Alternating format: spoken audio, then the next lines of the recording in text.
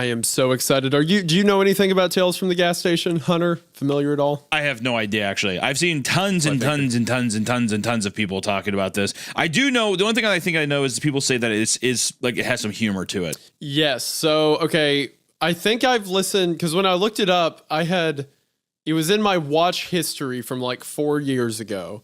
So I'd started listening to it, and if I remember right, it's like over the top initially, but it's like self-aware of it, so it like has fun with it. I remember just thinking it was like a fun story because it looks like it was released on October 30th of 2018. So do you think that it's by aware, do you mean it's using like the normal kind of bad tropes of creepypastas to its comedic advantage? That it probably does that too, but what I remember specifically is it does a lot all at once, and it's like the narrator is self-aware that it's a lot all at once.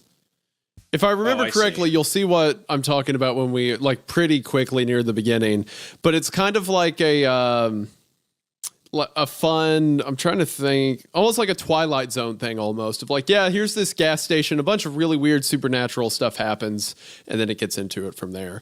Is it all one cohesive thing, or is it like a anthology kind of thing? Just because Tales from the Gas Station makes you think there should be multiple?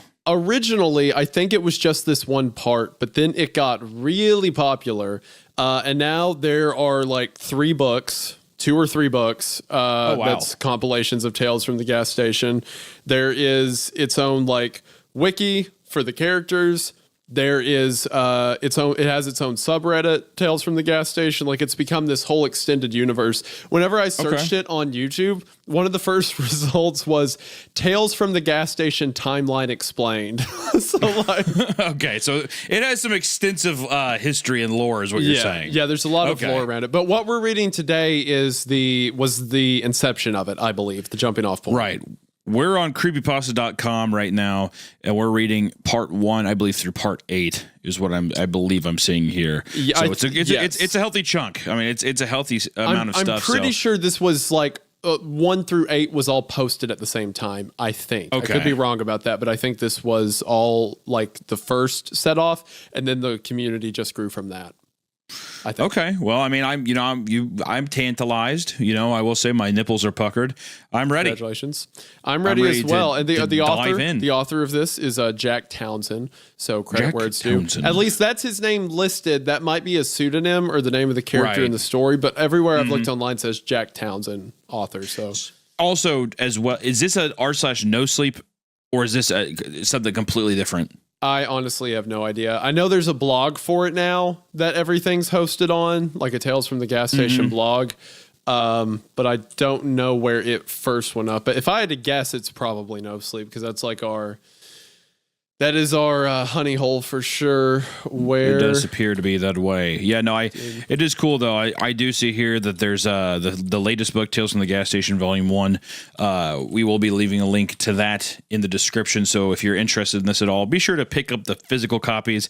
I think it helps out the authors a lot, and also too, it's just cool. Collect books; they're fun.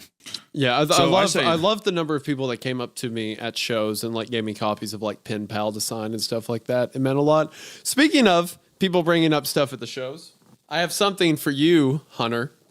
So we have this picture here that someone made of me. I don't even want to show you. I can't even see. I don't even know what it is. I don't even want to explain it to you until you see it, but I will. It is a picture of me in front of the Jurassic Park logo, but the Jurassic Park logo says Windabloom, and then there's a picture of Ben Drowned that says "My sweet boy Ben Drowned Goldblum." And there is a note attached on the back. Dear Mr. Goldgoon and others associated with the sacred cast of creeps, most importantly, Caitlin and Hunter, we would like to formally, underlined, beg you on behalf of ourselves, our friends, and at least part of the fan base to release all of the cut Jeff Goldblum impression footage. And informally, please, it's genuinely so funny, and it's a problem. You've told our parents about it. Oh, sorry. We've told our parents about it, and we are, all caps, grown-ass women. We have $5 to our names, respectively, but you can have every cent. Straight up, our Venmos are, and then they list their Venmos. Request it from us. Thank you for your time and consideration. We love and appreciate all your work. Okay, well, I think that they're cowards. I think that they're snakes in tall grass, and I don't trust them. So no, absolutely not. I just want you to know what the people have to say. All right. Okay. Well, you and Caitlin, the psychopaths that approach you. I won't be. I don't negotiate with terrorists. Is all I have to say. And there's a lot of tales from the gas station to be read, and there's Jeff Goldblum is a thing. Wendy Goldblum is a thing of the past, and I think it needs to remain that way. When I was at the live show in Dallas in front of 700 people, Brandon Herrera came and asked me to do the Jeff Goldblum impression, so I did on stage. Do you know what that was like?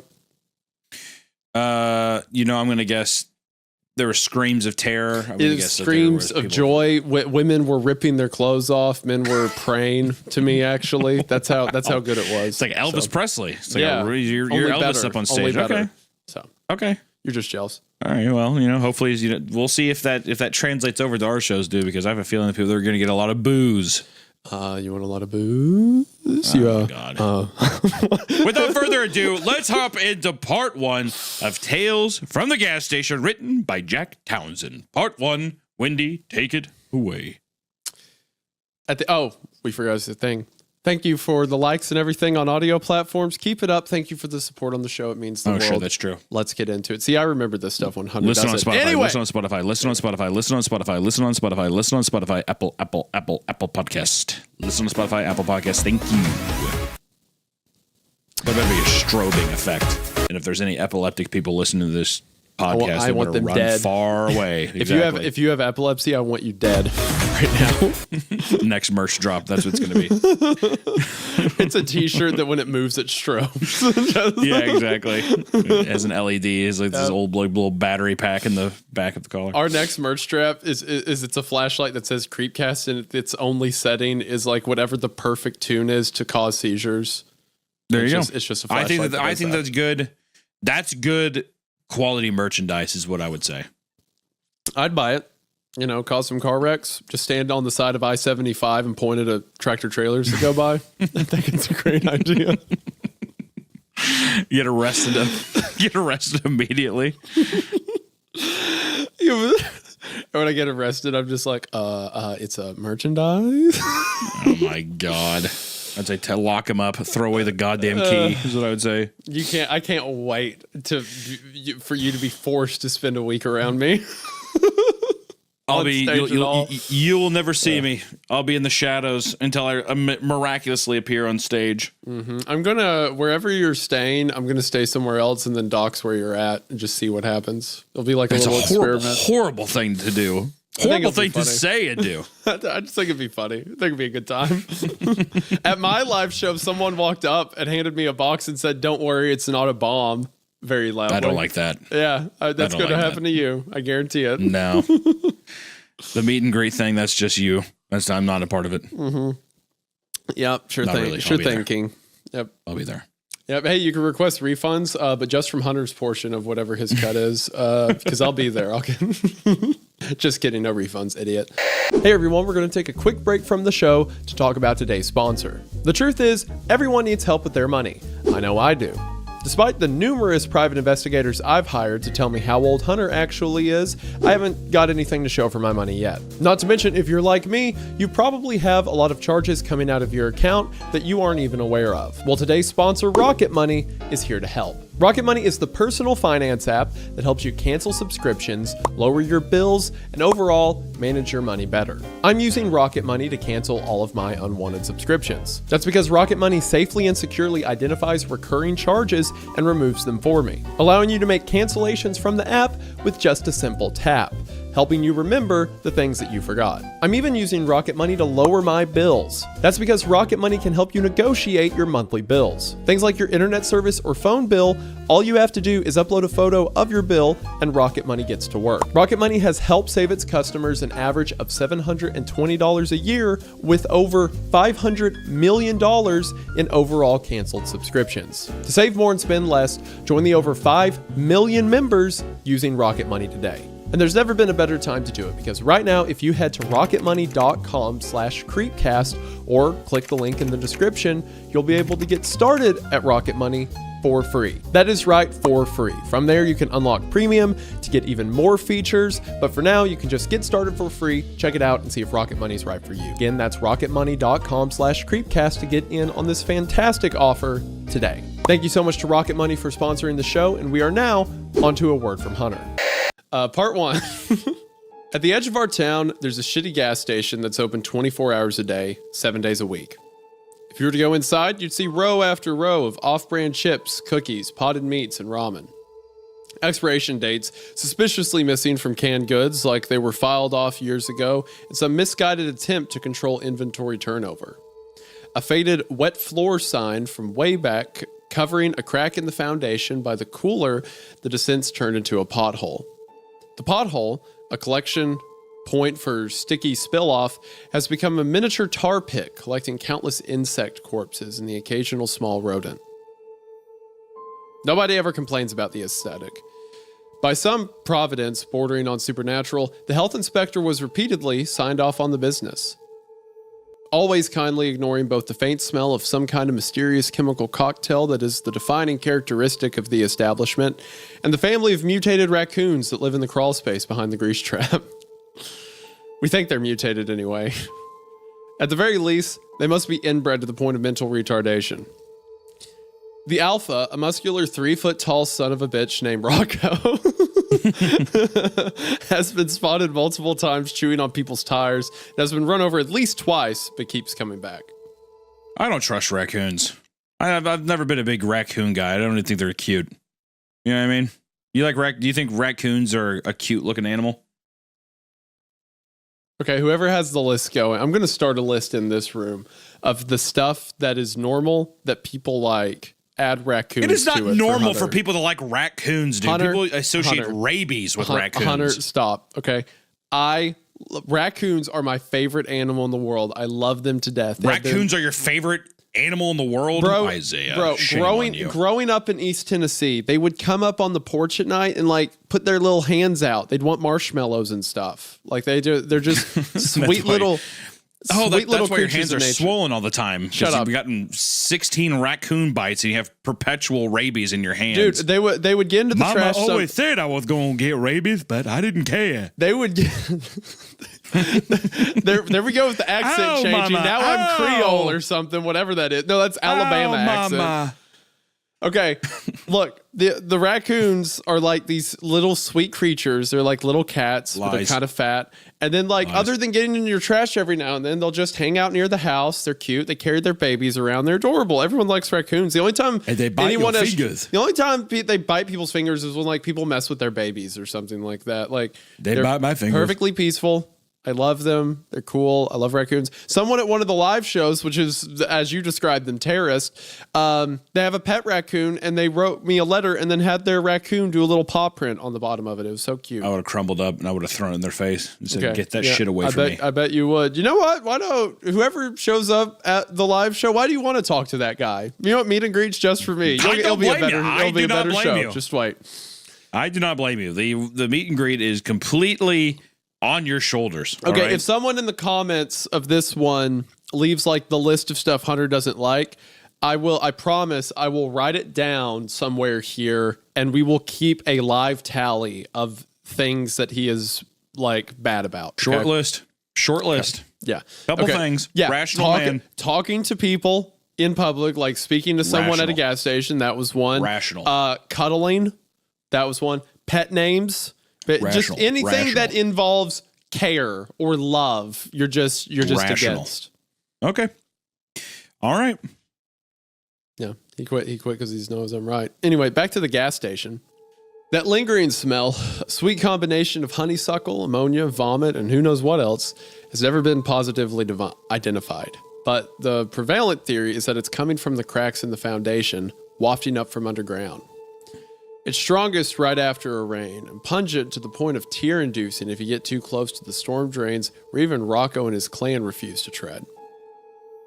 If you were to go inside, you might also see the bathroom cowboy. He exists as a sort of urban legend. Even though he's never been officially confirmed to exist, we have several security camera recordings of a man fitting his description entering the building, heading into the bathroom, and leaving. What makes him legendary are the things people claim to see him doing in the bathroom. Stories run the gamut from pretty weird to impossibly bizarre.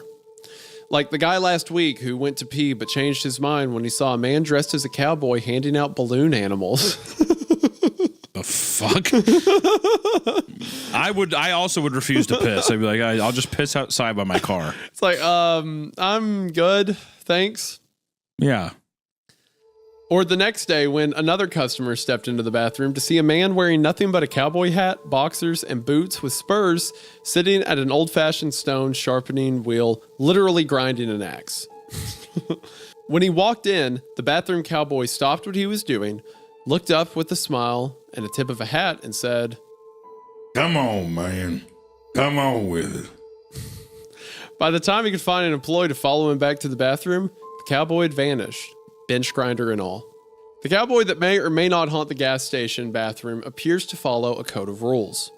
He only appears when you're alone. He never hurts anyone, and he's always polite. The prevalent opinion about him is that, honestly, he doesn't seem that bad, especially when comparing him to some of the other things going on in that place. So wait, they're saying that it is confirmed cowboy ghost, polite cowboy ghost, and that's just people are okay with that. They have footage at the gas station of someone walking into the bathroom and walking out, but people say when they go to the bathroom after he's in there, he'll always be in some bizarre state, like either like grinding an axe or handing out balloon animals, but he's always polite. So because he's not malicious, the employees at the gas station just kind of coexist with it. Sure. Okay. So far, how do you feel so far about the whole there's a gas station that supernatural things happen at? It's okay. I think it's really early to see if I'm hooked in big time yet. Okay.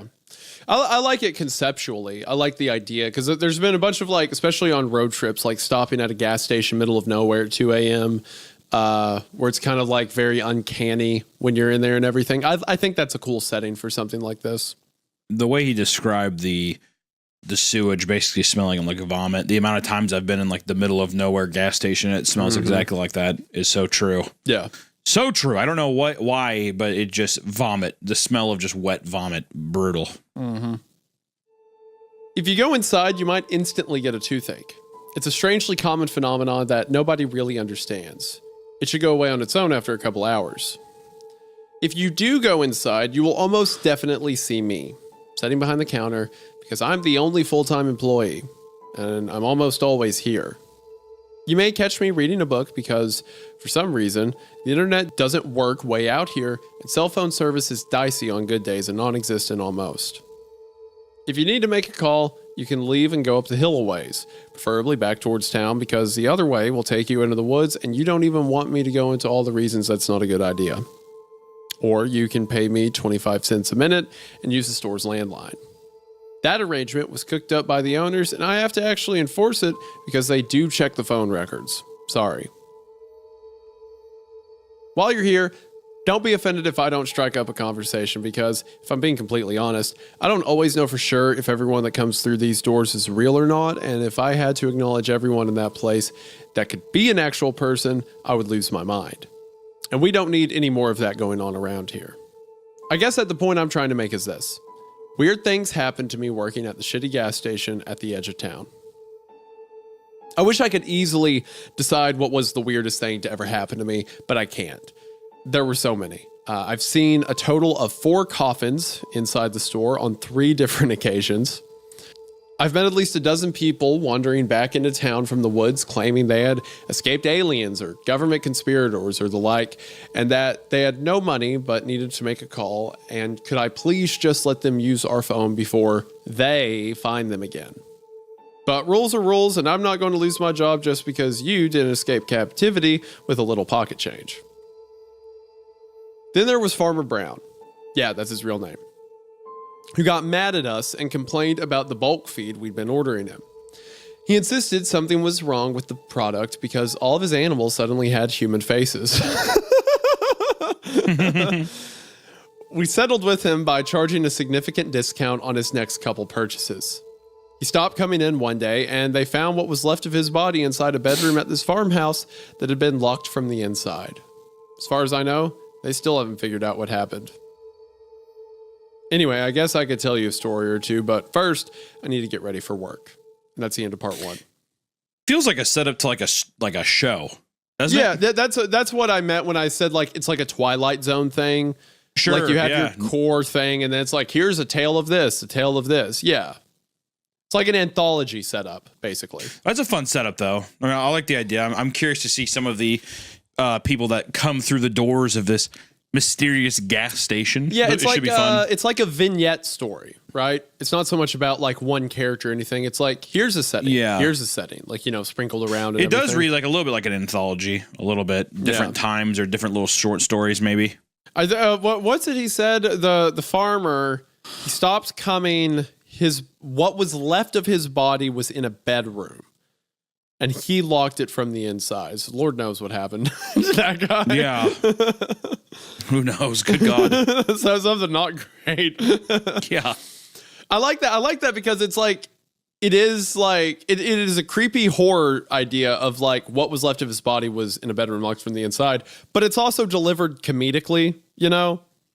Like it's kind of goofy, but it's trying to be, so it doesn't come off as cringe, right? No, it's all very intentional. Yeah. I like it. So anyway, we are now on to part 2. Part 2. At the edge of our town, there's a shitty gas station that's open 24 hours a day, 7 days a week, and sometimes longer. If you were to go inside, you probably see the tired cashier sitting behind the front desk, doing his best to mind his own business. He's real. You may also see someone else. You may also see something else.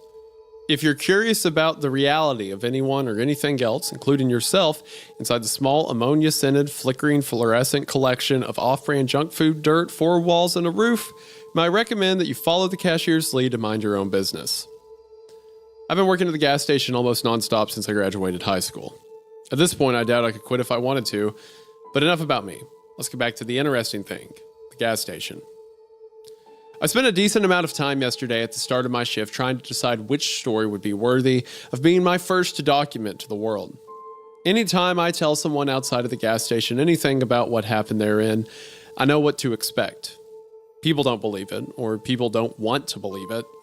Imagine the difficulty I had trying to call the sheriff's station to explain that half of a pig broke into the store and is currently running amok, breaking things and screaming with the voice of an old woman. You said half a pig? Yes, I meant half of a pig. A pig? Yes, a pig. Which half?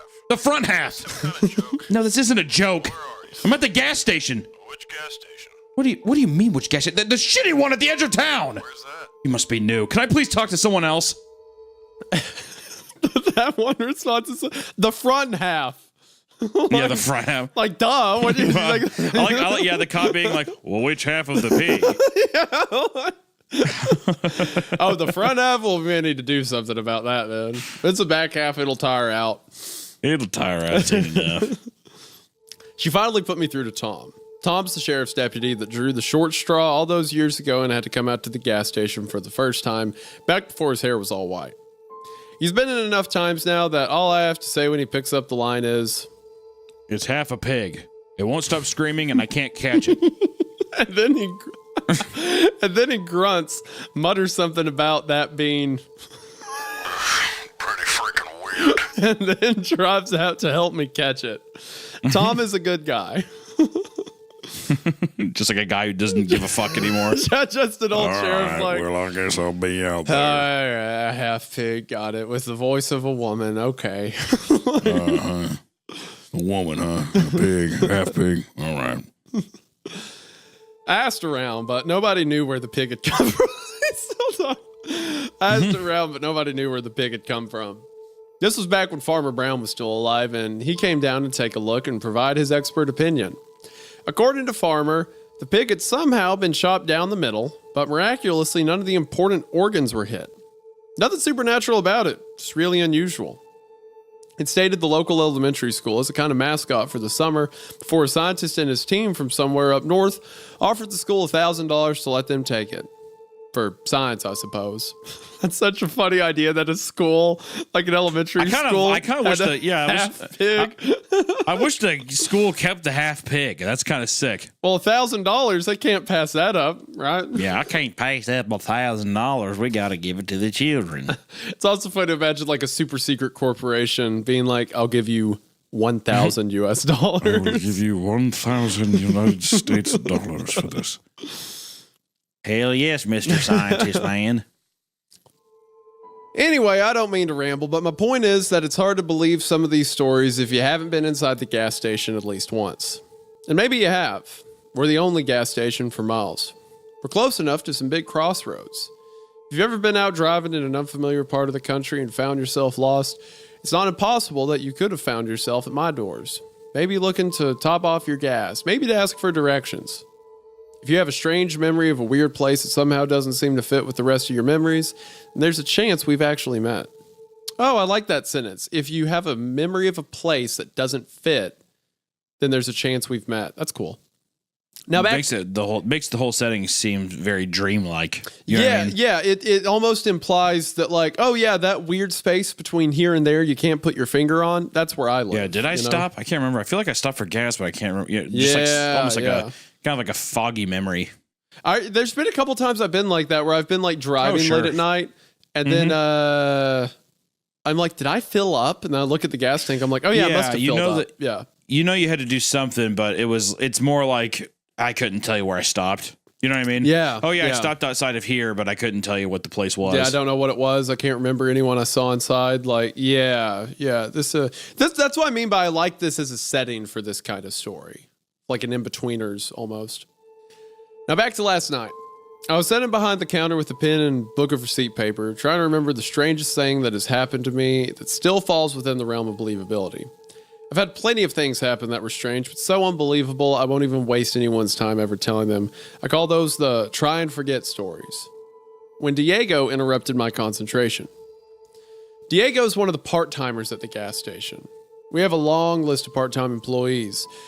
The owners like to hire transients, drifters, hitchhikers, passerbys, and runaways looking for work for a few days. I try not to get to know the part-timers. They come and go after a few days, sometimes a few weeks, rarely long enough to form any kind of meaningful relationship.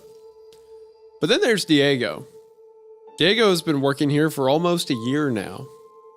He started as part of the prison work relief program, unloading trucks twice a week. He was the only one of the 12 prisoners that didn't disappear during a freak snowstorm last December, but that's none of my business.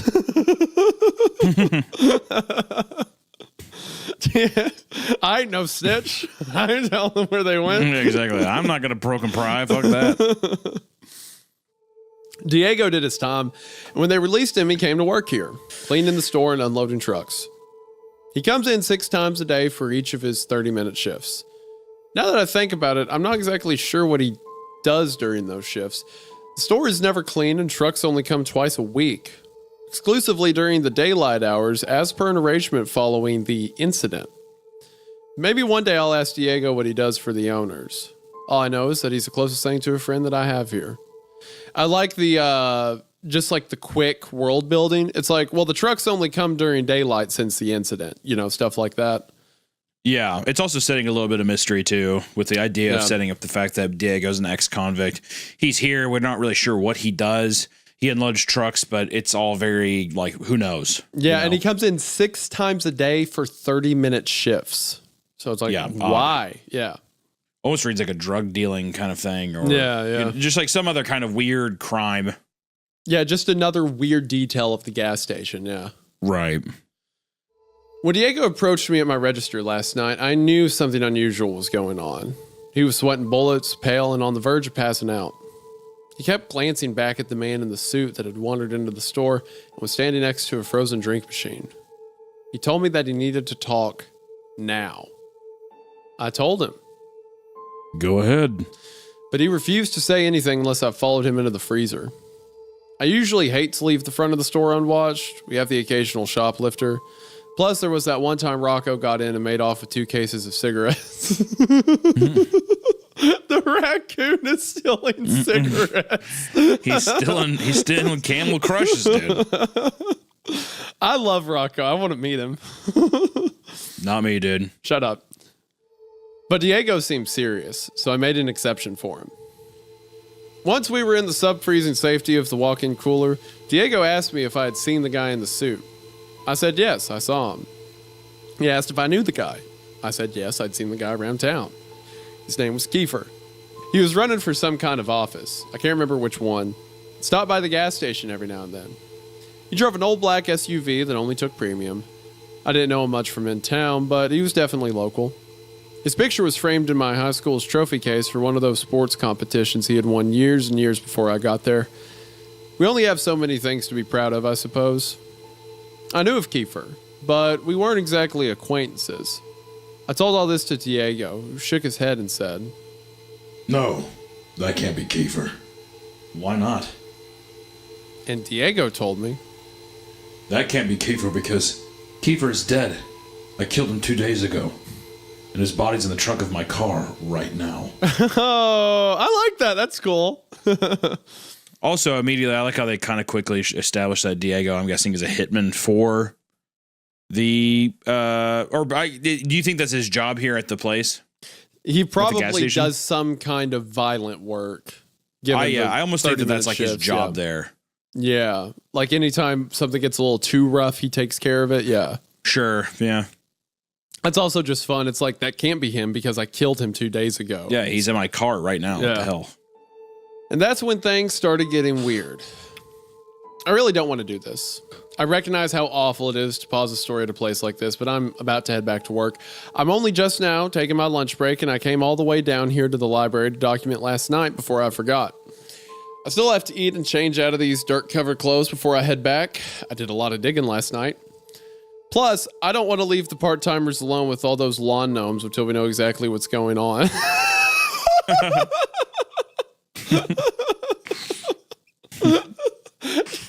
just all over the front yard of the gas station. Yeah. There's lawn gnomes everywhere. Just invisible lawn gnomes everywhere. Look, I just don't want to leave them until we know for sure that they're not going to kill us.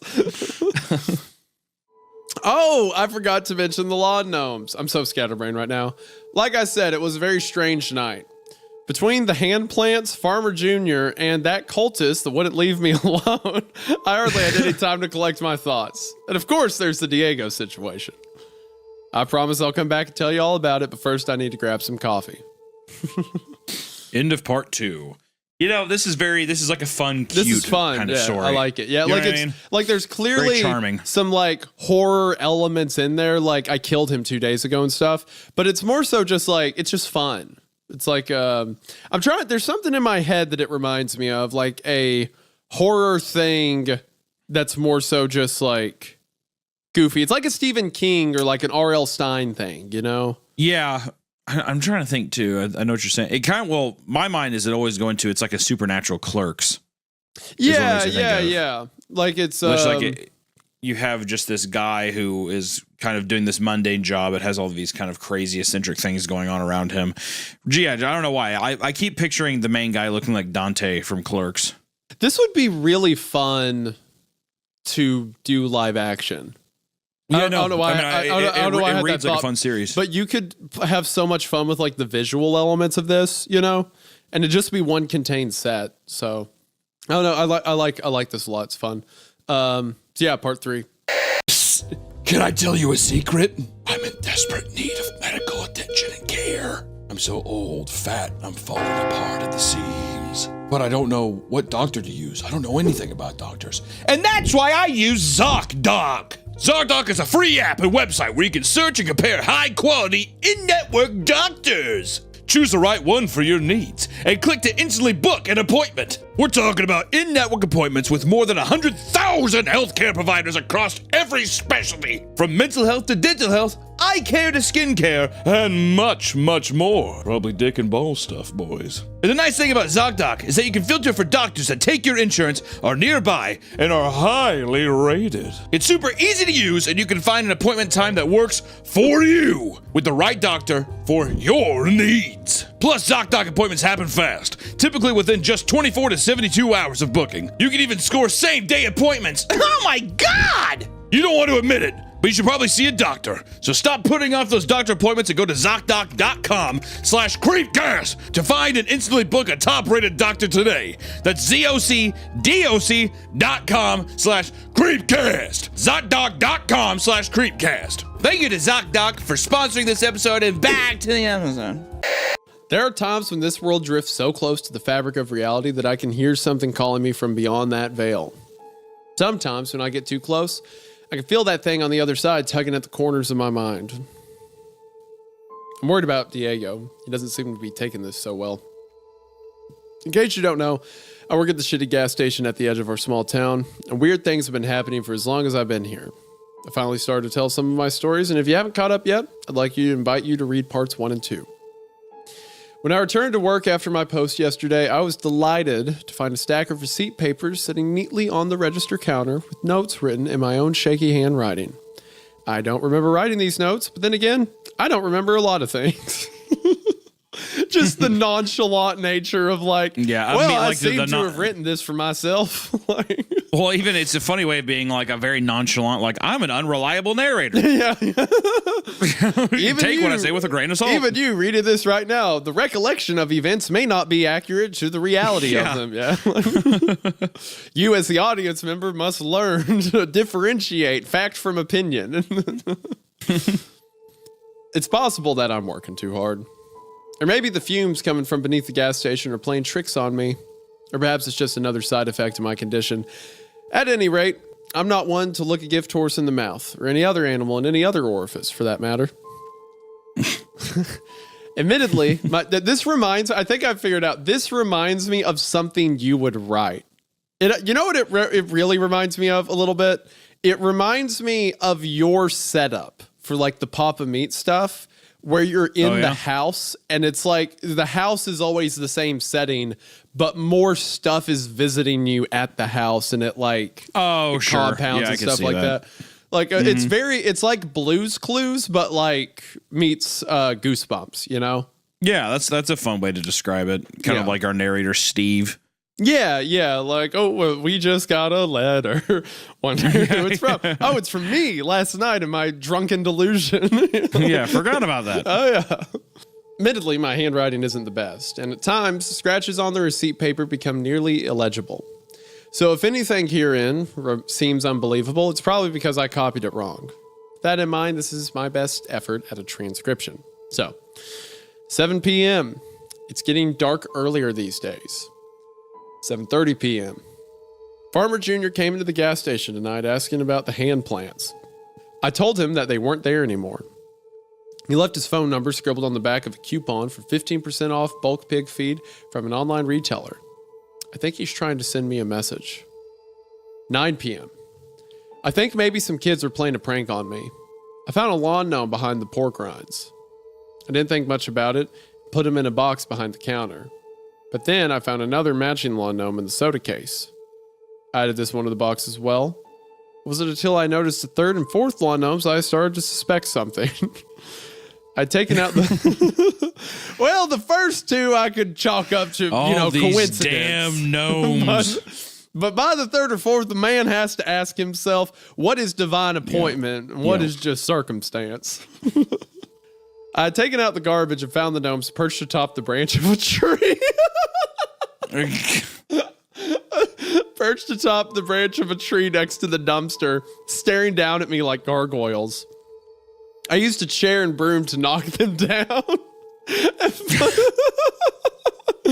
put them in the box with the other three. Dude, that's so funny. The visual of like, get down from there, like swinging a broom back and forth. When I got back to my desk, I found a note on my chair written in red ink. Says simply, I'm in the walls. That was a great gnome voice. Wow. I don't know who wrote it, but the paper smells like oranges and plumeria.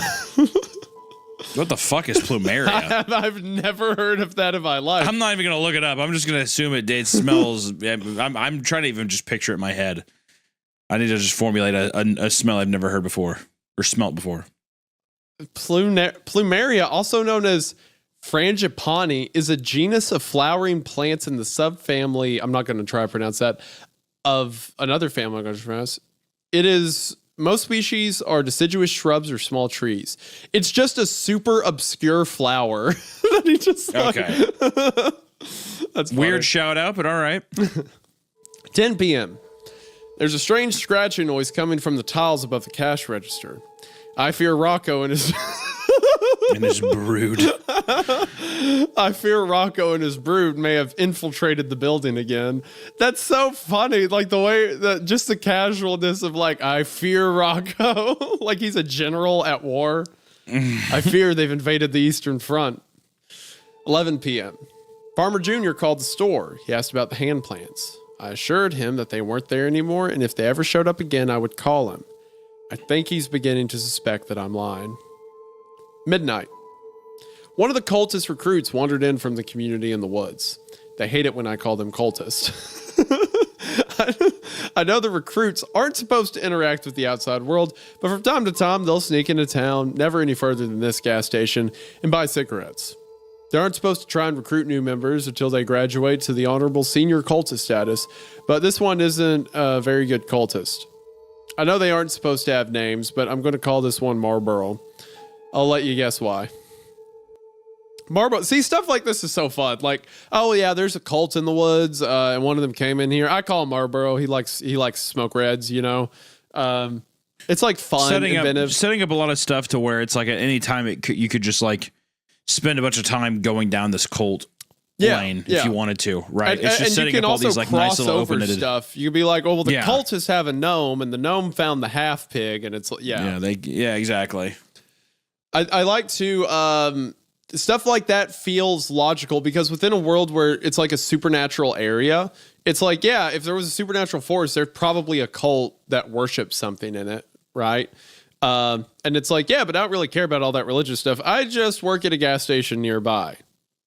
Yeah, well, it's become so normal. Like, I mean, I see ghosts, I see half pigs, so it's like, oh, a cultist walks in. Okay. Yeah, it's like it shouldn't bother you. It's like other people would see this stuff, and yeah, there'd be cults and religions and like people freaking out over it, but he's just so like, he's just so melatonin about it. It's funny. Right. Marlboro stayed in the store for at least half an hour, trying to convince me to go back to the compound with him. I hate it when I call their home a compound. He tried to appeal to my logical side, but I let him know politely but firmly that I was not interested in logic. I can't remember when he left. 2 a.m. I found myself digging again. Sometimes on slow nights, I let myself drift. My mind goes somewhere, and when I come to, I wonder, where was I just now? Who was that controlling my body while I was gone? My body did those things I've done so many times before that I guess it's learned how to do them without me. My body restocked the cigarettes. My body rotated the frozen drink machine. My body scraped the mold off the bottoms of the ice buckets. My body emptied the rat traps. And somewhere along the way, my body found a shovel, went out back, and started digging a hole. Actually, I shouldn't say my body started digging. Or rather, my body has been digging this hole off and on for the last few months.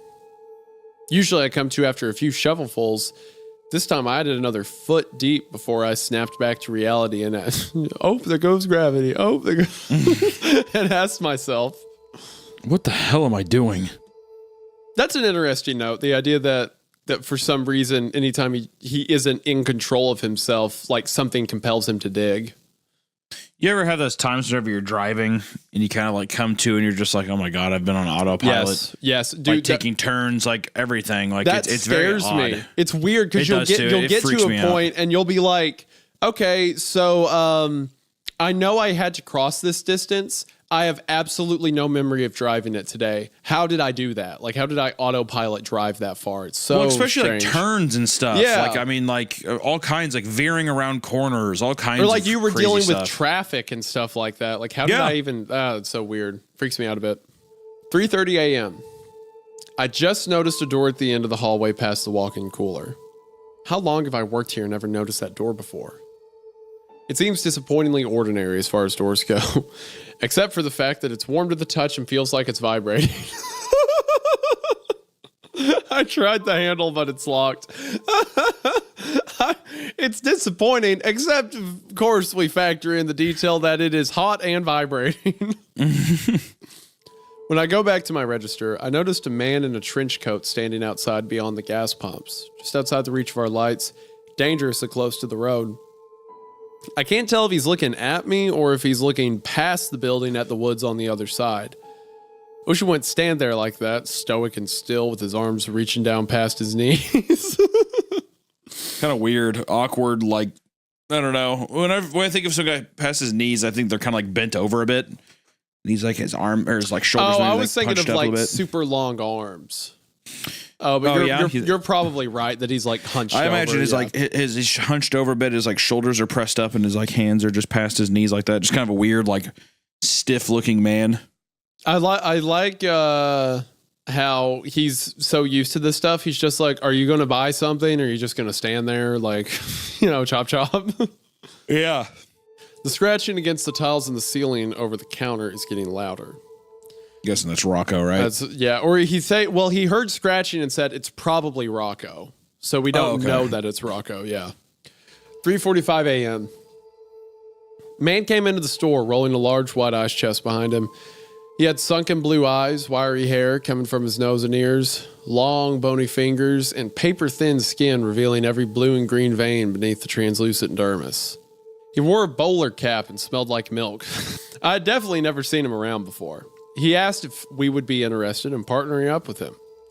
He sold ground meat at discount prices, but I told him that our store doesn't do well with the fresh foods category, recommending he try his hand at making jerky. Before he left, he scooped about a pound or so of raw ground meat from the ice chest onto a piece of parchment paper and gave it to me as a sample. Once he'd left, I took the meat into the cooler, where I found another lawn gnome waiting for me. I put the gnome into the box with the other 7. And those are just the fake ones, right? Like the statues that people are playing a prank on, he said? Yeah, like the garden gnomes, Right. Yeah. It's those guys, they keep popping up everywhere, though. Like every time you go somewhere else, there's a new gnome. 4 a.m. Diego just told me something very strange about Kiefer. 4:30. There's a kid named Spencer Middleton who went to the same high school as me and Kiefer. Spencer was just a year ahead of me, but looked much older and acted much younger. I live in a small town, and small towns get bored. For entertainment, some turn to gossip, some turn to more sinister pastimes. The latter often fueled the former. There were rumors around town that Spencer liked to torture and kill animals. Rumors that Spencer's parents and siblings always locked their bedroom doors when they went to sleep at night. The rumors didn't slow down any after the fire at Spencer's house. Spencer was the only one to escape unscathed. I once saw Spencer gleefully stomp on a lizard, throw his head back, and laugh. Some short time after his house caught fire for the second time, Spencer left town. Story went that he had gone off and joined the army. I didn't know what to think about that, so I simply didn't think about it. I would have been perfectly happy to never think about that, but after all these years, I'm forced to. Because Spencer Middleton just came into the store, ordered a cup of coffee, sitting in one of the booths, talking to Kiefer. Spencer survived the fire, joined the military, and now he's back in town, right? Definitely makes it seem like he is some kind of...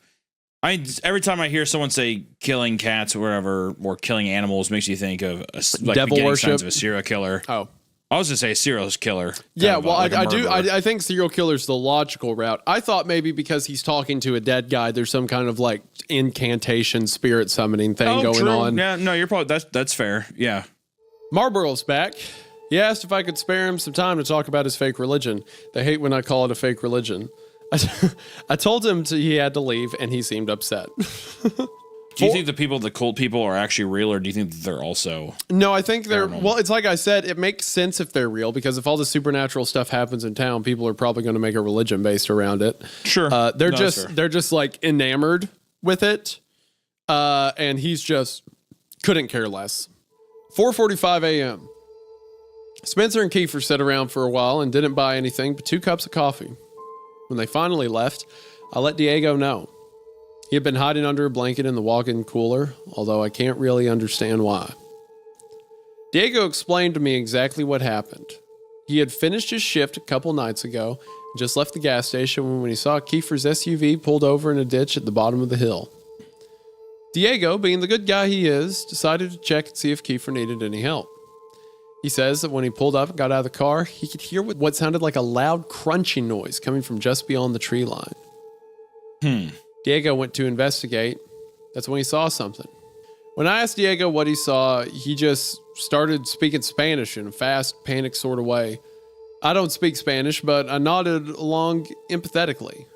The only word I could pick up was Striga, which is the name of a liquor we carry. Oh, is that like the Strigo? Is that like the same thing? Am I right? What is Strigo? Strigo, it's Stregoi, I believe. Troubled spirits that are said to rise from the grave. Strigoi. Yes. They're effectively like demon possessed vampires of sorts. They're like necromanced vampires, basically. Oh, that's kind of cool.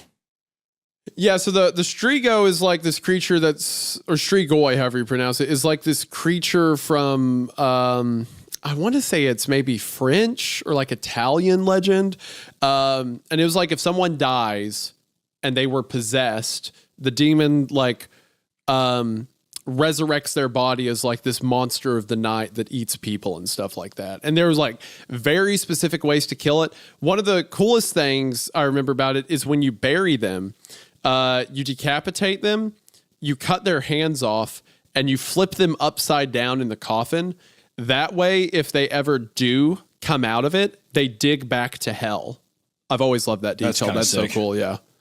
Now that all that could be completely off, and Striga is cool something different, but yeah, maybe he's saying like, maybe our author is like, I don't speak Spanish, but it sounded like Striga, and what Diego's actually trying to get across is a Strigoi, whatever. So interesting. Well, let's see. Let's see where it read on to see if it answers. Whatever it was that Diego saw, it made him race back to his car as fast as he could and back out quickly without looking. And that's when he ran over Kiefer. Oh, shit. Diego's a good guy, but here he was in a bad situation. He stopped long enough to get out, check on Kiefer, and confirm that he was definitely dead. There's nothing he could do that would change that fact. It was an accident.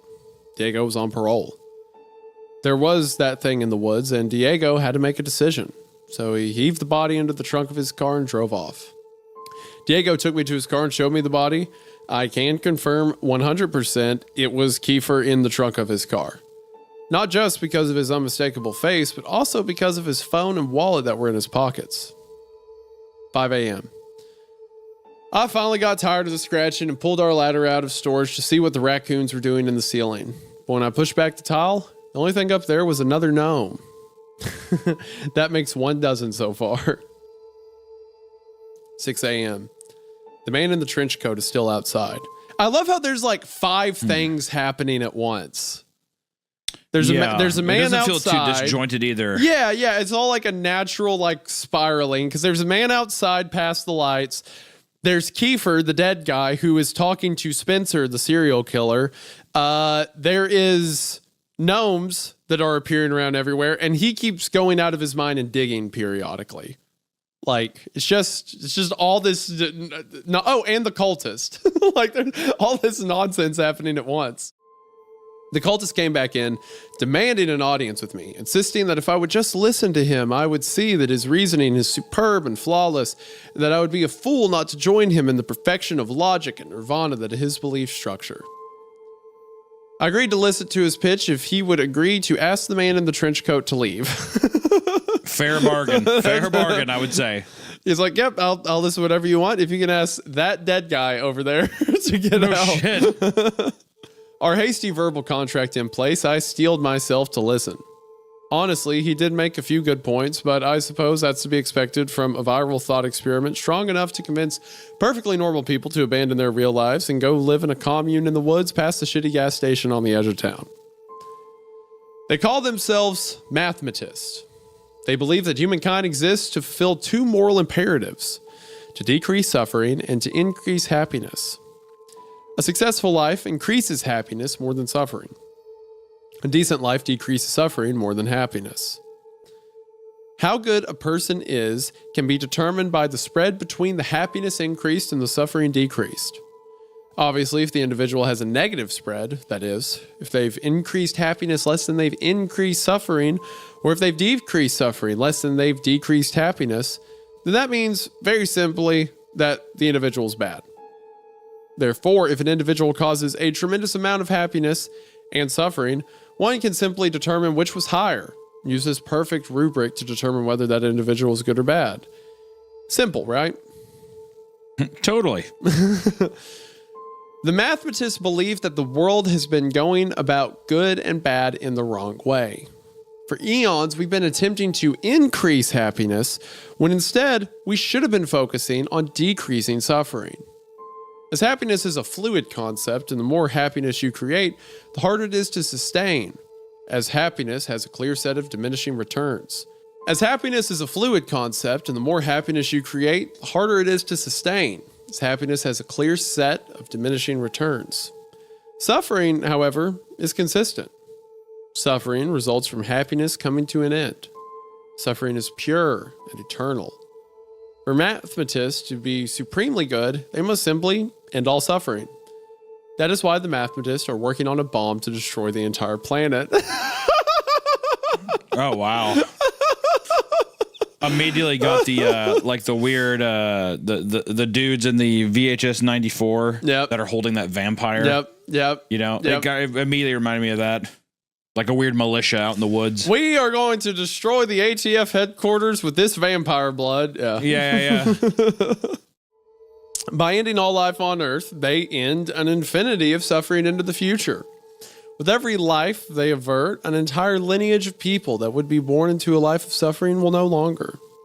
Every death is a preemptive mercy killing. Every happy moment that will no longer occur pales in the face of all the sad moments that are likewise prevented. And so, as Marlborough explained, their murder cult believes that killing is a kindness. I told him that his ideas were stupid and he was stupid, and that he had to go tell the man in the trench coat to go away.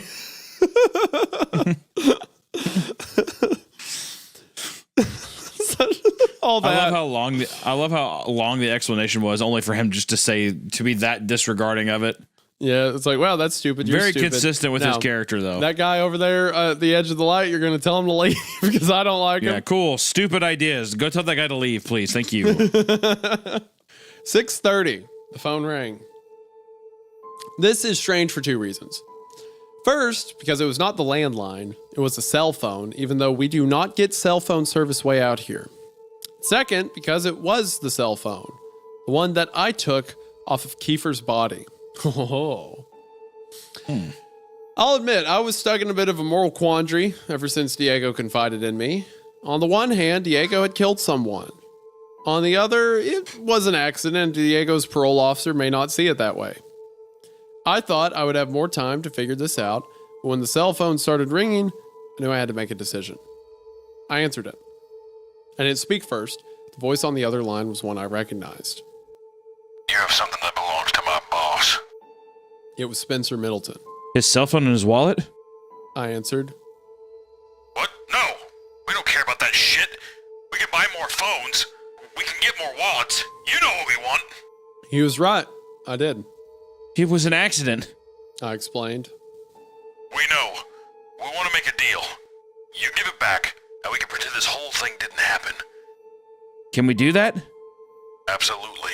See, that stuff like that's interesting too. Like the whole, you know what we want. And he's like, yeah, I know what they want. They want the body. Like he just is understanding that whoever this is calling wants the body, you know? Mm-hmm. That's cool. 7:30. Diego came in for his shift at 7, and I explained the deal to him. He wasn't thrilled, but as I laid it out very clearly, he didn't have a choice. We parked Diego's Camry behind the gas station near the growth of hand plants and made a point to stand far enough away to not get our ankles grabbed. Kiefer's SUV drove up a few minutes later. Spencer was driving. He and Kiefer got out without a word, sized us up, and opened the back of their vehicle. Diego popped the trunk. Kiefer and I stared at each other, keeping eye contact the whole time while Diego and Spencer transferred the body from one vehicle to the other. Spencer had a tarp and blanket ready to wrap everything up. When it was over, Kiefer put a hand on my shoulder and whispered in my ear. You done good. Then they left. Diego started crying as I went back inside the store. It was almost daytime, and that's when the new part-timer was supposed to take over. Interesting. So Kiefer and Spencer come up, right? And then they take Kiefer's body away, right? Yeah, it's pretty much like his ghost was pretty much just like, you did the right thing. Yeah, interesting. Yeah.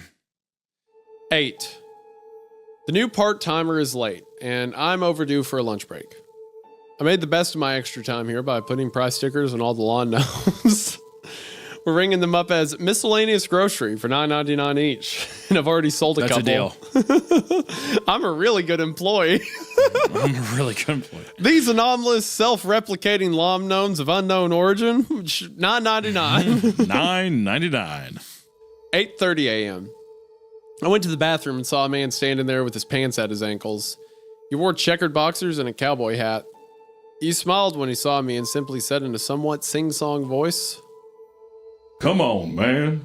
Come on with it. I took the opportunity to ask him something that's been bothering me.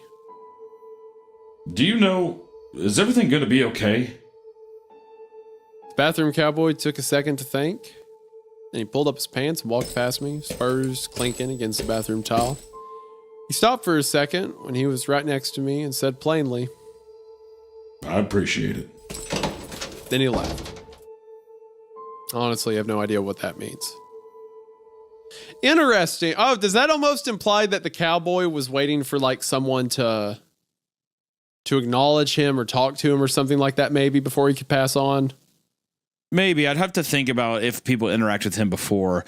I almost thought that he took it as him almost saying like, are you going to be okay? Are you doing okay? Yeah. Or something. Yeah. I can't tell. I'm kind of just as confused as the narrator. Either way, I like that interaction. That's fun. Yeah, it's fun. I like the cowboy. These are the entirety of the receipt paper notes, but I did make a point to continue keeping a journal. I think this will be a healthy way of chronicling the weird events at the gas station. Maybe this will even help with my condition. I don't know. Next time something strange happens, maybe I'll come back and write more.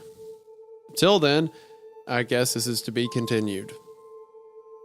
Edit. Sorry, upon further inspection, I realized that some of the scribbles on the receipt paper may have been transcribed incorrectly. I also made some adjustments to the spelling and fixed some typos.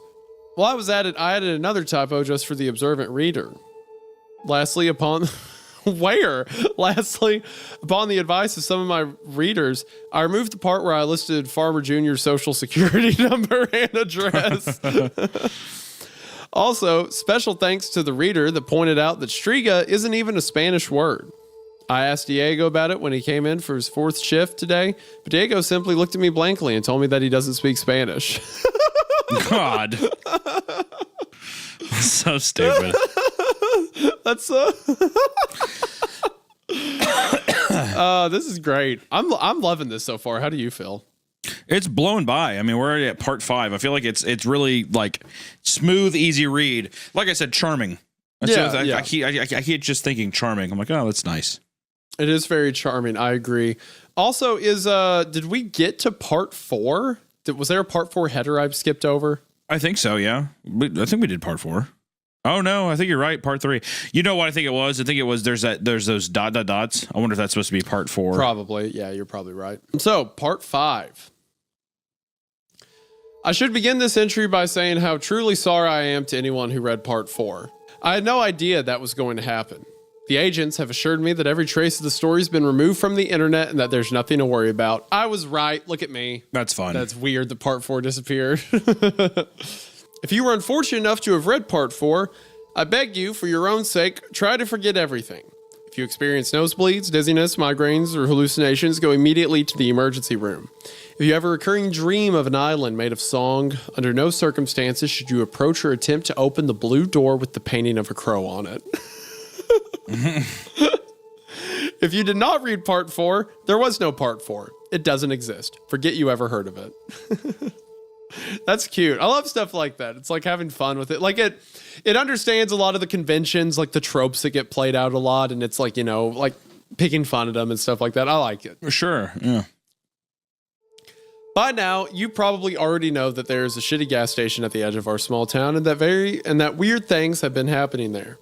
The city council has personally asked me to stop talking about it, as there have been some astute readers that not only tracked down our small town from the brief descriptions I've given, but actually come and visited me at work.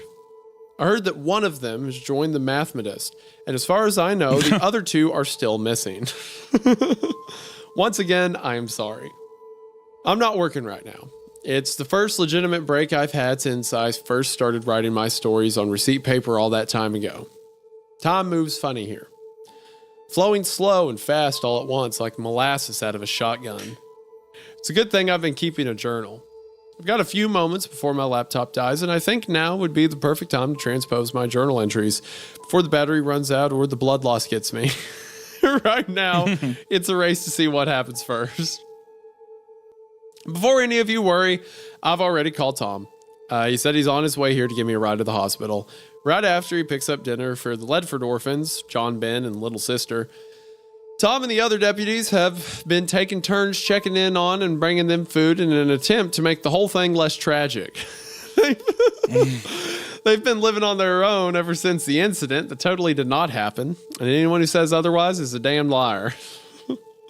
There I go again, off on another tangent. I guess I'll get to it. Top up my journal entries while I still can. November 2nd, 2017, 9 p.m. So much has happened here since the Halloween incident that we aren't allowed to talk about. I've been much busier than usual, dealing with the aftermath as well as the cult. The Mathematists have been cleaning out our inventory on a daily basis, planning ahead for some kind of secret event that I only get to hear about in hushed mutterings and whispers. Night is coming earlier, and the weather's getting colder. You know, it'd be a really funny ending for this whole thing. I don't think it will end this way because there's so many different elements. But if like you don't hear about the cultists for like several entries, and then it's like, I see a flash of fire. I guess the bomb works. Yeah.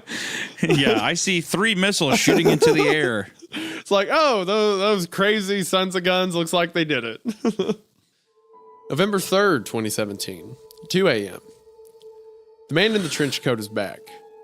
He's standing just outside the gas station door, staring in. He's been there for almost an hour now. On the bright side, I haven't had a customer come in since he showed up. On the not so bright side, I can't help but feel like he's trying to put thoughts into my head. He won't be able to, though. I've had way too much practice. Kiefer came in earlier, before the sun went down, and sat in a booth drinking coffee for a while. Eventually, Spencer Middleton showed up. Spencer had a word with Kiefer, then came storming up to my register, screaming at the top of his lungs. He grabbed the display of lotto scratch-offs and threw it across the room. It was obvious that something had upset him. That's when I took the earplugs out. Everything okay? I asked stupidly. I knew damn well everything was never okay. Did you hear a word I just said? Spencer asked. I explained to him that I had taken to wearing earplugs in an effort to drown out the sounds of screaming that periodically radiate through the air vents. I guess the screams must have stopped a while ago, or maybe I'd imagined them. Either way, I didn't need the earplugs anymore. At this point, Tom walked into the store, his white hair looking even whiter than normal. Spencer, I could see, became instantly aware of the deputy's presence. Where is he? He half whispered and half growled. Where's the other one? Diego? I asked. Spencer sighed. Sure, Diego. He's not due for another 20 minutes. When he gets here, tell him we need to have a chat. With that, Spencer Middleton let out a shrill whistle and left the store. Kiefer jumped out of his seat and followed close behind. Tom helped me pick up the mess and put the lotto display back together without asking a single question. I wish more people could be like Tom. When Diego got to work, he told me that he had been having strange dreams. Dreams of something enormous, living, breathing, underground. Oh, let's go, baby. Let's go, baby. Giant, let's go. I love that. I like that. The dream always ends the same way, with the gas station collapsing into a giant sinkhole. I told him that Spencer was looking for him. That's when Diego grew solemn and asked me if he could show me something. In the freezer, behind a stack of boxes labeled non-a prior, whatever the hell that means. I've been here as long as I've worked here. There's a moving blanket, and inside that blanket is another Kiefer. My first question for Diego was, You stole the body bag? he looked at the ground and shook his head sheepishly like a toddler that just got busted for cooking meth. You killed another one? Diego explained. It was an accident. Again. Interesting. Cool. I love all the little So threads. a lot of Kiefers. Warm. It feels so warm and nice. I feel like tucked in right now. All the little stories and threads and stuff. This is great. 3 a.m. The man in the trench coat is finally gone. He left claw marks on the glass on the front door. I checked the security footage to confirm my suspicions. He always stays just outside the range of our cameras. Why can't I remember what his face looked like? Well, that's fun. 3:30 a.m. Marlboro was the first customer in the store after the man in the trench coat left. I told him that I was surprised he was still alive. He mistook this for a compliment and said thank you. Asked if he was ready for the big event, but then he just stared at me blankly. I could tell he had no idea what I was talking about, so I filled him in on how I had put it all together. The unusual cultist activity, the whispers, the buying up of all our supplies. I could tell that something was about to happen. Marlboro went pale in the face as I was talking and ran out the gas station before I could finish. 99-cent frozen drink still in his hand. I know I should write up an inventory loss slip for the theft, but I just can't bring myself to do it. As hard as it is to explain, there's just something about Marlboro that makes me genuinely feel sorry for him. 6 a.m. I caught myself digging again. I don't know how long I was out there or who was running the store while I was gone. The hole is so deep now that I nearly couldn't climb out on my own. I should maybe think about considering the possibility of one day asking a doctor if this is normal. 8 a.m. Marlboro is currently crying in the dry storage closet.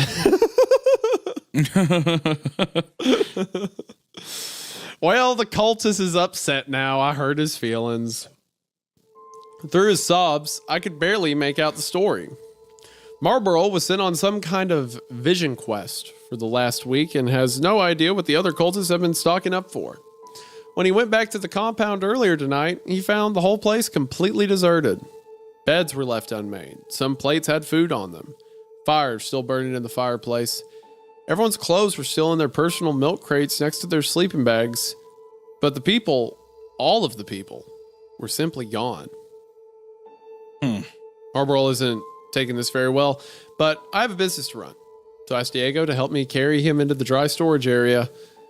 I figure he can work through some stuff in there, and then maybe when he's done, he'll just, I don't know, go home. November 4th, 2017, 9 p.m. The exterminators just left. They said they got all the snakes this time, but I have my doubts.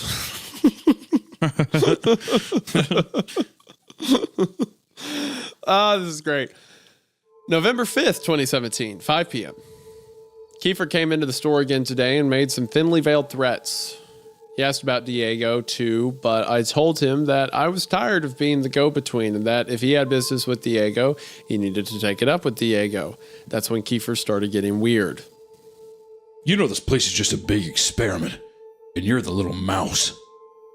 I asked Kiefer to buy something or leave, so he bought a pack of toothpaste and started to undress in the store and rub the toothpaste on his naked body. They tell me that something's wrong with your brain. Is that true? Nice crest. Toothpaste all over your nipples and shit. Yeah, just rubbing dude. it on his naked body. Like, they tell me Yeah, hell something's yeah. wrong with your brain. Yeah, oh, something's definitely wrong with that brain. I tried to be polite and avert my eyes as I answered. Yeah, you have some kind of mental condition. I answered again. Yeah, that's too bad. At this point, Kiefer was completely naked. He walked over to the frozen drink machine and filled a large cup with this sugary red concoction before turning it upside down on top of his head. Then he shook himself violently like a wet dog, flinging bits of cold, sticky debris across everything from the ceiling to the walls, some of it even landing on my face, but I tried not to let him see me flinch. I knew this was all just an attempt to intimidate me, and I didn't want to give him the satisfaction. What is it exactly? He asked as he crossed back to where his pile of clothes waited for him. What? What is your condition? Paranoia? Schizophrenia? The gay?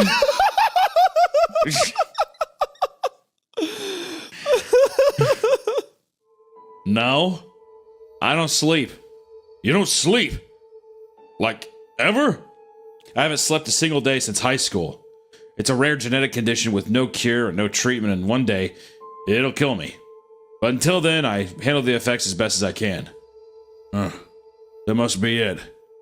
That must be why he can't reach you. Why, who can't reach me? Interesting. Right then, Spencer came into the store, threw a blanket around Kiefer, and ushered him out to the waiting SUV. A moment later, he came back into the store and offered me $100 for the security tape from tonight. I wonder what I'll spend my $100 on.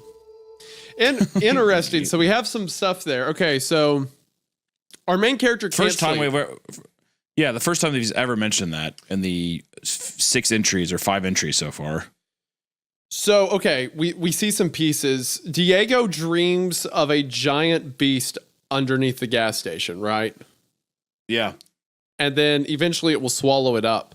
And then here we have Kiefer, who is like a clone or a ghost or something like that. Apparently Diego keeps killing him and he keeps coming back, right? Whatever that means. So we have Kiefer who's like, oh, you can't sleep? That's why he can't reach you. So that's probably referring to the beast under the gas station, right? Maybe he talks to people through dreams. Right. And maybe that's what everyone else is falling in line for. The cultist also disappeared. Could be the effects of the thing under the gas station or something. I would entirely assume it's different. something under the gas station. Well, it makes you think that the thing under the gas station was telling them a particular thing of why, the mathematist would be doing that kind of objective anyways. Yeah. Like, who knows? The visual is so funny of just like, oh, what's wrong with you? Like as he's rubbing toothpaste and like a drink on his naked body. Oh, Yeah. you can't sleep? That's weird. Anyway. Yeah, that's odd. 9 p.m. I was beginning to suspect something wasn't quite right in the store.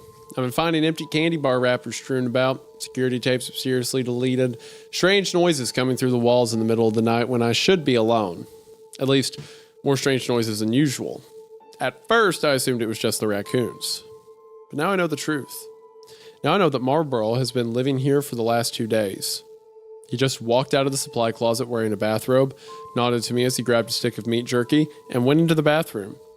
It had not even occurred to me that Marlboro never left.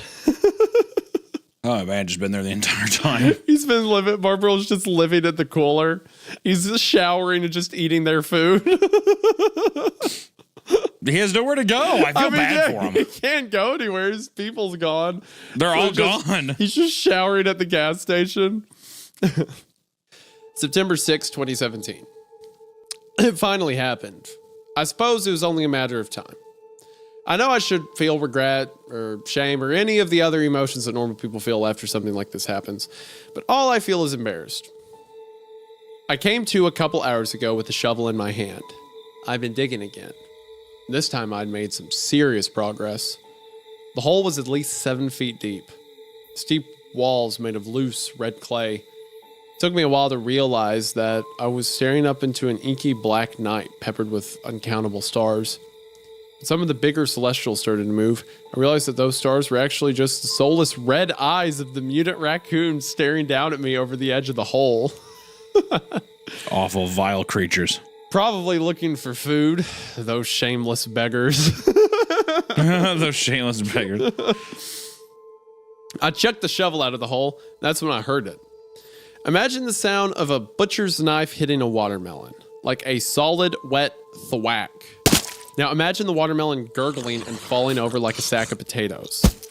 Oh man, this metaphor has really gotten away from me. When I climbed out of the hole, I saw the shovel standing upright.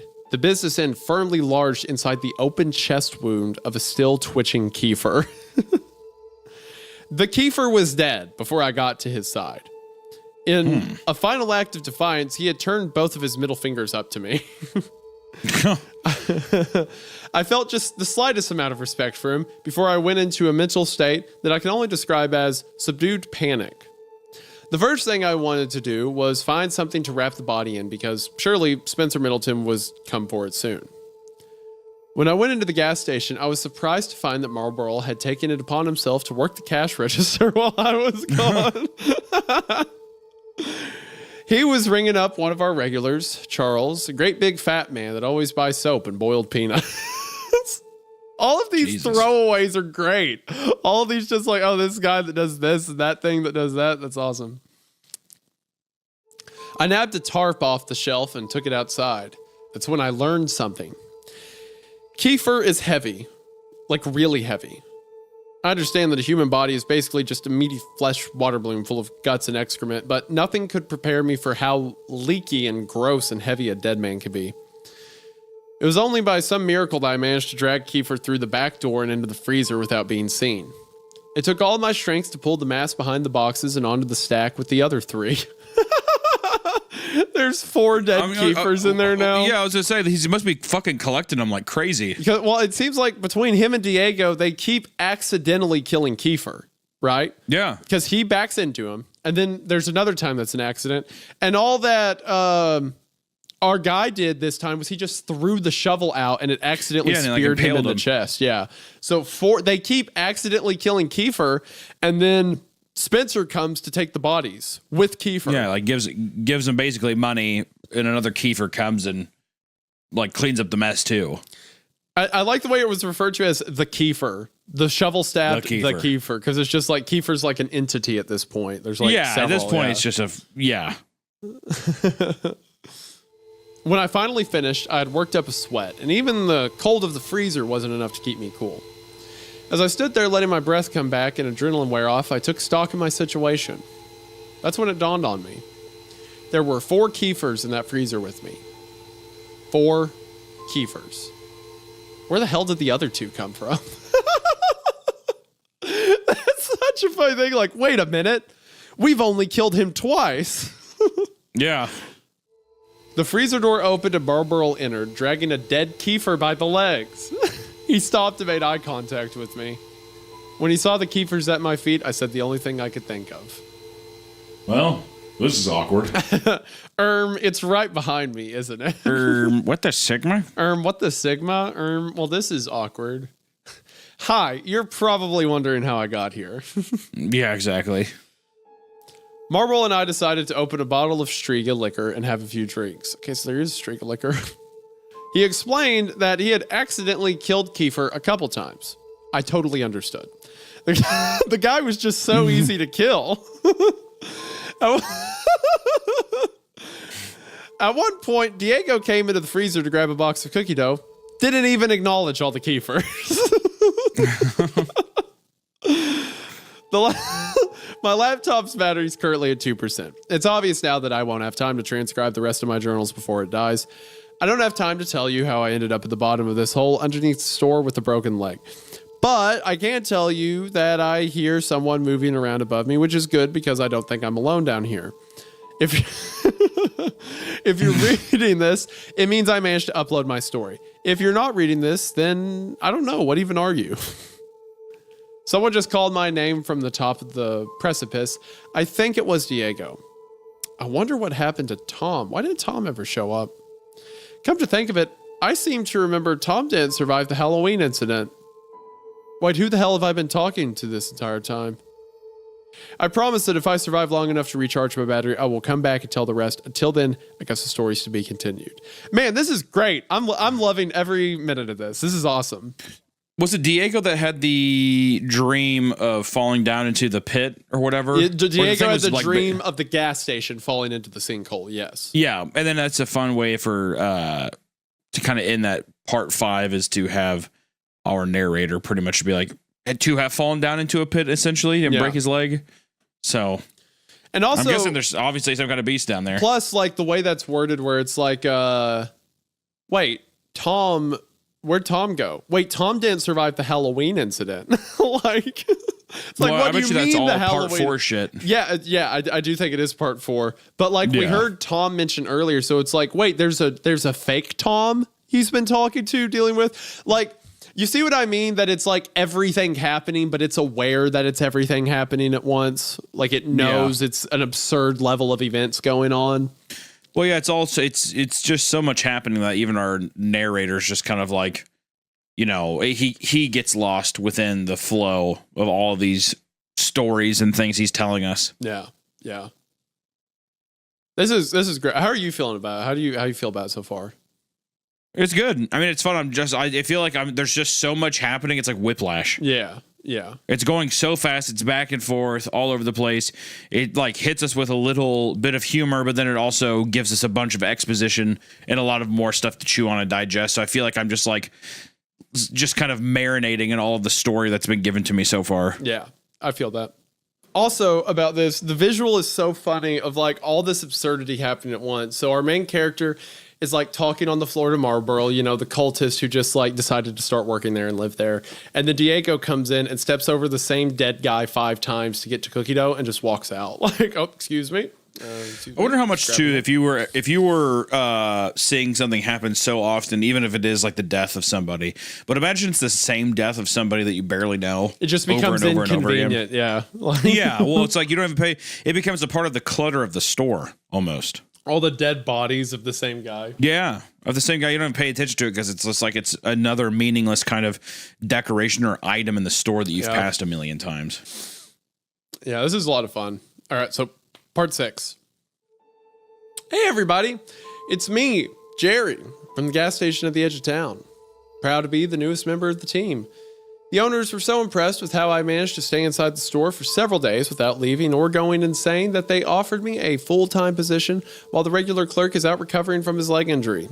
Happy Monday, y'all. The other guy asked me to do him a small favor while he's getting some much-needed rest and relaxation. He gave me the password to his laptop and detailed instructions to transcribe his journal entries from last week. In exchange, he agreed to keep me on as a full-time assistant after he gets back. I get to learn what to expect on the job through first-hand documentation, and he gets to continue his weird little blog thing. Now that's what I call a win-win. I hate this guy immediately. I'm sure he'll die. Don't worry. Yeah, I'm hoping so here. If I'm being honest, it is funny though to like in the middle of this have like a customer service guy come in like, hello, I'm from HR. It's like, hey, I'm the new guy. If I'm being honest, this is probably the best thing that could have happened to me right now. Ever since the program mysteriously dissolved at the Mathematician community, I've been feeling very lost and vulnerable. Yeah, that's why I thought this might be Marlboro. Like his actual name's Jerry, Yeah. Ever since the program mysteriously dissolved at the Mathematician community, I've been feeling very lost and vulnerable. I've been losing weight and having trouble sleeping. And when I do, I keep having these weird dreams of some enormous being deep below the gas station, waiting to devour us all. Clearly a mistake was made and I was overlooked. If any of my old brothers and sisters are out there and see this post, please contact me. Tell the seniors they forgot me. I'm not mad. I miss you. I love you. Before I get started, some guys in suits came by and suggested that if this blog were going to continue, that I make a PSA. If there is anybody still alive that read the story about what happened here on Halloween, don't wait for symptoms to start. Just please go to the nearest emergency room or call the CDC and tell them that you are experiencing the effects of Rommel syndrome.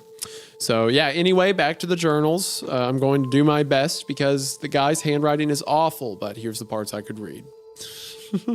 That's a fun intro. You have Marlboro like, oh, yep, the guys in suit said, don't wait for symptoms, just get treated now. Well, I also like that the guy is just like, the owners are just like, hey, you've been here for so many days, you refuse to leave the store. Do you just want to work here? Yeah, he's like, it's like, okay. Wait, you haven't left for 3 days and you're not dead? Do you need a job? It's also a very, it's a very cultist thing to do as well. Like a guy who's vulnerable and kind of like, in hard times, immediately just gets hooked into another kind of crazy. Don't worry, we'll take you in. People. Yeah. Yeah, exactly. November 7th, 2007, 7 p.m. The man in the trench coat was standing out back when I went to take out the garbage tonight. I don't know why the man in the trench coat keeps visiting my store, or why I've never gotten a good look at him. He was standing at the tree line just beyond the dumpsters, staring as he ever did. Tonight, I stared back. The hinge of his jaw began halfway up his face, where his nose should have been. The edges pulled back to either ear in a skeletal grin. His tiny, milky white eyes were beads behind the oily black hairline that hung down straight in bangs all the way to his cheek jowl. His impossibly wide mouth bisected the head between greasy hair and wet flesh. Drool, I would assume. We stood there, 15 feet apart, staring at one another for what might have been 10 seconds or 10 minutes until finally the man in the trench coat turned away. His legs bent funny in a way that human legs shouldn't be able to bend, and he landed on all fours before galloping off into the woods. I don't know if I've seen the last of the man in the trench coat. Oh, that's an interesting visual. I always wonder what the intention is too. We have these guys in suits coming in with Kiefers. Makes me think, do you think that there's some kind of like lab or something around the area that is I think there's this some like beast? SCP organization type thing. Sure. That is right. like that has like field agents monitoring what happens in the region. Makes me think that they're keeping a close eye on the gas station because that's where this monster, I'm guessing, is residing under. Yes. There's a lot happening at the gas station. Yeah, a lot. A lot true. of anomalies going on. They're monitoring a lot of stuff, it seems like. And then we have a note from Marlboro. Holy shit. Did you guys read that? This is some crazy shit. Sorry, Jerry again. I promise I'm not going to do the running commentary thing. I just had to say, wow, this is some weird stuff. I mean, I remember him telling me a couple weeks ago to go outside and talk to a man in a trench coat. Super glad I didn't now. What the hell? Okay, that's it. I'm done. Back to the transcriptions. The next page is soaked in blood and completely unreadable, so I'm going to have to skip that part.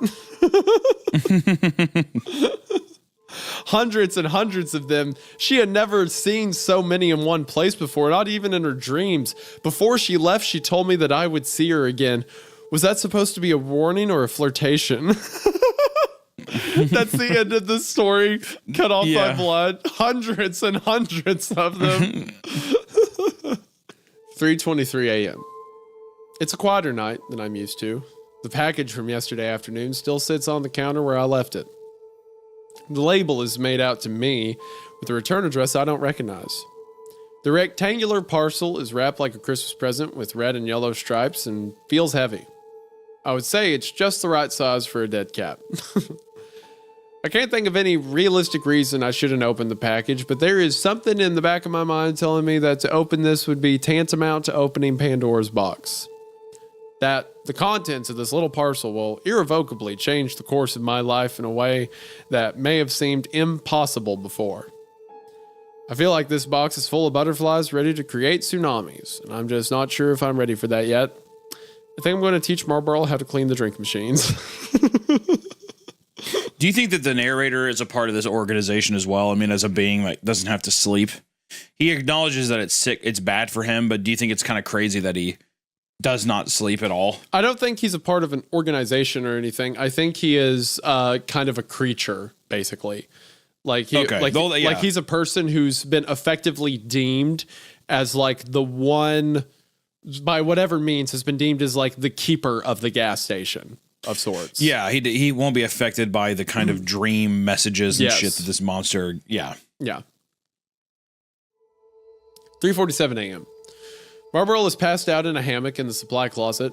I think he finished that bottle on his own. I guess I'll go clean the drink machines myself. 5:45 a.m. The ham plants are growing faster than I had anticipated. They're now past the elbows, almost to the shoulders. I saw that the crop had caught a curious coyote that got too close. It was not pretty. I also noticed that Rocco's still alive. I caught him sitting on the roof, tossing food to the crop of ham plants. This is why they're growing so fast. They're eating way too much. If it gets out of control, I may have to torch this crop just like the others. I don't want to. It sends shivers down my spine whenever I hear the way they scream. Yeah, I mean, they're just like fully growing into like full-size people. Yeah, and Pretty you have cool. to burn them to get them out. 7:30 a.m. Diego came in for his morning shift looking pretty terrible. He filled up on coffee and told me that he hadn't been sleeping too well.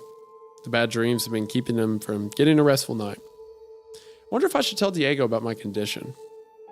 He asked about the gift wrap package sitting on the counter. I told him that it came with the post yesterday and I didn't know who it was from.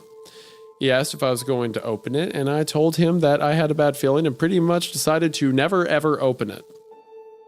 10 a.m. I decided to open it without without any fanfare drum roll. I'll just tell you that what I found inside was a brand new laptop computer. I never owned my own laptop before, and the only computer that ever belonged to me was a crappy little Tandy 1000 that I put together as a kid. I've always used the library computer lab or the browser on my phone to access the internet. This could be a game changer. The box also contains a signal repeater and some other gizmos. I know this is crazy, but I think I may actually be able to access the internet from the gas station now. There's a handwritten note at the bottom of the package. Hello. I left a comment on your page. There's something I want to tell you. I'm enjoying reading these stories you're writing, but I think if you actually sit down and write out the story at a time, that you will get a lot more upvotes. It's very good. I'm not saying it's bad, but it right now seems like a lot of half stories thrown together. I think you'd do great if you actually write out a whole story at a time. I bet you really could get a lot of upvotes and attention. It gets kind of confusing right now. Maybe start with when you got there and work your way up to now, and I bet that it would be super awesome. I'm so fascinated, but a little muddled as well. I could tell you have a great talent for writing, but I just thought maybe I'd offer a suggestion to help. Please do not take offense. It's just something I was thinking. Hope all is going well for you.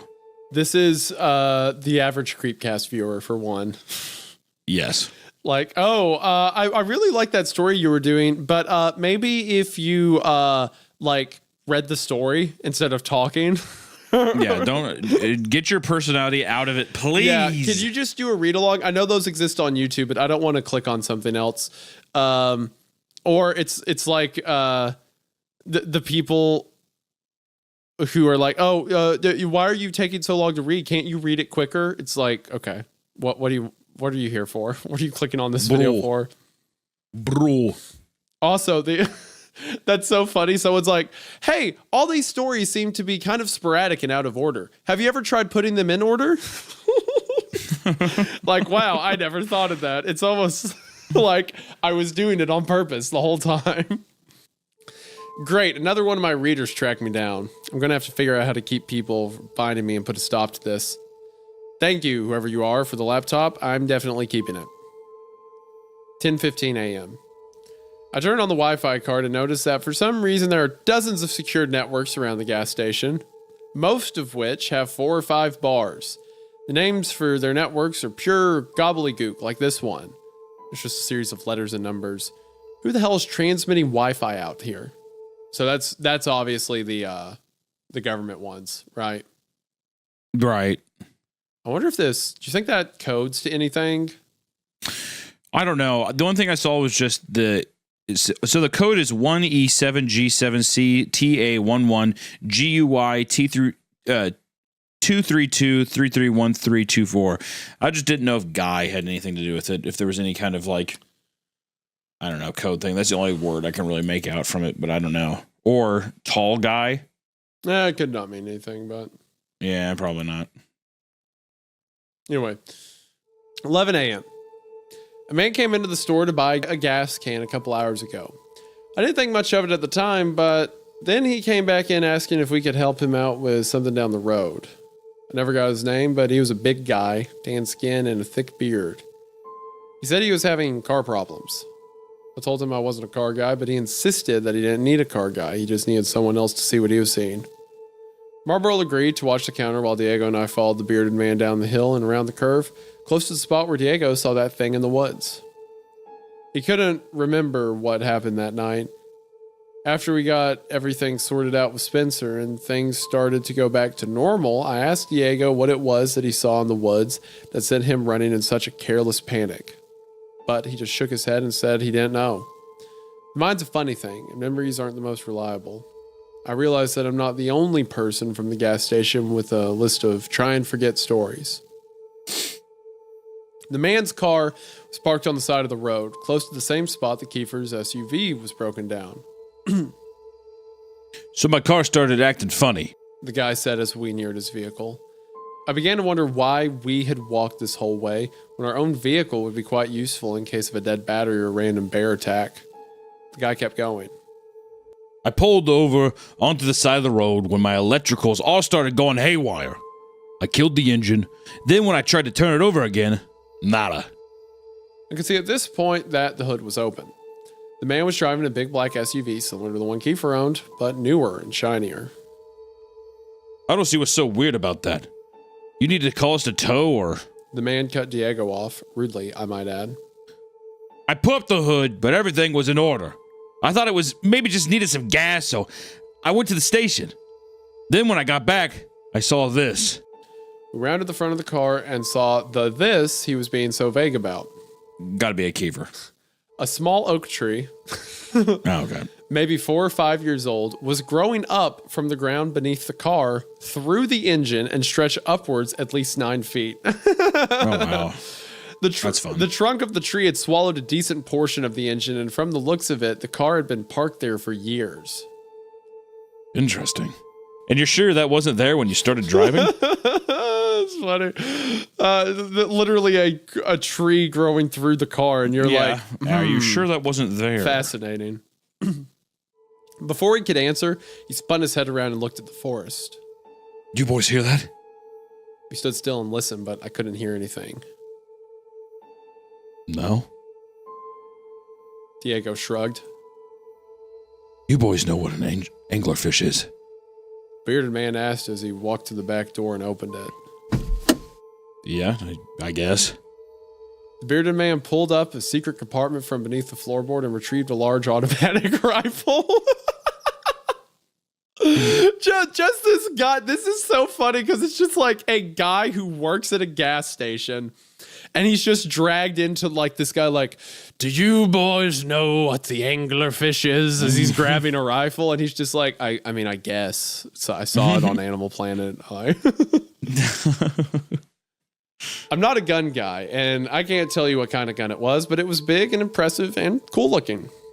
The guy checked the clip and clicked something on the gun that could have been the safety magazine. Again, I'm not a gun guy, but it sounded super cool. Diego put a hand on my shoulder and slowly backed away from the man with the gun, pulling me with him. But the man didn't seem to mind us one bit. He was focused on whatever he heard in the woods. If I'm right, you boys saw an anglerfish in them woods. It's putting something out there to lure me in. Made me think I'm hearing something that I'm not. Then, when I go looking for the one thing, BAM! It attacks. Oh, like a siren. The man looked at me over his shoulder with a smirk and said, Yeah, like a siren. Y'all may want to get out of here. This could get dangerous. Don't worry about me. I've dealt with these things before. I'll be fine. The man pointed his gun and marched into the woods while Diego and I made our way back to the gas station. Like, you see what I mean? Like any other story, that's the main character, right? Like I'm 100%. hunting the thing that lives in the woods, and he gets his rifle. He's like, "Do you boys know an anglerfish?" And he's like, "Oh yeah, it's like the siren. Yeah, we got a siren. She lives out there. She'll like, get the cool, stray I'll talk to you hitchhiker later." every now and then." Yeah. 2 p.m. It's time for me to go home. I haven't used the laptop yet, but maybe tomorrow. I'll start to type up these journals. November 8th, 6 p.m. It's getting dark so early these days. I noticed that the bearded man's SUV is still at the bottom of the hill with a tree growing through it. I wouldn't call that a good sign. 11 p.m. I burned the rest of the hand plants. I finally know what's going on. A long time ago, like, yeah, just the jumping between all these different stuff going It's a on. lot. Yeah, I think I personally like it. How do you feel about it?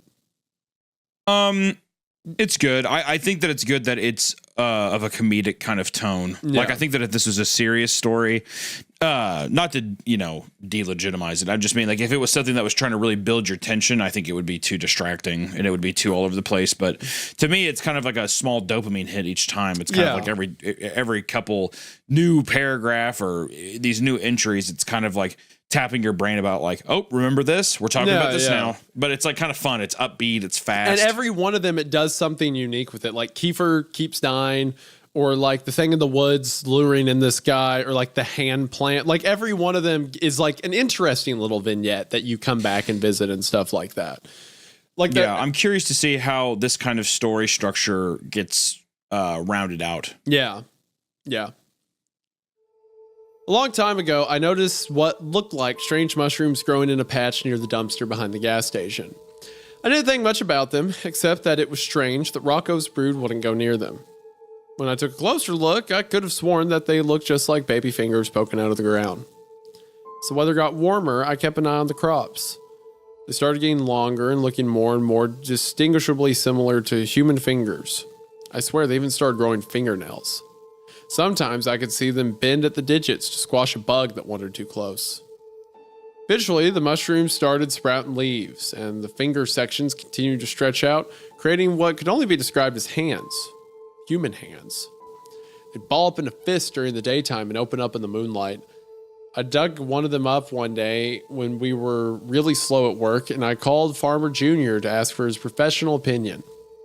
To the untrained eye, the hand plant looked just like a regular human hand, smaller than an adult's, but larger than a child's.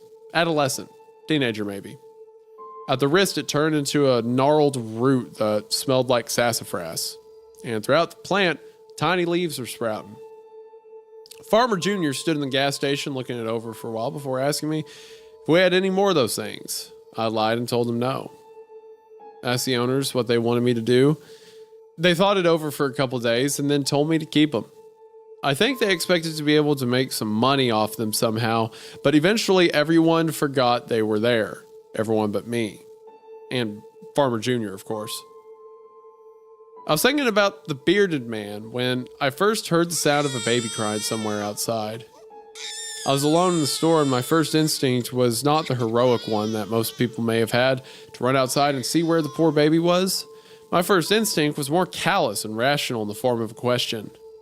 How the hell did a baby get way out here without me hearing it coming?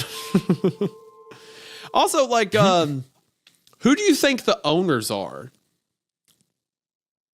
Well, that's what I'm trying to wonder too. I think it's the people that are running that base. It could be, but in my head, I almost like it better if it's like a Mr. Weller's thing, right? If it's just like an unidentified like shadow, you know? Yeah, I mean, I think it's kind of it feels irrelevant, maybe a little bit. To me, it could just be like a guy who's just like, yeah, I've owned it for a long time. Yeah. Something wasn't right.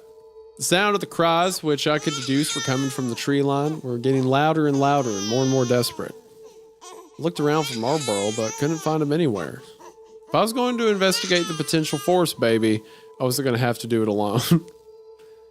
I remembered the bearded man hearing the siren call of the thing he called an anglerfish.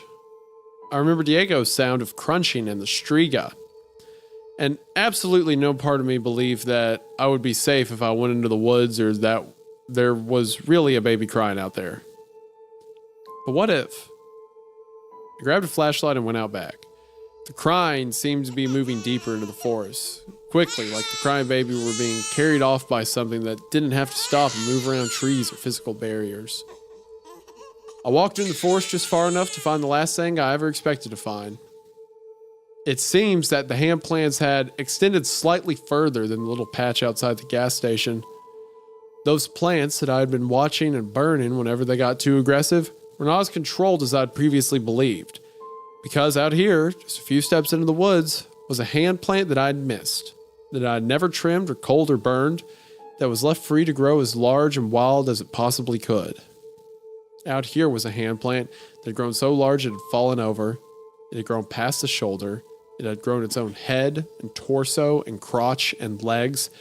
Out here was a full human body covered in tiny leaves, huddled on the ground and attached to the soil by thick talons of brown roots. And the weirdest part of all, body was one I recognized. The body, the fully grown hand plant, was Kiefer. Mm-hmm. That's cool. That's awesome. That the hand plant, the thing that keeps being alluded to as like growing people, that is what the Kiefers were. Yeah. I like that better than having him be like a weird lab experiment. Yeah, thing. yeah. Because I thought that's where they were kind of going with it. Yeah, it also makes sense because it's like, oh, well, there's a patch of them I didn't get, and that's why Kiefer keeps showing up and dying over and over. That also could make sense because Steven went off to join the military, right? So maybe he got contracted into the government or something like that, and now he's sent back here to like manage the Kiefers, right? Because when Steven called, he was like, you know what we want, to come get the body, right? Right. I don't know what possessed me to touch him. Maybe I just wanted to make sure that he was real, as if touching him would prove one way or the other. When I did, his eyes opened and he cracked a smile. He could not move. The roots had him firmly stuck in place, but this Kiefer plant could talk. Talk he did. Yeah, Kiefer was the one who stripped naked and rubbed the toothpaste all over himself, right? 100%. Yeah, Yeah, 100%. that's a very plant human thing to do, I think. We stayed out there talking for over an hour. I won't go into everything the Kiefer plant said, but I will say this. There is something under the gas station. Something big, powerful, something plotting. And I've been working for years in a cloud of this dark god's farts.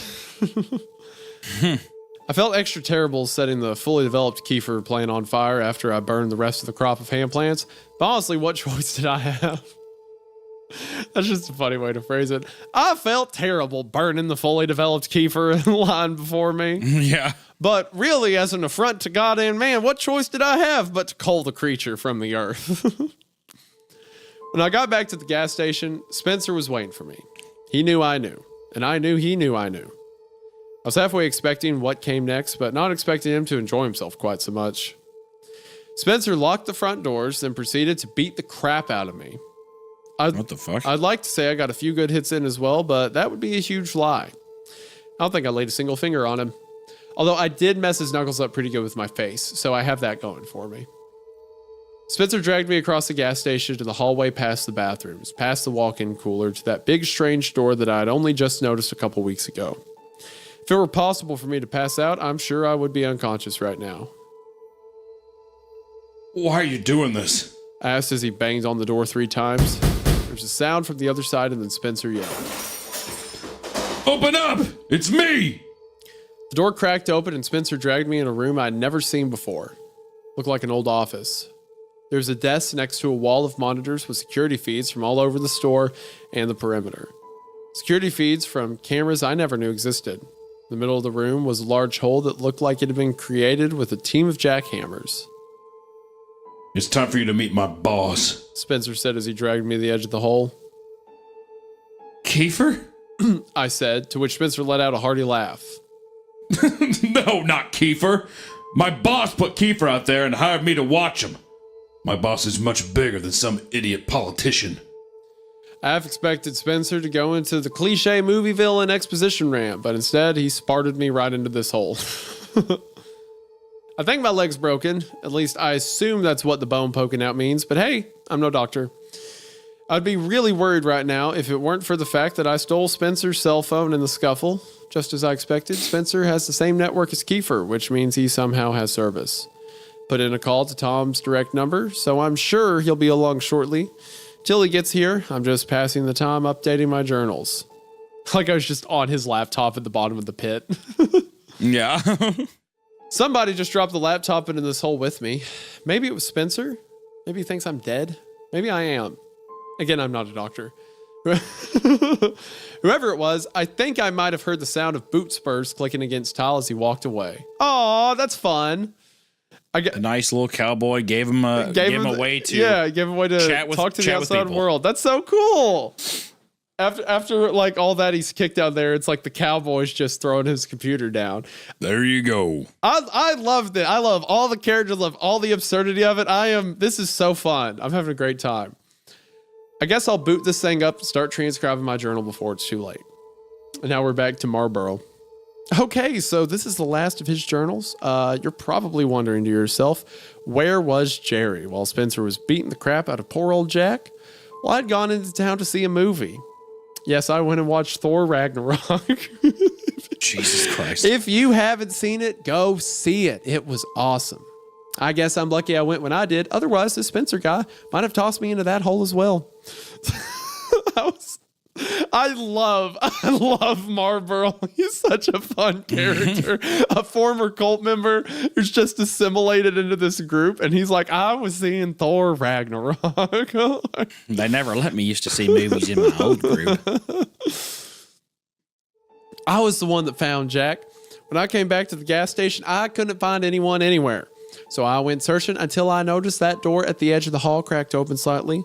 I also found a really poorly made bomb behind the register, but it didn't. Fuck. I also found a really poorly made bomb behind the register, but it didn't take long to disassemble. You can thank the mandatory bomb building classes at the Mathematis program for that. No big deal, just me being my typical heroic self. I asked Diego to help me haul Jack up out of the hole, and then Diego moved him to an undisclosed location for a few days while his leg mends. When he gets back, I'll let him have his laptop to continue his little blog thing. Until then, it's just me, Diego, and the raccoons. How does Jack usually end these things? Oh yeah, to be continued. Edit. I just caught myself digging. You think that edit is from? Yeah, that's what I was about to say. That's probably from. That's gotta be from Jack, right? No, I think that's from Marlboro because, like we. Oh, really? We know Okay. that So you think we know Jack's been doing it? I think that now Marlboro, since he is the one at the register, it's now using him. Okay. Yeah. This is great. All right, part 7. Recovering from an injury sucks. Recovering from an injury when you can't fall asleep sucks worse. Recovering from an injury when you can't fall asleep while simultaneously being hunted by a sociopathic lackey of a dark god with a personal vendetta against you sucks even worse. But what sucks even more worse is having to do all of the above and still being called into work because, as the owner puts it, the new guy is, quote, a complete and total moron with willful and malicious idiocy that borders on the criminal. Hey, don't talk about my boy Marlboro like that. I love Marlboro. And so I am here, against the doctor's advice, at the shitty gas station at the edge of town, only a little worse for the wear. What's really incredible is that I've only been back for 1 day, and there's already a body count. More on that later.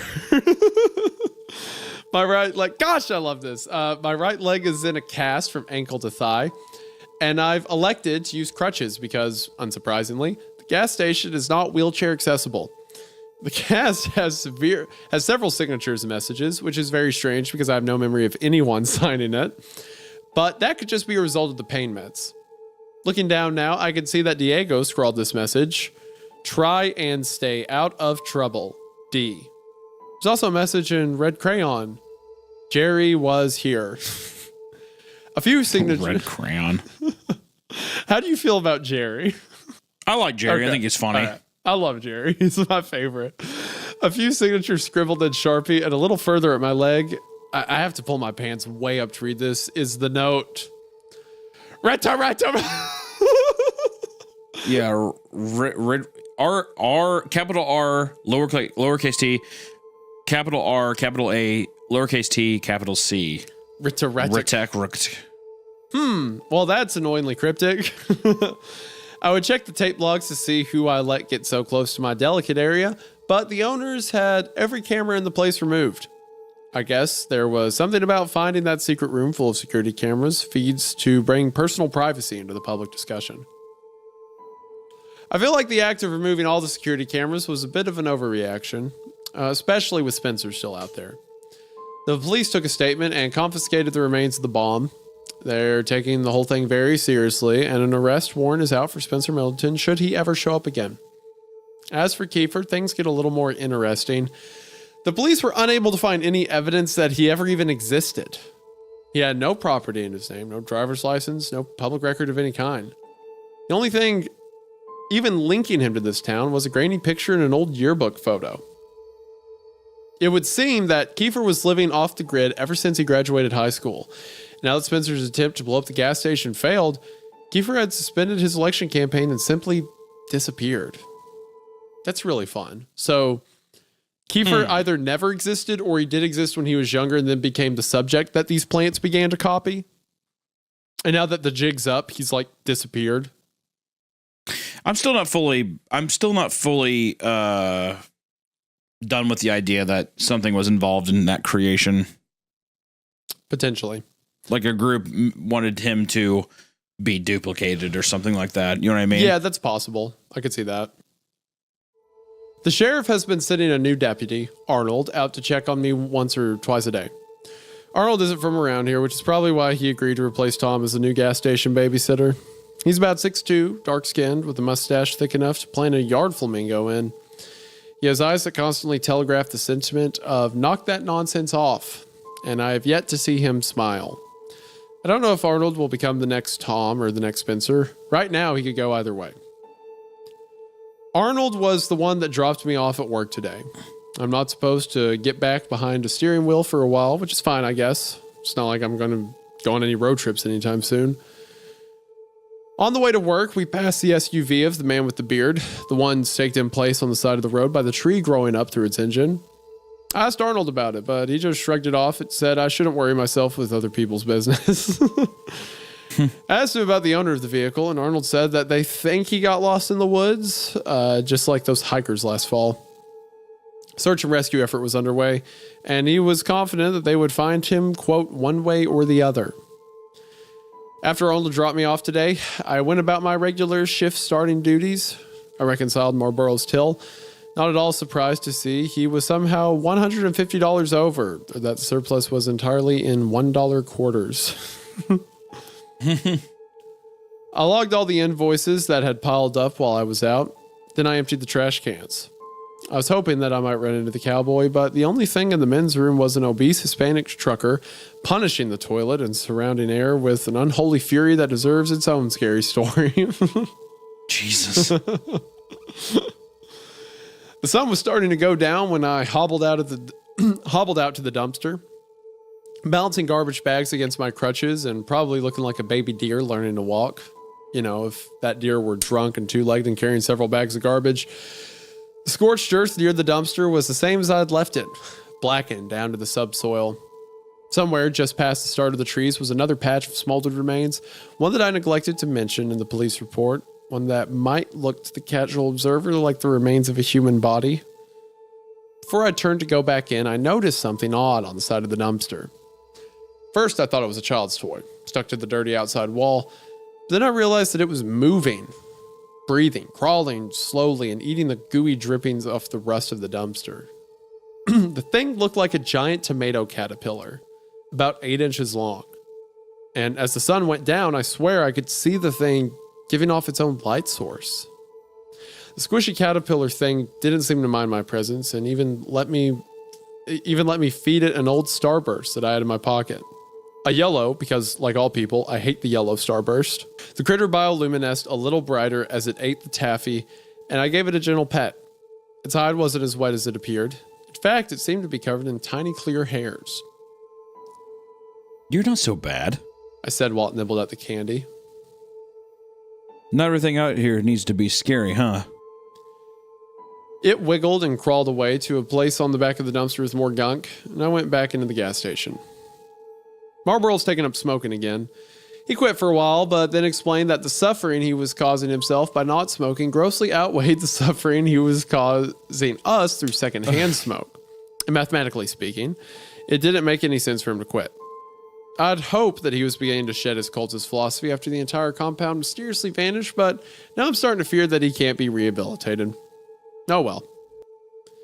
Day was pretty normal. Well, not normal, but, average. Day at the gas station.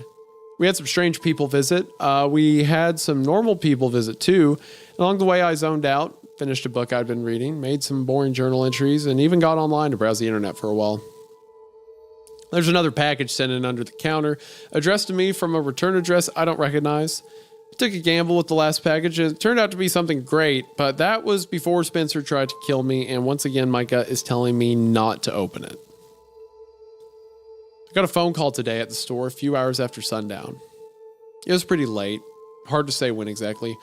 Marlboro was asleep in his hammock in the dry storage room, and I couldn't remember the last customer. This was somewhere in that temporal wasteland between dusk and dawn. Hello? Jack, listen very carefully. You don't know me, What I'm about to tell you will save your life. But only if you follow my instructions and do exactly what I say. In your drawer to the right is a pencil and paper. Get them and write this down. These are the rules to your survival. 1. Do not leave the gas station. Do not go outside under any circumstance. 2. Do not drink the tap water. Don't even touch it. Don't smell it. Don't look at it. It's bottled water from here on out. 3. Don't trust your eyes. 4. Barricade the... Hold on. Hang on. Where'd you say the pin was? In a drawer to the right. My right or your right? You're right. How the hell would it be my right? I'm on the phone. Right then, I heard a car horn honk. It was the old widow, Mrs. Sistrunk. She's another local. Somewhere in the area of 100 years old, if I had to guess, and at this point, not much more than a skeleton wrapping in an ill-fitting skin suit with vibrant lipstick smeared all around the general mouth area. Well, that's kind of harsh. After her husband died, Mrs. Agatha Sistrunk had taken to buying and collecting sports cars and oversized trunks and racing them around the outskirts of town at all hours of the night. Jesus. She's cool. I like her. Her most recent purchase was a brand new Ford F550 with a painting of the Hulk and all of his green smashing glory along the side. In person, she was a sweet old lady, no taller than 4.5 feet. She wore special shoes to reach the gas pedal and always came to this gas station to fill up because she knew I'd help her pump her gas, something she had never done before and wasn't interested in learning how to do. One sec. I said to the voice on the other end of the phone. Be right back. Mrs. Sistrunk needs me to top her off. Listen to me. Do not go outside. You go outside and you're dead. Do you hear me? Oh, I hear what you're saying. I said as I grabbed my crutches and got ready to leave. But I don't work for you. With that, I hung up the phone and went outside to help Miss Sistrunk. That's so funny. Like someone's on the phone, like, you'll be dead if you go outside. He's like, yeah, I know, but look, I'm on the clock right now, and I've got to get this shift over with. So just let me like. Yeah. Old Agatha was happy to see that I was back at work. Apparently, Marlboro made her nervous. She said he was flirting at her and wouldn't stop smoking while he pumped her gas. Before she left, she gave me a case of empty light beers and asked if I would. Beer them and toss these. For her, I can't say no to Agatha. Such a funny visual of a 100-year-old woman just like getting hammered and like ripping a car. Hulk truck. Yeah, ripping her truck around the outskirts of town. And he's like, oh, I can't say no to you, Agatha. When I got around back to toss her trash, I noticed something incredible. The glowworm from this morning had formed itself into an enormous cocoon against the back of the dumpster. I can't explain why exactly, but this filled me with some sort of, I don't know, what means the exact opposite of existential dread? Euphoria? Existential hope? Is this what optimism feels like? Again, I know it doesn't make any sense, but seeing the weird garbage-eating caterpillar thing begin the brave journey of transformation gave me this tingling feeling in my soul, like this was some kind of sign. Just when the caterpillar thought this world had come to an end, he became a butterfly. My world just felt like it was coming to an end for a while too, little buddy. Maybe I'm also on the verge of a metamorphosis. Maybe the world doesn't have to be strange and scary. Maybe it could be strange and cool.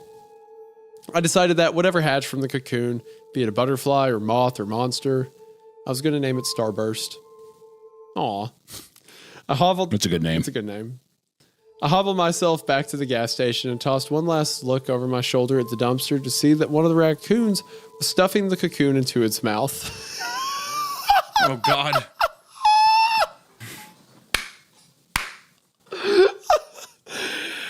It devoured the whole thing in a couple bites before making eye contact with me and dashing off into the woods.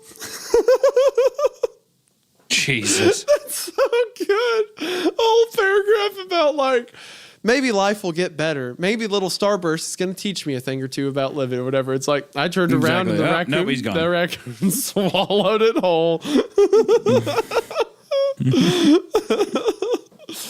Diego came to the store for his late shift and asked how I was feeling. I told him that the pain was tolerable. He nodded like that was the kind of answer he was looking for, and I went back to reading my book. A few minutes later, the man with the beard came into the gas station. I almost didn't recognize him as the same man that went off into the woods after the creature he called an anglerfish. He had lost a lot of weight, his beard wasn't nearly as well kept, and he smelled like he bathed in a tub of pee that someone farted in. Hey, you're still alive. Cool. Did I mention that the man was holding a pistol when he walked in? just the image of like, this guy has had his own journey. And he walks in, the dude's on crutches like, oh, you're alive and you have a gun. Good for you. The thought crossed my mind for the briefest moment that I wonder what happened to his big gun. I didn't have time to ask. He quickly found the locks on the doors, used them, then covered the short distance to my register, gun extended and aimed at my face. I told you not to go outside. You're lucky you're even alive. He screamed before grabbing the store phone and yanking it out of the wall. He threw it to the ground with a loud, satisfied smash and asked, Who else is in this building? Well, let me see. There's you, me, and probably the other cashier unless he went into town again. I saw one other car out there. Toyota. That yours? No, that's got to be Diego. He has a gun in his face, just so casual about Yeah, this. just super chill. Right on cue, Diego walked out from the back and froze at the side of the bearded man, still pointing a gun at my face. Diego might have been tempted to take action if he hadn't been carrying a 50-pound bag of corn over his shoulder. Instead, he just raised his free hand. What does Diego do? He walks into the gas station. He's like, time to grab the corn. And then just like walks back outside. Instead, he just raised his free hand and said softly, Hey, man, we don't want no trouble. If you're after the cash, go ahead and take it. Ain't no heroes here. The bearded man laughed in an obnoxious way and said, Well, there's at least one. My name is Benjamin, and I'm here to save your sorry asses. see what I mean? He's like the protagonist of any other story, but the story doesn't care about him. Diego and I made eye contact. A lot can be conveyed in just an instant if you know the person you're looking at.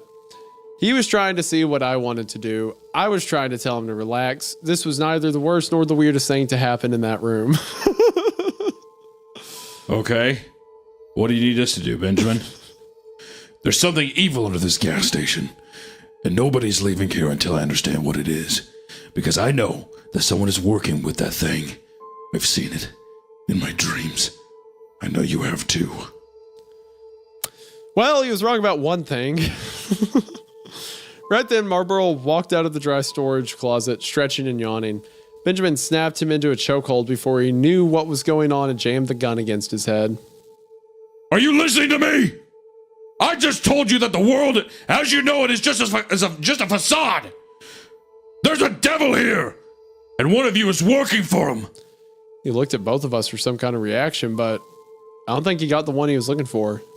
I just shrugged and said, Neat. Right then, Marlboro surprised the pants off of everybody by half yelling, half laughing. Let's do this! I'm not afraid to die! Before reaching up, grabbing the gun pressed against his head and pulling the trigger. Good God. Whoa, Marlboro's just like, all right, bam, like shoots himself. What the heck? Well, do we know for sure that he's dead? Well, okay, let's keep going. I've seen a lot of weird stuff working at that shitty gas station. I've been nearly killed once or twice. I've watched the same guy die over and over in front of me. I've seen things that may or not be real because I can't dream, and sometimes I wonder if my mind is making up for that in other ways. I've seen ball lightning, people with blue skin, a man with two heads, a talking dog, and an Elvis impersonator that may have been a little too convincing. I've seen so much weird stuff in that room, but this was the first time I ever saw a look of surprise like that on anybody's face, and it was absolutely priceless. What the hell is wrong with you people? Benjamin said, backing away from us. Ain't nothing wrong with us. Said Marlboro, relieved to be free from the headlock. What the hell is wrong with your gun? How did you know I was out of ammo? I didn't. Oh, okay, okay, gotcha. He pulled the trigger and nothing happened. And it was like, clink. Yeah. That's what I was wondering. Gotcha, okay. There's a loud thud as Diego dropped the sack of corn. He was the next to talk. I think maybe you should get out of here, pal, while you still can. Afraid I can't do that. Not until this thing is dead. And not until I I heard a wet thunk before I saw anything. Before Benjamin went limp and hit the ground, when my eyes caught up to the situation, I hoped that what I was seeing was a hallucination. But the look of fear on Diego's face told me that this wasn't the case. The man Trench coat, dude. Probably. The man standing behind Benjamin, holding a bloodied shovel, the man that just saved our bacon, was smiling a toothy, delighted smile that he had only ever made after inflicting the kind of pain he just inflicted. Hey, Jack. Said Spencer Middleton. You miss me? Okay, so Spencer showed up and killed Benjamin. I see. He stuck Diego and Marlboro in the walk-in freezer. Marlboro is and always has been a go-with-the-flow kind of guy, so he went into the freezer voluntarily. Right after trying to kill himself. Well, yeah, it makes sense that the cultist dude's just like, yeah, let's die! Like, woo, let's go. Diego put up a fight, which is why he ended up bruised and bloodied and barely clinging to consciousness. From what I could see, Benjamin looked like he might be dead. At best, he was out cold in a slowly spreading pool of his own blood. Spencer pulled a couple of chairs out of storage and placed them both in front of the cash register facing one another. He made me hobble over and sat down in one. And he spun the other around to sit on it backwards like a cool school teacher from the 90s. I just want you to know, I'm not mad at you.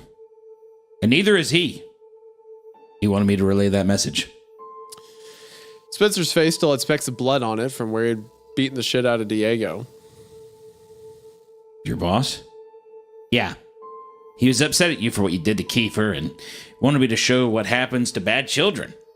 You were supposed to meet him, but then that got all cocked up, huh? I guess it just wasn't my time to die. That's when the smile faded from Spencer's face.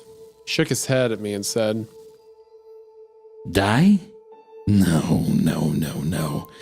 You weren't supposed to die. You can't die. We need you. okay, so do you think what's happening here is Benjamin was right? Whatever he figured out, someone is working for the beast, and that person is Spencer? Yeah. Okay. Yep. I saw some movement behind Spencer, but tried not to break eye contact. It was Benjamin. He was alive, and right now, my best shot at getting out of this.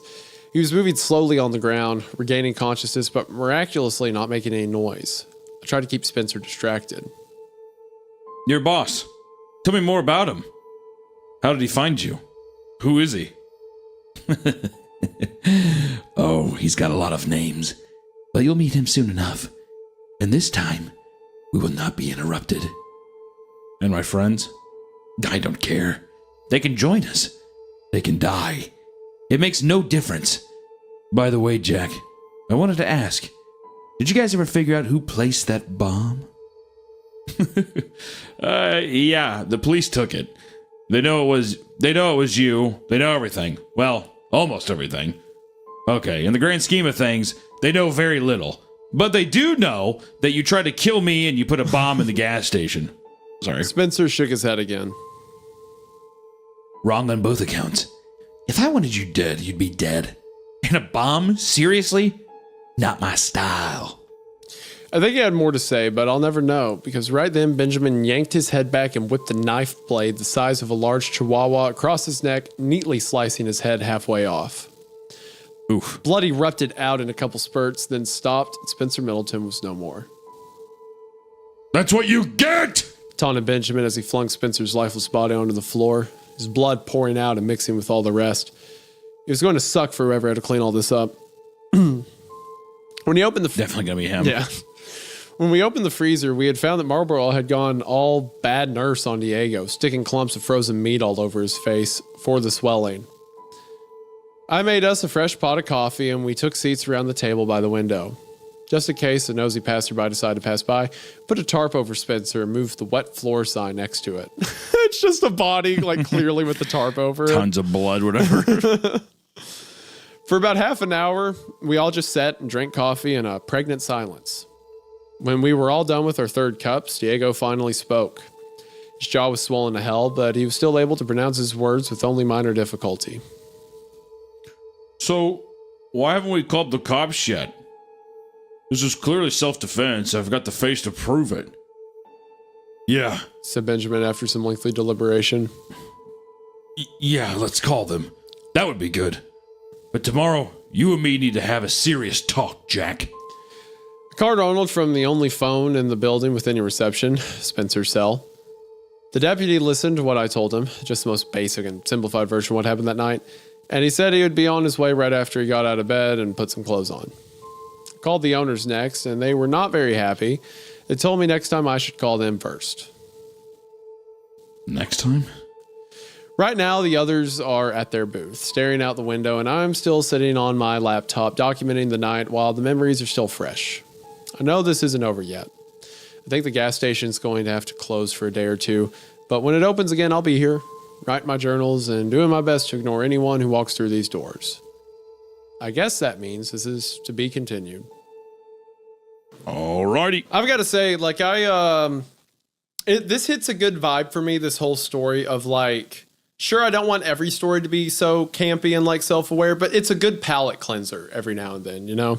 No, I would say this is so far the most, which I was going to touch on this when we were done, but so far this has been definitely been the most successful of, like, a cute, funny, fast-paced thing that's like it utilizes humor in a fun way that isn't just Marvel quips, which is usually what we get. Yeah, and also, like, I do in earnest like care. I like the characters. I like Diego. I like Marlboro. Stuff like that. Yeah, no, like, I mean, I think that they've done. It's a good story. Yeah, I mean, it's definitely a good story that is also like doesn't take itself too seriously. Yeah, it isn't remotely scary or anything, but I would say earnestly, I think that I'm like intrigued by what's going on, and I liked all the characters. Like, I think that it's done a good job about setting that up. I agree. All right, so part 8. It's been about an hour since my last post. We haven't had any customers yet, and if the gas station were an active crime scene, I might have asked one of the other employees to squeegee the large pool of blood into the drains by the cooler. For those of you out of the loop, you may want to catch up by reading my earlier post. I don't know what Arnold's personal grooming routine looks like, and I have to assume he spends at least 20 minutes a day in mustache prep. But even factoring that in, he should have made it to the gas station by now. I called him a few minutes ago to make sure he hadn't gone back to bed, and to make sure I hadn't imagined the phone call in the first place. Conversation went something like this. Yeah? Hey, Arnold, you on your way? Sit tight. We had a little emergency. Okay. Road between town and you was blocked off. Okay, which one? All of them. Even the service roads. It must have been a freak storm. I've never seen anything like it. All the roads are covered in trees, but they aren't, fallen. The trees are growing in the ground in the middle of the street. I've been trying to find a way around all morning, but I've given up. I'm going to head through on foot. Just to be clear, you said you heard from Spencer Middleton last night. Has he made any contact? Well, actually, he's here. He came in and some stuff happened, and now he's dead. What? You told me there's a dead body at the gas station? I already told him all of this. Man, I really miss Tom. Did you not realize that? I'm sorry. When the phone rang earlier, I just had woken up from the beautiful, weird dream of a dark god calling me into the eternal grace, taking me by the hand and guiding me into the blessed oblivion, freeing me from all the pain and suffering of this mortal prison, nurturing me like a child and inviting the world into a realm of higher existence, allowing me the privilege to devote myself to his glorious servitude. Okay. I guess I'll see you when you get here. All of that, and then okay. He's like, he hangs up the phone. He's like, all right, well, we've lost the sheriff department's gone. The dark god got the sheriff's department. It's like, I hope he never makes it. I ended the call and checked the charge on the phone. The battery was sitting close to 50%. What's the deal, Lucille? Asked Benjamin. Arnold's on his way here on foot, but we might have another problem. Holy shit, you guys see that? Diego asked, pointing out the window. I couldn't quite make it out from where I was seated behind the computer, and I didn't feel like hobbling over a corpse just for a look. What is it? There's a bunch of naked people out on the road walking this way. The hell you say? Said Marlboro, who yes, said Marlboro, who had suddenly taken interest. He pressed his face against the window for a better look. Those just aren't any people. I know them. That's Marla, Tyler. There goes Fred. At least those were the names I gave them. Benjamin crossed to the frozen drink machine, throwing over his shoulder a quick, They friends of yours? Family, actually. Well, they were anyway before they disappeared, but I don't remember them looking like that. Like what? I asked, starting to get an uneasy feeling. Like, He took a second to find the words, but all he came up with was, they look funny. they continued walking closer to the gas station. Close enough by now that I could see them. At least a dozen people, stark naked. The closer they got, the more details I could make out. The more I wish I couldn't. Their eyes were milky and pale, maggots crawling out of infested crevices all over their bodies, their skin dirty and covered in lesions and bruises. Marlborough was certainly not wrong. They looked funny. That's fun. Like, the cult disappeared because they were, like, recruited by the god, basically, right? Yeah. Now they're corpses. Who knows? Maybe. Yeah, they died somehow, and now they're like almost like reincarnated or something. Yeah, they're necromanced. I'm sure you know the Hollywood-style zombie walk, the shuffle of an undead body with impaired motor skills. The scariest part of these people approaching the front door of the gas station was that they were walking 100% perfectly normal. Just a bunch of decaying nudists out for a stroll. There was a loud crash that snapped us out of our probably rude staring. We all turned to see that Benjamin had pulled the frozen drink machine to the ground and was attempting to drag it over Spencer towards the front doors. The sticky syrup concoction spilled out all over the ground, mixing with the congealed blood and coating the floor in a red and brown and purple viscous soup. There's no way we won't have an insect problem after this. Marlborough and Diego didn't have to ask what was going on. They instantly knew the plan and began yanking down whatever fixtures were bolted in place, piling up in a barricade against the glass doors. It would have helped if it weren't for this broken leg. Besides, it looks like they've got this under control. You boys think you can stay alive long enough for help to arrive? Benjamin asked. Got almost 90 years experience staying alive between the three of us. Diego joked. Benjamin directed his next question to me. You got any weapons in this place? I told him no. The only thing I have is a half-empty canister of gasoline in the supply closet and some really hard jerky, but he was welcome to whatever he could find. That's when he started MacGyvering some spears out of chair legs and broken glass from the drink cases. About 10 minutes ago, the gas station lost power. Now really would be a great time to have a giant pet glow-in-the-dark butterfly. Stupid raccoons. It's been pretty quiet, save for the wet, guttural whispering coming from those people outside. Benjamin is still searching for weapons while Diego finds things to push against the front door, and assuming he hasn't fallen asleep, Marlborough has taken the back door. I was feeling pretty useless after Benjamin confiscated my crutches, so I figured I would take this opportunity to type up the account of what happened, just in case Arnold gets here too late. And in the spirit of preparedness, I should say a few things to whoever finds this message. Or is it whomever? I never could get that right. First, to the owners. Sorry about the mess. Second, to her. Sorry we didn't run into each other one last time. Third, to whoever keeps dumping tar into the ditch outside of the gas station. I hate you. Guess that's all I have to say. It's been a weird, crazy ride. This is Jack from the gas station, signing off one last time. And then followed by, I didn't die. Sorry it's been so long since the last update. I just got my laptop back from the police. Special thanks to whoever gilded me, by the way. I don't know what to do with Reddit Gold, but it brings warmth to my soul.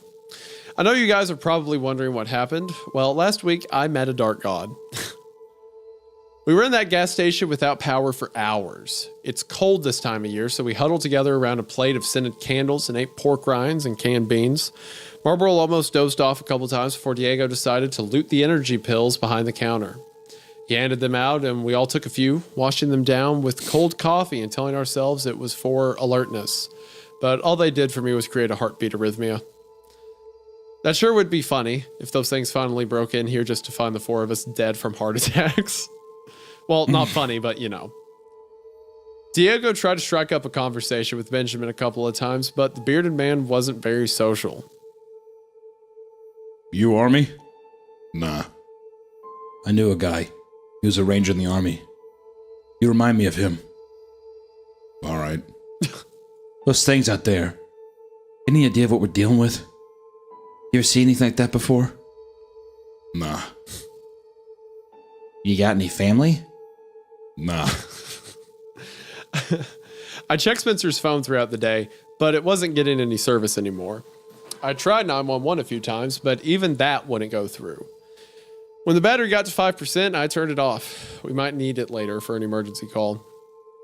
Eventually, the adrenaline and pills started to wear off, and I remembered that my leg was still healing from a complex fracture, and maybe I shouldn't have agreed to come back to work so soon. I did the cripple walk back to the front desk to grab my meds. While I was there, I spotted the still unopened gift wrap package on the shelf beneath the register. I decided to ignore it and instead grab the employee whiskey bottle that was behind it. We told ourselves it was for our nerves, but all it did for me was give me an even worse heartbeat arrhythmia. A few more hours passed. After we killed the first bottle, we opened another. Then Marlboro got into the energy drinks because we needed mixers. At some point, the former cultist pulled out his stash and lit a joint and, without asking I might add, turned the whole station into a hot box. I couldn't remember if I'd taken my pain meds yet, so I went ahead and took them. As the sun started to set, I had two thoughts competing for first place in my mind. First, it sure is getting dark early these days. And second, I think we might be getting a little too messed up to handle what's about to happen. Time became even more illusory than normal once the laptop died, and we had no way of knowing how long we'd been waiting. We started measuring the time in candles. Our snack food and morale raced each other to depletion. At some point, Diego got me away from the others to ask what I thought about Benjamin. I told him he was the nicest guy that had pointed a gun in my face all week, but Diego told me that he had a weird feeling about him. I reminded Diego that he had killed Kiefer a couple times and maybe he should get off his high horse. Hey! Benjamin yelled at us from across the room. What are you two talking about? Anime. I lied. I think he bought it. Get back over here! I don't need any more dead bodies piling up tonight. Benjamin was in the corner, warming his hands over the candle plate. It was the only source of light in the building and was casting shadows that could maybe be described as spooky if I weren't in such a serious life or death situation. Some of those shadows looked like faces, smiling, laughing at us idiots.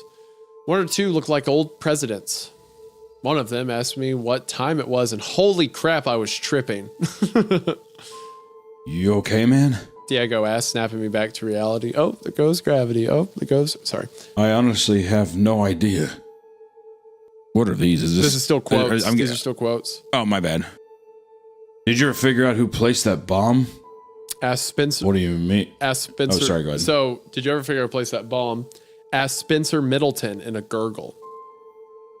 What do you mean? I thought you did it. Not me. Bombs aren't my style. Who do you know that can build a bomb? Oh! Hey, Yo! where's Marlboro? Yo, that's cool. So the body is talking to him now, right?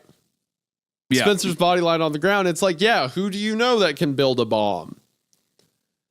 Benjamin picked up his spear, formerly my crutch that he had paracorded his knife to, and asked, Who the hell is Marlboro?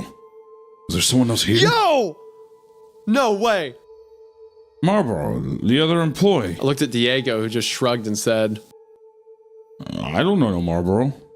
How many of them pills did you take? Oh, look at that. I didn't expect that. Did you have any inclination of that? No, not at all. It also kind of makes sense why they left him without, Why they left? Or do you think the cult is still real or no? No, I think the cult is real. I'm saying Marlboro's not real. That's what I'm saying. Yeah, It's yeah. like in his mind, that's why the cult, he left and he's like, oh, they're gone or whatever. What the heck? That's so cool. Okay. Had I imagined Marlboro this entire time? Did I just Tyler Durden this guy into existence? I tried to sit down on the tarp, but it turned into me lying on my back while the room spun. I could feel the human debris squish beneath the tarp fabric as I rested my head. How much of any of this was real anyway? You're losing it, you know. I know. That's the body talking to him saying you're losing it, you know? Yeah. That's so fun. This is dope. Wait, okay, so are the moment, because Marlborough has done stuff in the story. Like, he grabbed Benjamin's gun and pulled the trigger on himself, right? So was that actually Jack doing it in those moments? I'm guessing it was Jack. Probably. Because especially him referencing Tyler Durden makes me think that. Which, for people who don't know, Fight Club, Brad Pitt. Spoilers. Blah, blah, blah. Yeah. Someone could be watching it right now. What? Huh? Oh, fuck. Okay. Movie night Movie ruined. Thanks, guys. All those years ago, the first doctor tried to prepare me for life with my condition. There weren't that many other cases before me, so they didn't know exactly how everything would play out. But every case had a few of the same side effects. Of course, there'd be weight loss, fatigue, headaches, all the signs of normal physical illness early on. As the condition developed, there would be more interesting side effects. Hallucinations, memory loss, the works. And of course, I can't be properly anesthetized. So they tried in other cases to induce medical comas, but that just messed things up further. I'm always wide awake and halfway lucid during surgery.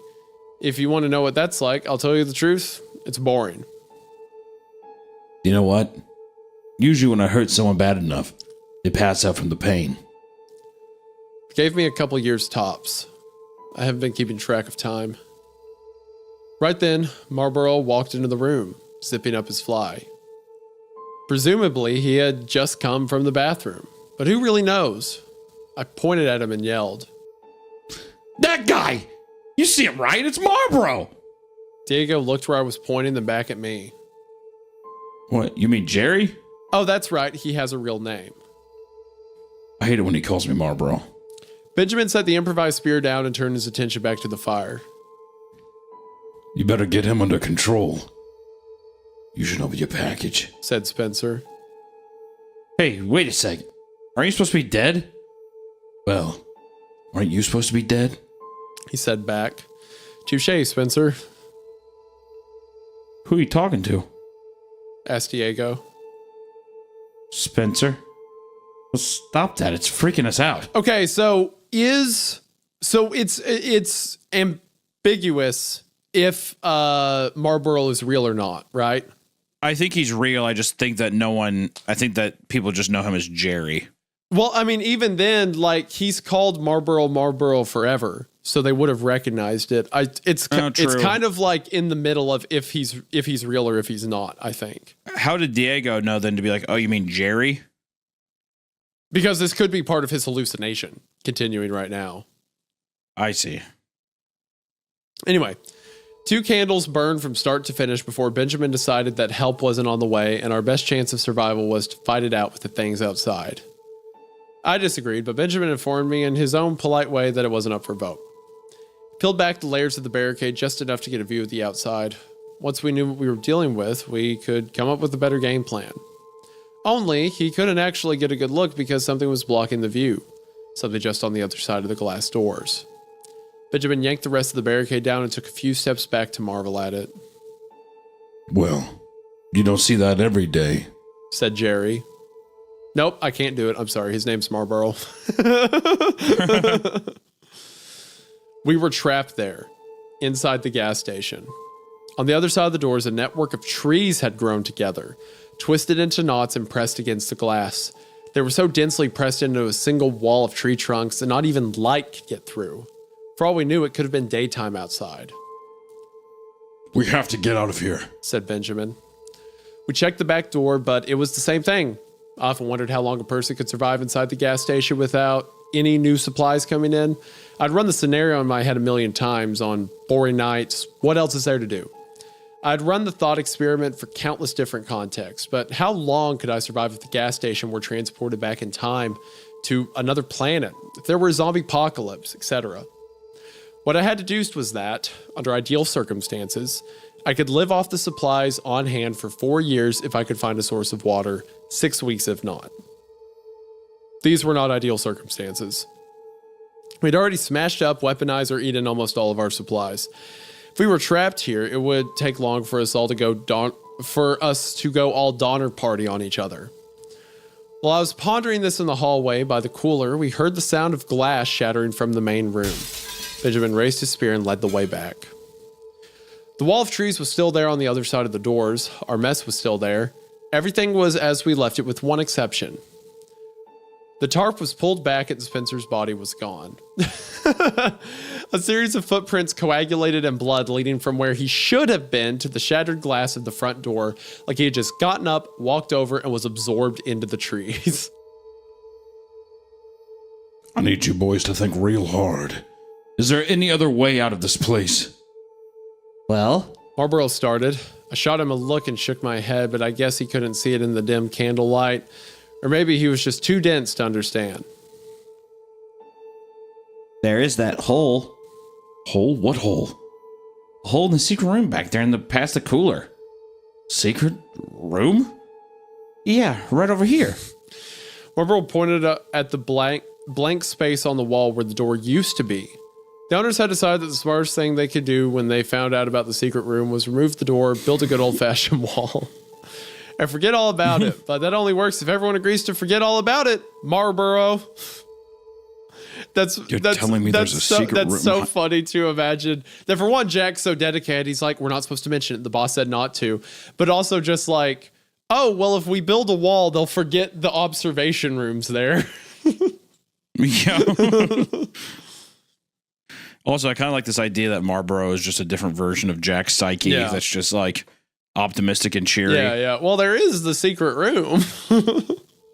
You tell me there's a secret room behind there? And a hole in that room that we can maybe fit inside and escape? Why didn't you boys tell me about this earlier? He didn't wait for an answer. Benjamin went straight to the wall and started smashing it to pieces with his spear, and then, after he got it down a little, his bare hands. After a minute, the wall was once again a door. While Benjamin lit and placed a few candles around the giant hole in the floor, I grabbed Diego and pulled him aside. Hey, I should tell you something. I opened that package. The one that looked like a present. Yeah? Yeah.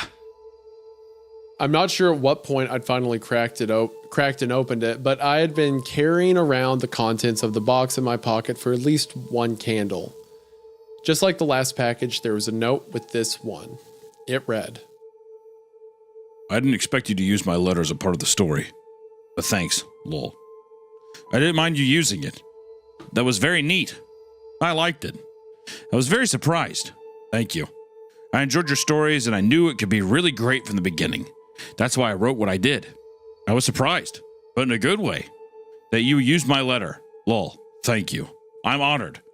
Really honored. This is like every fan comment I've ever got. It's just like, Yeah, wow, no shit. thanks, wow. Like this is what that everyone who's Wow, like, wow, thanks, this guy thanks. seems annoying. That's you. Remember that. Animals, monsters. Underneath that letter was a small handgun. I just shipped him a gun. Oh, that's funny. I knew enough about pistols for playing video games to know how to check the clip, and sure enough, it was loaded. I showed the gun to Diego, who said, That's a Ruger 380. Is that good? Well, it's a gun, so it'll probably have more stopping power than a chair leg. Why didn't you give it to him? Diego gestured at our fearless leader. I don't know. Or trust him. Good point. Here. I said, trying to hand it over. I'm not a gun guy. No way, man. You keep it. I got both legs. You need it more than me. Benjamin yelled to us from the secret room, Y'all ready or what? Time to see what's down here. and then he jumped in. I may have neglected to mention that it was a 10-foot drop to the cave floor below. I also may have taken a little pleasure in the sound of him crash landing and the pain moan that followed. For the rest of us, we rolled up a tarp and put some knots into it like a poor man's rope ladder. And I have to give credit to tarps. Those things are incredibly useful. We had spent hours above ground in a room with a dead body, unrefrigerated food, and Benjamin's body odor. We were all eating canned beans, and I think somebody probably threw up in the garbage can. My point is this. We were all smelling pretty bad to the point where I was doubting that I still had a sense of smell. But once we went into that hole, I knew for a fact that we hadn't. The smell down there made our gas station funk seem like cologne. The very worst putrid odors from the storm drains around the station were nothing compared to this. Is it possible for a smell to be heavy? Because that's the best word I can think of for it. Not thick, just heavy. Diego and Marlborough took turns barfing. When they were done, Benjamin handed out the torches he had made from gasoline-soaked rags and chair legs. I don't know what the guy's deal is, but he sure is crafty. The cave was a straight tunnel starting under the gas station and heading away from town. It was plenty tall enough for all of us to stand comfortably, and there was a slight incline taking us downhill as we walked further into the hole. What the hell is this? Benjamin asked after about 20 feet. He waved his torch at the wall, and I saw that somebody had spray painted a message on the cave wall in red. It said in shaky handwriting, Rita the raccoon ate the cocoon. "Oh, that's the thing that was on his cast. RTRATC. Oh, yeah. Yeah, you're right. So down there on the wall of the cave, someone had spray painted the thing that someone had also written on his cast. He was the only witness of it. I bet that's him doing that. That's what I'm thinking. Yeah. Because you were kind of finding out that the narrator is kind of crazy. Which or has would gone mean insane. that he's been down here before with this old god, right? He just doesn't remember. Yeah, I it. think that's also why it didn't kill him or anything. Also, the writing on his arm that said Marlborough was here is now much more menacing if it is him. Like his alternate self was writing like I was here on his own cast. It's pretty cool. Right. I said it a few times in my head and was pissed off at just how close it came to rhyming, but didn't. Like a song slightly off key. The handwriting was eerily familiar, especially the capital R, but I couldn't remember why. Well, we know why. There's another lawn gnome on the ground beneath it. We continued further into the cave, Benjamin way ahead of us, me bringing up the tail, hobbling along the best I could with just a single crutch. The deeper we went, the narrower the cave, the stronger the smell. Nothing about being down here away from the gas station felt like an improvement from our previous situation, but it wasn't until we made it to the tree that I really decided that we had messed up. I don't know how long we had been walking down there, maybe a half mile or so. Crutch miles feel a lot longer than normal miles. We eventually came upon an enormous black tree taking up the width of the cave. Looked like one of those 1,000-year-old sequoias, big enough to put a 2-lane road through. Holy shit. Enunciated Benjamin. I was the last to see what everyone else was wide-eyed and gawking at. The tree, in addition to being enormous, had some characteristics that you wouldn't expect a tree to have. Specifically, human body parts. A few arms and legs poking out at random spots, and right at eye level, a human face. Hey, I know that guy. It's Patrick. Said Marlborough. He touched Patrick's face and it peeled off and plopped to the ground like a wet Halloween mask. I don't think he's gonna make it. Benjamin said as he pulled something out of his jacket pocket and stuck it to the tree. What is that? I asked. Surprisingly, it was Marlborough who answered. That looks like C4 plastic explosives to me. Benjamin chuckled. Wow, you win the prize for that one, Ray, man. Yeah, it's the last of my explosives. I've been trying to kill this thing piece at a time for the last week, but it just keeps growing back. I have to kill the root system, blow it up and kill the brain so the rest of the network will die. That was you that put the bomb in the gas station? Yeah, well, back then I thought the building was the epicenter of the whole thing. Hey, Interrupted Diego. Jack was still in the building when you planted that? I know. Guys, Marlborough tried to get their attention, but it wasn't working. you knew? He would have died if that thing went off. Guys! Look, asshole, this is war. And in war, there are always casualties. You can't make peanut butter without smashing a few nuts. Hey, guys! What? Screamed Benjamin. I'm a little busy! Marlborough pointed back the way we came. We all turned to see Spencer standing in the middle of the path, a wicked smile in his face. Hi. Miss me? Diego screamed at me. Jack, the gun! I pulled the weapon out of my pocket and chucked it as hard as I could. It's a...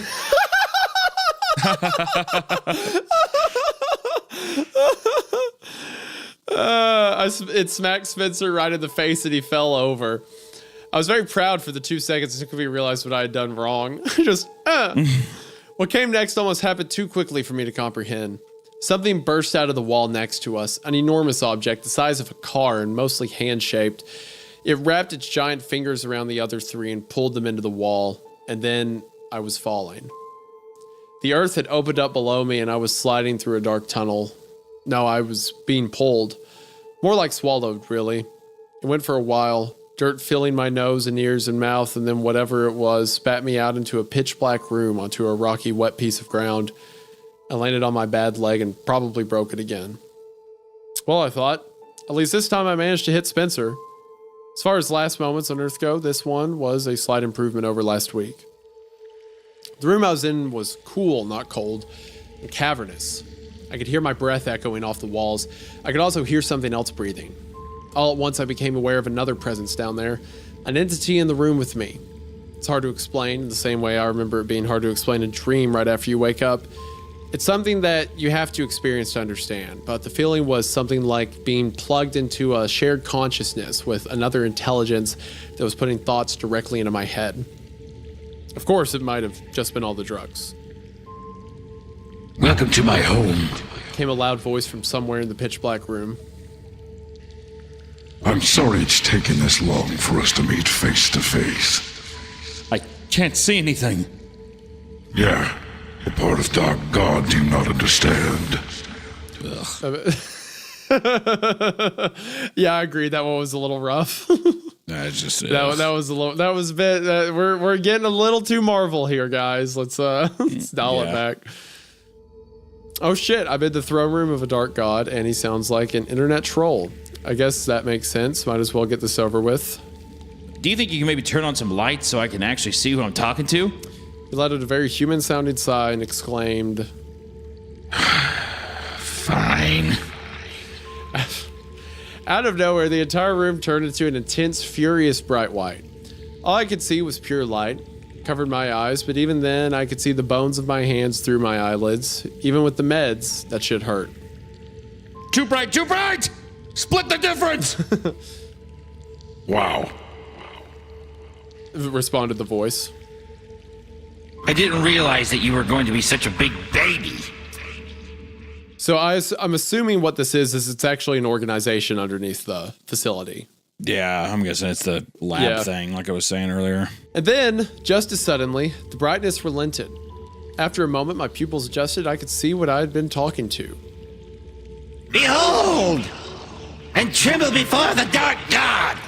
He, if it was a he, I'm just going off of the sound of his voice, was about the size of an elephant, swollen and round with a tanned yellow hide.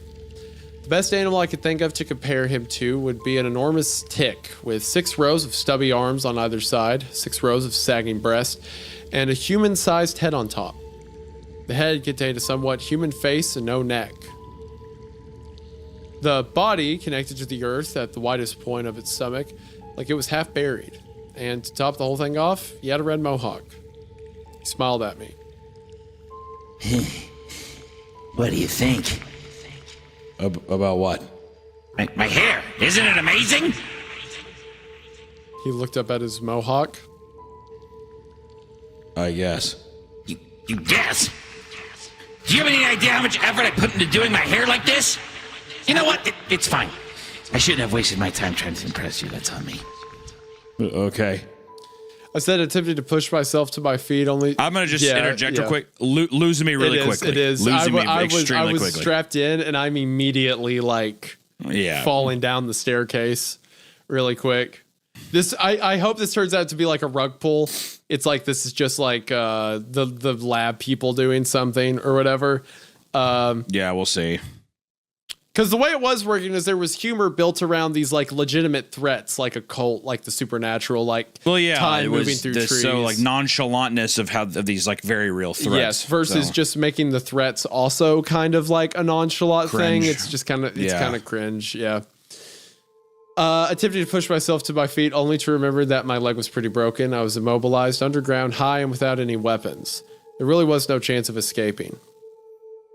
If you're gonna kill me, do you mind just getting it over with? What is it with you people? So entrusting. So prejudiced.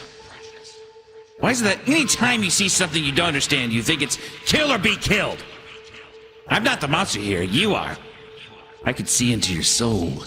I've seen your sins. Remember that time when you were 15 and you keyed the principal's car? No. Really? Maybe that wasn't you. Humans all look alike. Why am I here? Why'd you drag me underground? Because, Jack, I can't find any other way of talking to you. And I wanted to tell you to stop killing my children. You've burned up so many of us. And what did we ever do to you? Huh? The Kiefer plants? Yeah! Just backups because that idiot is so clumsy. They're harmless, though. I've been trying to put some people in the office so I can get a little political influence in this awful town. To take over the world? I asked, even though I was starting to see where this conversation was going. No, I want to pressure the city council to cut back on logging. I'm trying to save the world. But you and your awful friends keep killing us and trying to blow me up. But Spencer, he beat the shit out of me. That guy's awful. He's following your orders.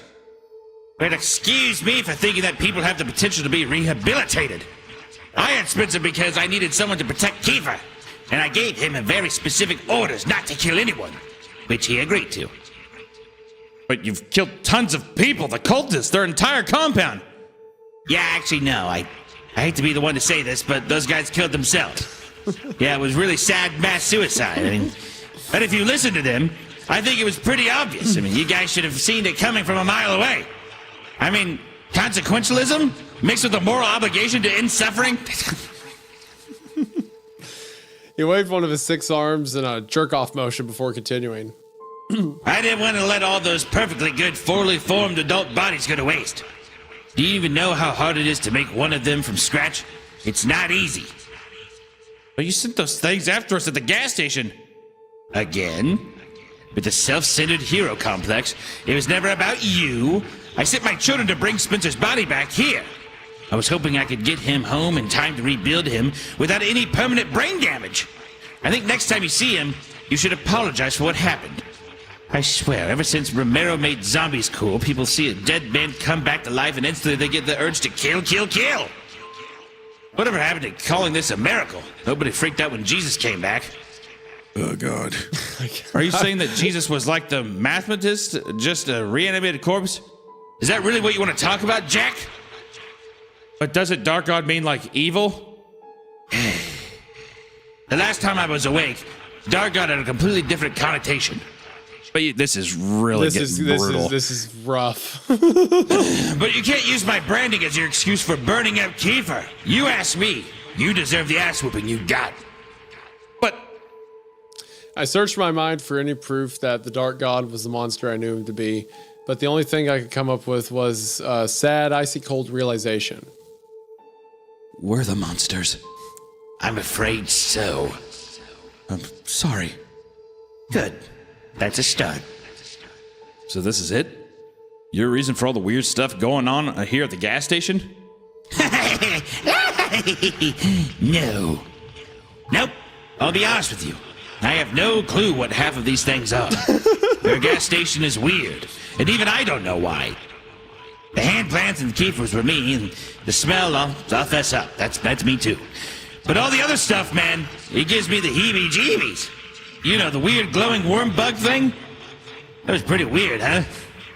So, what do we do now? Now? I send you and your friends back home, and you quit killing me. That's my deal. Can we agree to that? Yeah, I think so. Good. Should we shake hands or? At that moment, an enormous hand burst out of the wall and wrapped its fingers tightly around me. The next thing I knew, I was coughing up dirt, down on all fours in the street outside the gas station. It was morning, Oh, good. said Benjamin. You made it out too. Looked over and saw the other 3 standing there covered in black dirt. I was back where it started. Trees were all gone, leaving no sign they were ever even there in the first place. Gas station was a wreck and the front doors were smashed out and the raccoons were excitedly running a loot train for whatever edibles they could carry from the front to their nest behind back.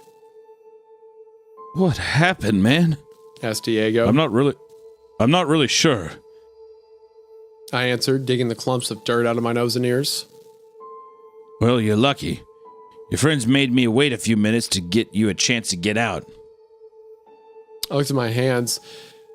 They were nearly black from all the layers of dirt coating them. Wait for what? For this. Benjamin answered as he pressed the button on his remote detonator.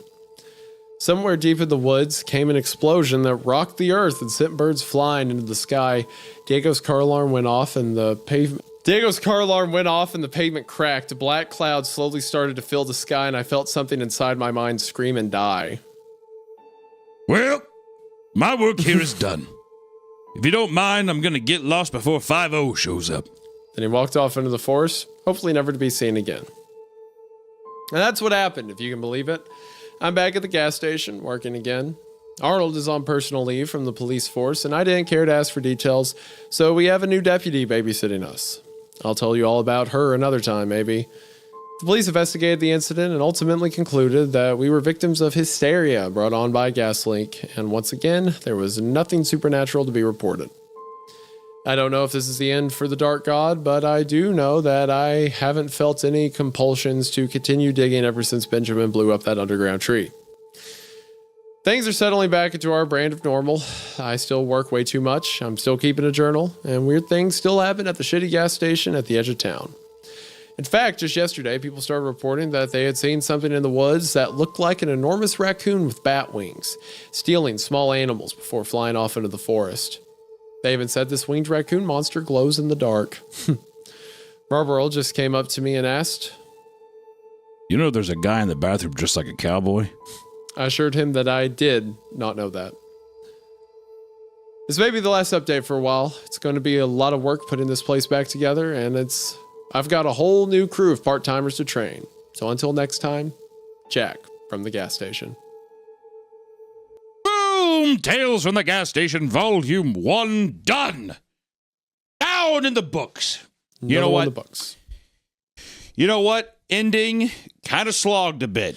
Got a little Marvel quippy. It killed my momentum a bit. But all in all, not bad. All in all, I like the story. I did not like the conversation with the god, quote unquote. I do think it's funny how after they came to an agreement about like, we'll save the planet together, Benjamin's like, and I'm going to blow it up. Like, that's a comedic beat in itself, because again, it is the characters reacting to these massive horrors in like funny ways, right?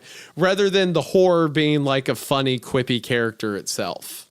I kind of wish the evil guy was like, the Dark God was just super evil, and he was just like, you're my puppet, blah, blah, Actually, blah. And he had some like giant, like evil speech, whatever. And he's just like, now you're here with me forever, blah, blah, blah. And then he goes out, and that's whenever he just gets blown up. And you're like, oh, okay. What if it was this way? What if Jack goes down there and he sees just like a tree, right? And he doesn't have a conversation, but he's like, I looked at the tree and I understood.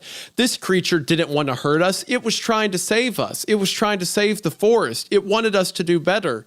I woke up back on the street, ready to know my goal. It was then that Benjamin pulled out the detonator. Like, yeah, I mean, it kind of that has the same kind of ending too as like Starship Troopers when they like pull the giant bug out that they've been mad at the entire time. They're like, it's afraid. Yeah.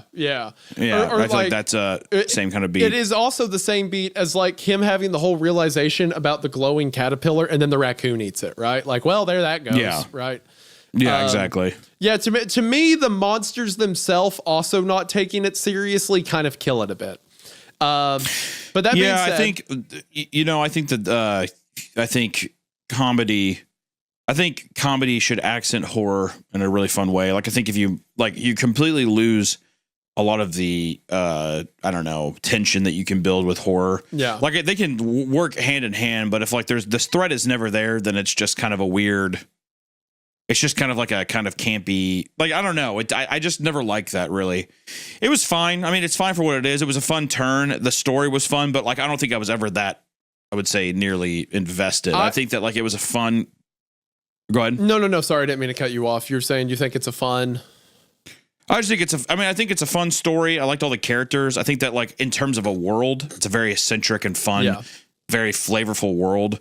But I don't think I was ever really bought in on any of the developing stories that were coming in. It was always just kind of something that felt like every time I was getting somewhere, it got kind of cut at the legs with a joke or something. So I never felt really obliged to fully give myself over to like giving a fuck about any of the stuff, which is fine. I mean, if it's a comedy story, I think that's fine. But once again, I think you do a better service if you can't have this lackluster character who's just like, all of this evil shit is going around me that's very serious, but I just can't seem to give a fuck because it's so normal. You know what I mean? Yeah. And I kind of just wish it leaned more into that. I think again, the horror needs to come from people's reaction to it rather than the monster itself. Because if everyone's goofy, there's not really anything to stand it by. You kind of need a straight man, and the straight man in this scenario was the monsters, right? Also, what do we have with the guy, the trench coat guy? Or is that just supposed to be something that happens in a different I think it's something. volume? I think it's just something else strange that happens because we had that. We also had the garden gnomes, right? There were several things that weren't explained here. The woman that's alluded to. I mean, I don't even think what we read is all of volume 1, and there are 4 books. It seems book 1 of 4. I think. Yeah, it seems like there's a lot of stuff. This definitely is not everything. This is just the first stuff that we found on creepypasta.com as like the first entries. Yeah. And I thought would be interesting to see. I think that like doing all of them would be just a lot right now. It would be a But lot for us, but like for an individual reader, I'd be interested where the rest of this story goes. I think if it leans sure. more into like the way the horror and like comedy was in the first half, I thought it was interesting. And again, really the only part I didn't like was the conversation with the Dark God. Other than that, Yeah, I think everything else was solid. I enjoyed it. Yeah, it was very charming. Yeah, I think that like there was still some fun revelations, like Marlboro being like a Tyler Maybe Durden not kind of Fight actually Club real. thing. Yeah. But I think just and that's just kind of the same thing too, of like having a character, a bunch of exposition back and forth of being kind of a bit on the nose, heavy-handed, whatever. And also too, I just don't think the joke landed for me. I could see some people thinking that's really funny. So who knows? I think that's just more of a subjective I've seen kind of. the whole like ancient god turns out to be just kind of like whiny, whatever. I've seen that enough. That didn't really hit, but to each their own. I loved it up until then. I would highly recommend checking out the series, and I'm sure a bunch of you people watching this loved it. So be sure to show them some love. Yeah, show Jack Townsend some love. I want to especially preface too, very well written. Yeah. Very like fun, very quick witted. Like the way that Jack introduced all of these story elements, like all these kind of dangling carrots, I think was just a lot of fun. Like I would be curious to read more of it in the future. Especially after we get back some like it was like you said earlier too. It's a nice palate cleanser. It is, Do a lot of crazy weird shit and then have a nice palate cleanser with Tales from the Gas Station. I think could be a fun. I think formula. that'd be a fun idea. If people like this one, we'll see. We'll see what they say. Yeah, we'll see. Well, everyone, that's your episode of CreepCast. Thank you so much if you're listening on Spotify or Apple Podcasts, any of that jazz. If you are there, please be sure to give us a nice little rating. If you're on YouTube, be sure to smash that like button and subscribe. I don't think anyone says that anymore. But as always, we love seeing all the comments, the memes, the art. It's all amazing. We appreciate you guys. You guys are the best fan base on the internet. I'll say it. Sure. And you know what? Especially when God they bless leave you. me, Jeff Goldblum notes. No. My That's favorite whenever. terrorist. That's when you. Those aren't fans. Those are. No, he said it. He said that you all are his favorites. So keep doing All right, that. everybody. For sure. We'll see you next time. CreepCast. Let's go, baby. Episode 3. Let's get it. Episode 3. Yeah. So it seems like we were talking about doing do you pronounce it Baraskis or Baraska? I've always pronounced it Baraska, but I have no idea if that's correct or not. I only read it. So. Yeah, we could be completely wrong here. But we're gonna do that one, but it's a bit of a long one, so I think that we're gonna wait to get all of the holiday rigmarole out of the way with visiting people and back-to-back holidays, all that jazz. So I think we're gonna save Baraska for the new year, and we'll probably break that up into 2 parts since that's a bit of a longer one. But to me, I was like, episode 3. What's a great way to end the year? And it's on another classic, in my opinion, which is the Russian sleep experiment. I feel like that. I honestly am wondering if this is the first creepypasta that I ever read or saw. I want to say that it is. It's one of like the OGs. I remember. I don't know if it was the first one. Honestly, Jeff the Killer might have been the first one I read. That or something like Laughing Jack. But the Russian sleep experiment had to be the first 10 I ever read, right? Like it's one of the earliest creepypastas out there. And it's definitely one of the ones that's most well remembered because I don't remember that much. Before we get into it, I don't remember that much around like specific story beats. But I remember the ending, and I remember obviously the image that got associated with it. So it had things that worked for me. That things that like I liked. That even looking back on them, like that was well done. I'm not as what's the word, pessimistic going into this as I was Jeff the Killer. No, but I'm a little worried. I don't remember a lot of the bones of this story, so we'll see.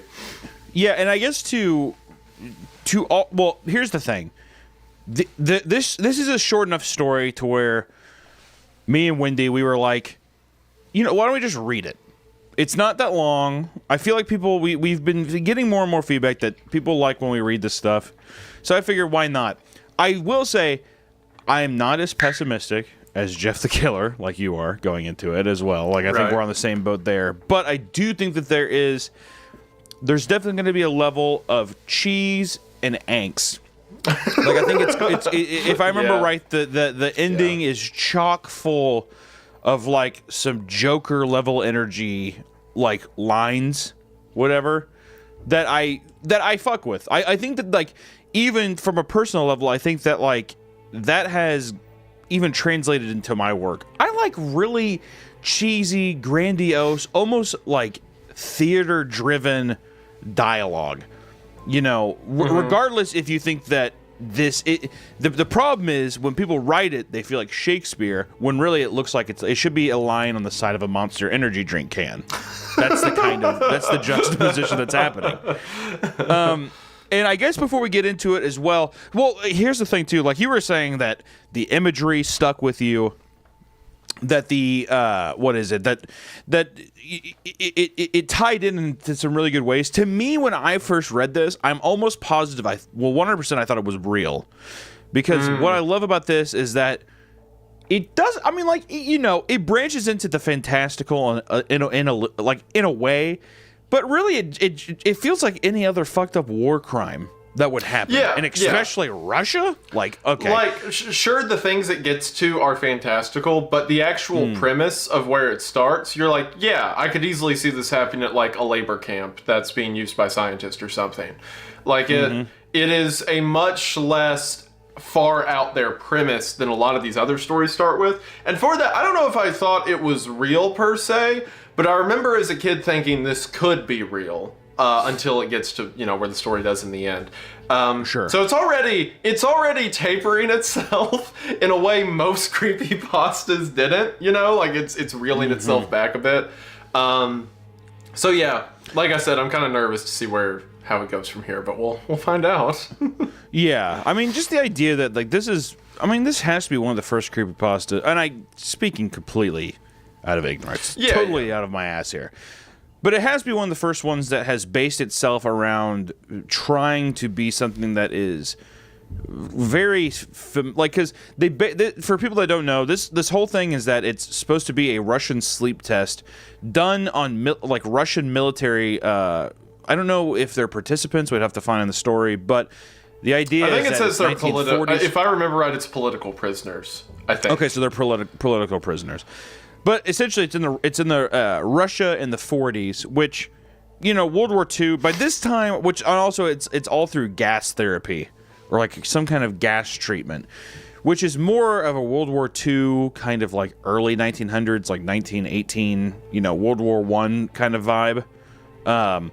But still, the 40s, it has this like this kind of atmosphere to it that can have some kind of realism, just because.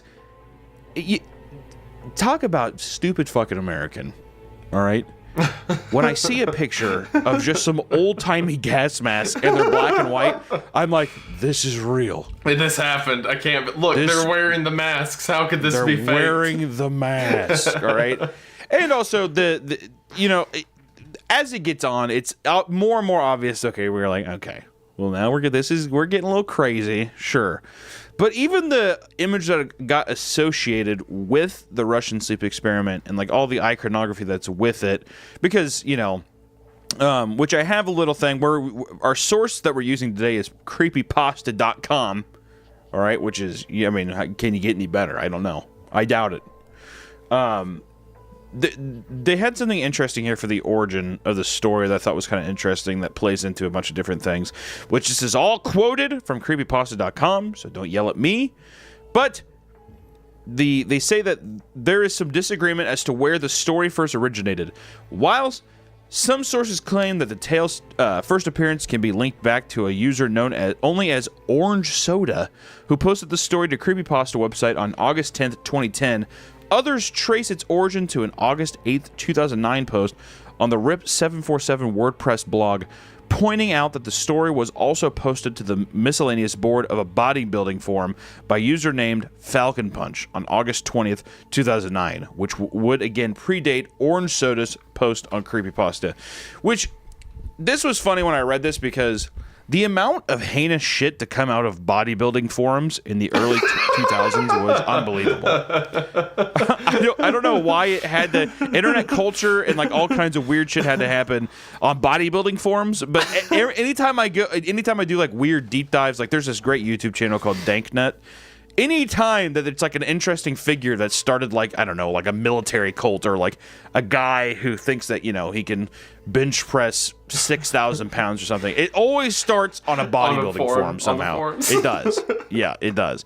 So we don't really know. I mean, like, you know, it goes back and forth of people saying that, you know, the original Creepypasta was written by a British author named Ice, but we don't really know. So essentially, the story could have been posted. It's basically said that it started from 2009 to 2010, which, if I remember correctly, is still a little later than Jeff. A little later than Jeff the Killer, but still up there. But I think that this grew in popularity when it went on the Mr. Creepypasta channel on YouTube in 2011. Yeah, that would have been where I saw it for the first time. Exactly. Yeah. Which is where people also speculate that where the imagery got tied in, like that you know, the infamous picture and stuff like that. So the one of the guy like in a straight jacket on the ground. He's got the big teeth and the eyes, which it turns out that's actually like a Halloween prop. Just the image is edited to make it look like it's some old-timey photo. But yeah, like I said, as a kid, that worked. Even now, looking back on it, I'm like, that's a creepy photo. That's a cool thing to say that like what these people got to by the end of an experiment. I think it still holds up, even if I do know now it's just a Halloween prop. Sure. Yeah, I mean, like, and that's the thing too that I'm finding with more and more of these creepypastas.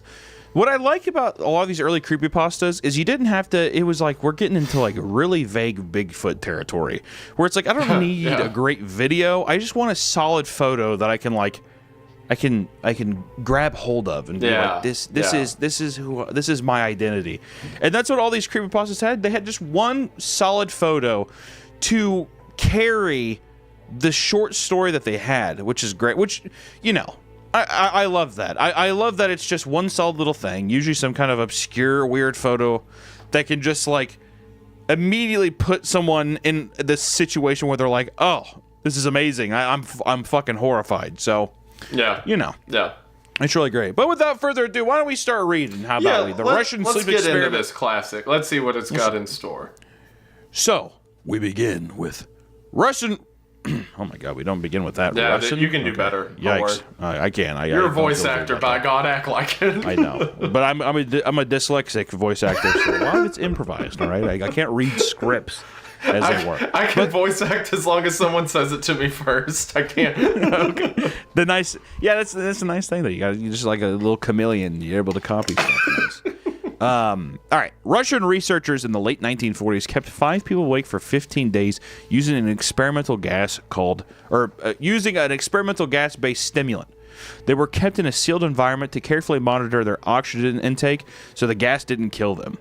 Since it was toxic in high concentrations, this was before closed-circuit cameras, so they had only microphones and 5-inch thick glass porthole-sized windows into the chamber to monitor them. The chamber was stocked with books, cots to sleep on, but no bedding, running water, and a toilet, and enough dried food to last all 5 for over a month. So already, let me tell you something. You know, yesterday was a nice big holiday. I sat there and I stayed up far too late. So I'm already, you know, I'm feeling the repercussions of being kind of sleepy today. Mm-hmm. The idea of having to just, like, keeps like having to stay awake for more, especially at this age, dude. You know, unbelievable. Trying to stay awake for that long. This is hell. This would be legitimate hell. Now, I don't know. Okay, yeah. So the next deal, the next line is literally the test subjects were political prisoners deemed enemies of the state during World War II. Which country do you think they're from? I would guess German, because it's saying that it's like political prisoners, or it could also be like Russian, leaders who like dissented against the state. But I mean, I would probably say German prisoners, right? Because that's who Russia would have. Yeah, but what do you think? Well, I mean, I think you're completely correct. It's just it's a bummer. It's a bummer, isn't it? Because now it's like, well, now they're a little more less sympathetic than the Nazis. Right now, I don't really give a shit. I keep them awake. Now you can just leave them awake, see what happens. Yeah, fuck it. I will say, like, hearing you read that first part, my hopes did perk up a bit, because thinking about that, I forgot the detail that the purpose of the experiment was to test a stimulant, and that actually kind of tracks with potential, like, real-world history. Oh, yeah. Because during World War II, it's a known fact now that, like, German soldiers in, like, the Blitzkrieg and stuff, or in Blitzkrieg formations, were given, like, methamphetamine, so that they could stay awake for like more than 24 hours at a time before the reinforcements replaced them. So the Germans were using all these stimulants to get things done in the battlefield. So now it's like, oh, here's the Russians making a gas-based stimulant and just using human prisoners from the war to test it. Like, everything so far is incredibly valid as far as like potential alternate history. Exactly. It tracks with historical stuff that's going on already. I mean, think about all the movies so far, too, that have had people from World War II trying to create, like, super soldiers and all kinds of weird experiments and stuff that they did on their own people or whatever back then, to where even if it is skewed from the truth a bit, in media, we have been told this since, God. Like, the first thing I can think of is Indiana Jones and the Raiders Lost Ark, whatever. The Nazis are always looking for some kind of, like, superpower or whatever. Yeah. You know what I mean? So it's like, it does that. It immediately, like you're saying, I like the idea that it's playing with the idea that it is messing with your understanding of what is historical and also what is, like, things in media that you've been told that you might have just believed because you were young. Right? Yeah. Like, if I was young and I saw Indiana Jones, I'd probably be like, oh, okay, so the Nazis are trying to find buried gold that's going to turn them invisible and into the gods or whatever. Sure. Right. Like, I would be like, okay, yeah, that makes sense. Whatever.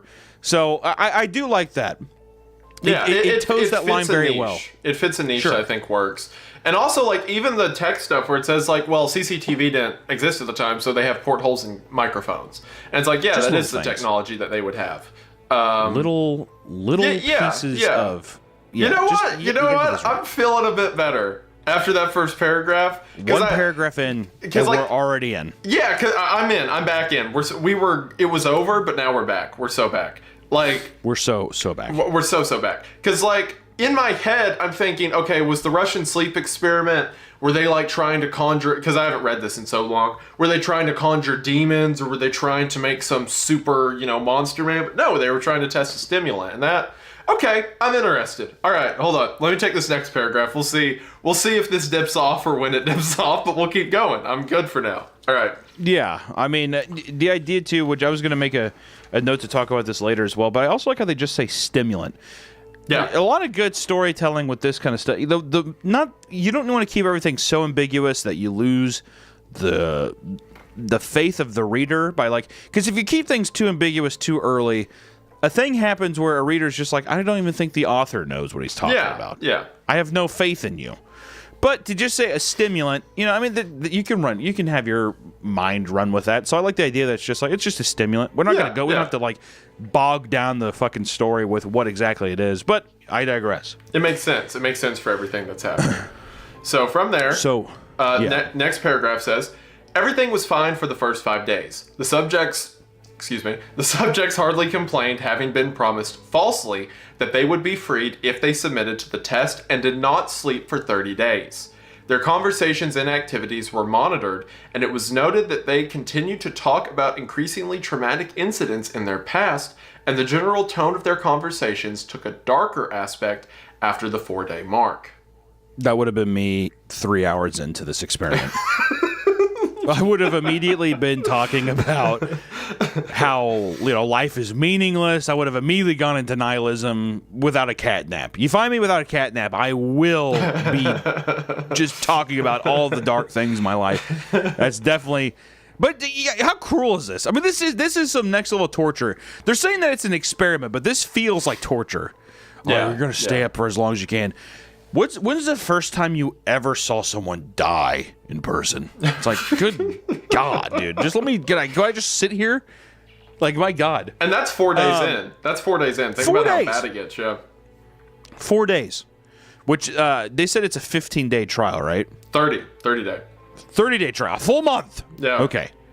4 days in, and this is already happening. No, thank you. So then it continues from that. Oh, go ahead. Go ahead, then we'll cut you off. So I was going to say, and then it continues to... After 5 days, they started to complain about the circumstances and events that led them to where they were and started to demonstrate severe paranoia. They stopped talking to each other and began alternately whispering to the microphones and one-way mirrored portholes.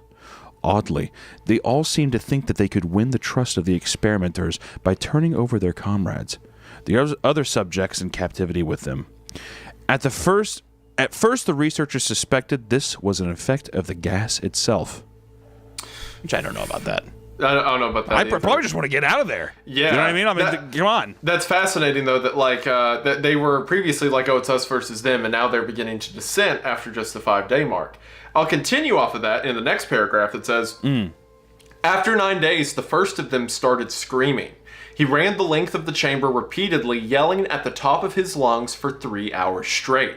He continued attempting to scream, but was only able to produce occasional squeaks. The researchers postulated that he had physically torn his vocal cords. The most surprising thing about this behavior is how the other captives reacted to it, or rather, didn't react to it. They continued whispering to the microphones until the second of the captives started to scream. The two non-screaming captives took the books apart, smeared page after page with their own feces, and pasted them calmly over the glass portholes. The screaming promptly stopped. So did the whispering to the microphones. Okay, you know what? We are so back. I forgot about that detail. That's dope. I love that. That's so cool. Okay, so they're beginning to lose their mind, and a couple of them are snapping. And those that haven't snapped, it's like, sure, they're using crude implements, books and feces to cover up the portholes, but there's a deliberation to what they're doing. There's some greater plan, and it makes it seem like they're all in on it in some ethereal sense, because as soon as the researchers can't see what's going on in there anymore, the screaming stops, the whispering stops, and it's like what's got a hold of these people. It's so good. I like it. Well, I think there's also this from another angle too, the juxtaposition of a man, like the uncomfortable and haunting nature of a guy screaming until his vocal cords get completely snapped and fried, and he's still doing it. It's painful. But then you also have the other people who are sitting there whispering. So it's like you have this juxtaposition between people who are this guy who's screaming and then people who are whispering. And like you said, sure, it's a little over heightened with them tearing the pages off and rubbing their asses with it and putting it up. But I think that it does a good job it has a purpose of them then putting it up on the window. Yeah. And then now all is quiet. It's just a very, very simple setup, very simple scene. But honestly, it's very nice. They all share a consciousness now, which kind of gets touched on later in the story, I remember. But it's like they all are in a unison about what they're doing, so they're taking deliberate moves to enact whatever this plan is, being quiet, covering up the windows, etc.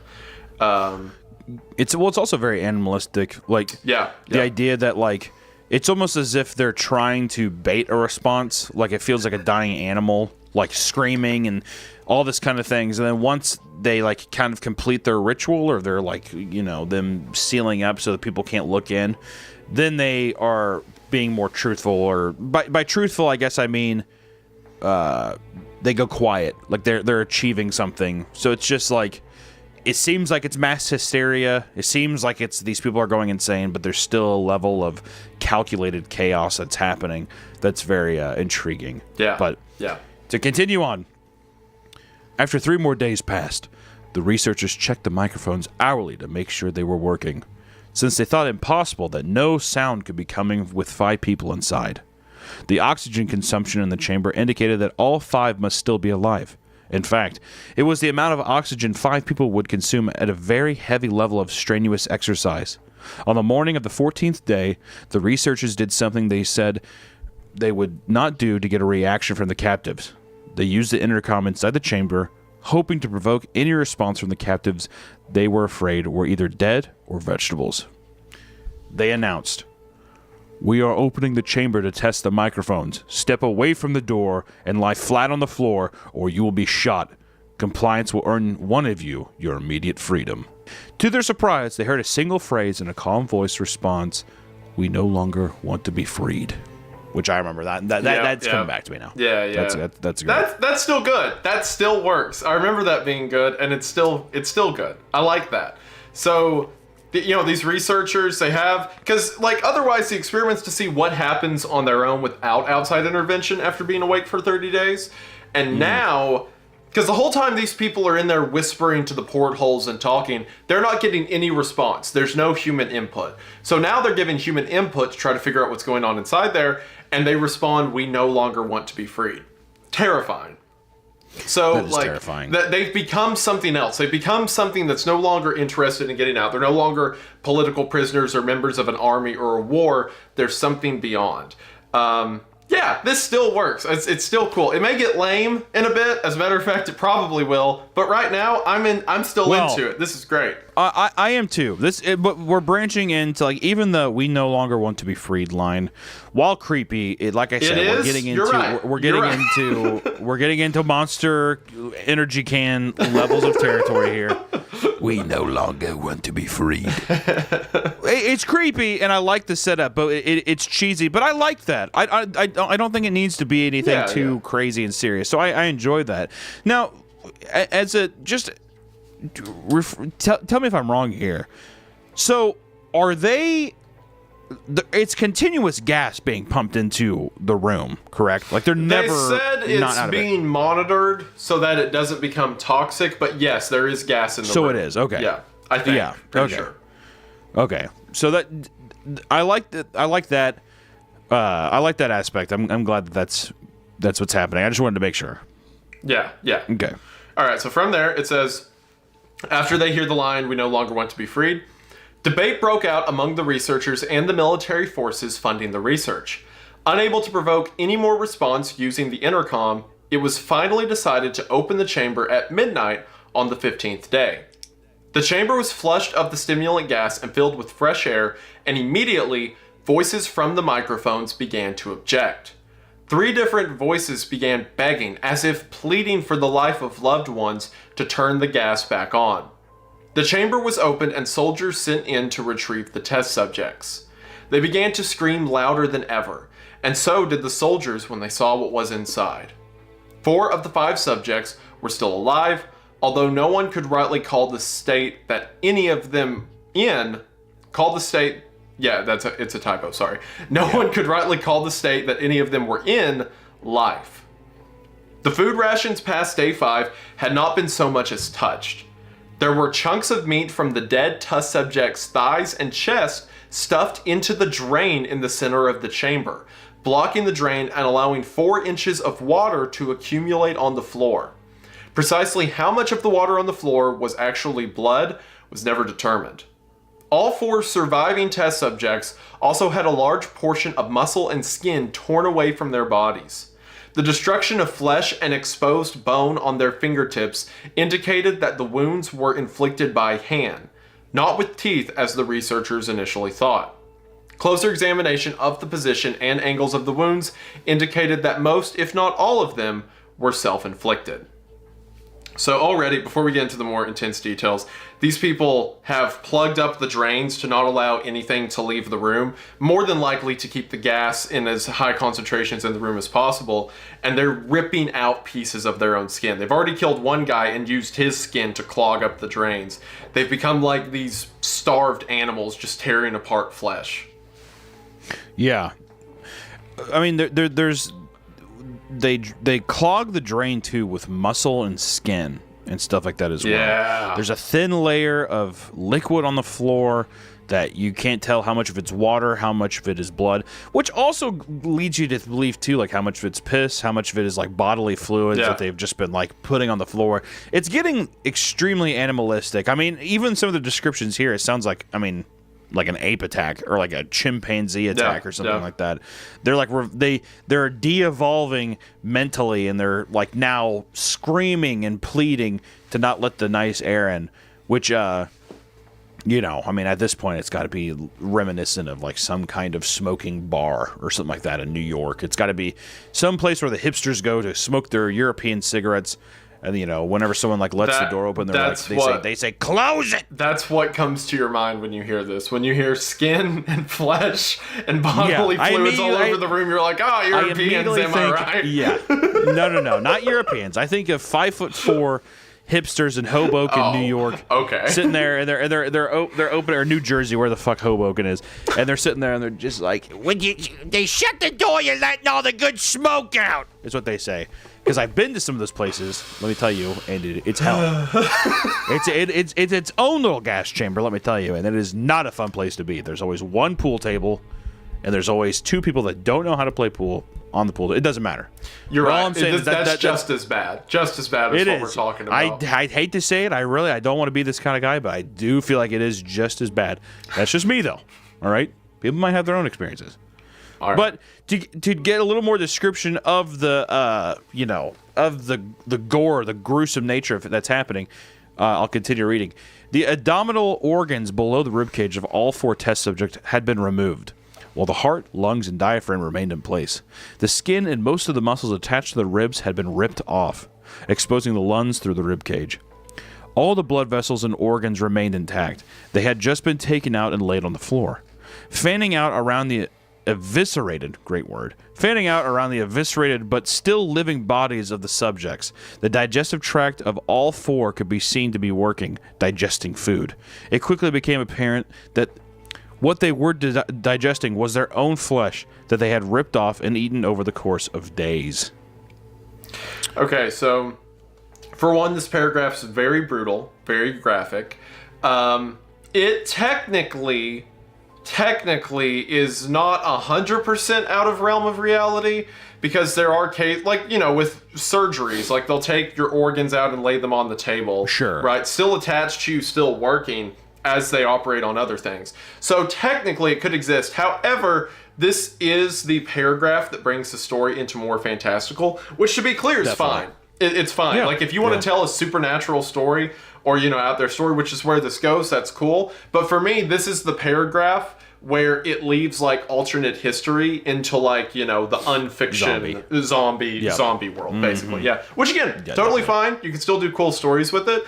But I think this was the paragraph that, and from here on out, that as a kid, I went from like, is this real, to like, oh no, it's just in a setting that could be real. Which is fine. It's cool. Well, it is what it is. Well, for a lot of people too, I think what you're describing is like, once you leave that realm of reality, it's very hard for people to stay invested as like something that you're like, oh my god, what is this? You know? Yeah. Something that remains more horrifying. Which, to be fair, like you're saying, it's still fun. It's still fine. But I do agree. I think that this is a part where we're leaving the reality train, and now it's like we're just having fun versus actually being super scared. Which for me, I love obviously supernatural stories, weird stuff. It's most of what I read, what I intake, fiction and horror, right? So I'm still on board, but I understand this could be a point where a lot of people who were otherwise on board are like, okay, and they dip out. Yeah. It's entering schlock. I mean, with how grotesque and how descriptive it is, it's getting into the fantastical, and it's getting into, I mean, kind of just some like cheese. It's like a B horror film now, you know? I mean, the digestive tract of all four could be seen working, digesting food, and not only is it food, but it's like their own skin. It's awesome. That's brutal and fun in all the right ways.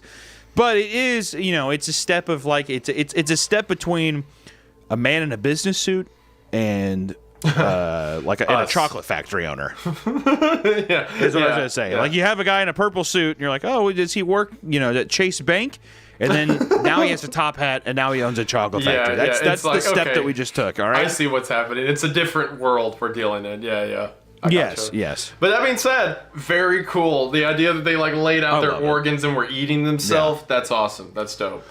It's the best part of every zombie film, you know? I mean, like, it feels like something that would be in, like, 28 Days Later or something. Yeah. These are the parts of the zombie films where, exactly, it's the fun body horror aspect of a zombie film that you're waiting for. So, I enjoy it, but once again, we didn't get prepped for that thing, so we're stepping into kind of goofy town. Yeah. You just got to know what you're getting into, but it's still fun. Sure. And with that, it keeps getting fun, because I'm going to continue reading. It says, most of the soldiers were Russian special operatives at that facility.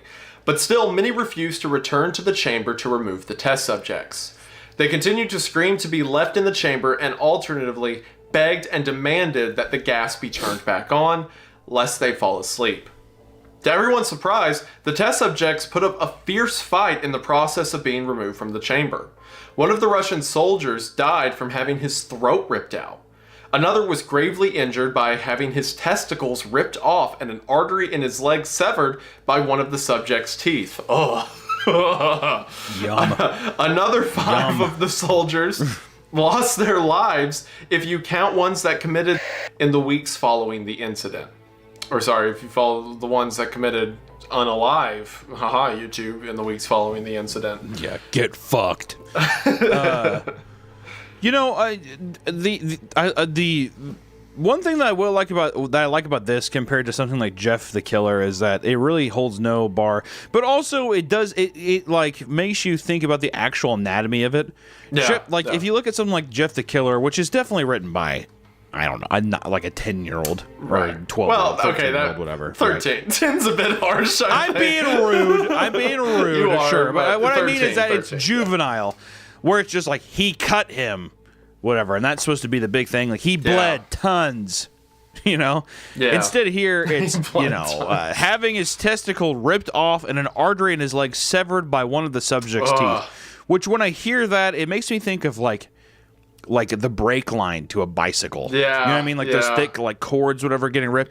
It's nice imagery, which you know, you can almost picture like the teeth tearing away and like the artery running down the thigh, pulling out. Absolutely. Oh, it's great. It's great. This is like this feeling. This like, oh, that's awful. That's body horror. That's what you're supposed to feel. That's the direction. So it's successfully getting across what the story's trying to get across.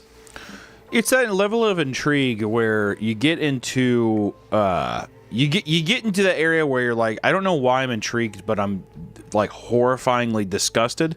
That's that like, it's that element of body horror that I think taps into, you know, that really disgusting part of our brain where you're like, it's almost like watching a live leak video or something. It's horrible, but you know, what are you gonna do? Look away? Press play on the video, you know. So, keep going on. In the struggle, one of their 4 living subjects had his spleen ruptured. He bled out almost immediately.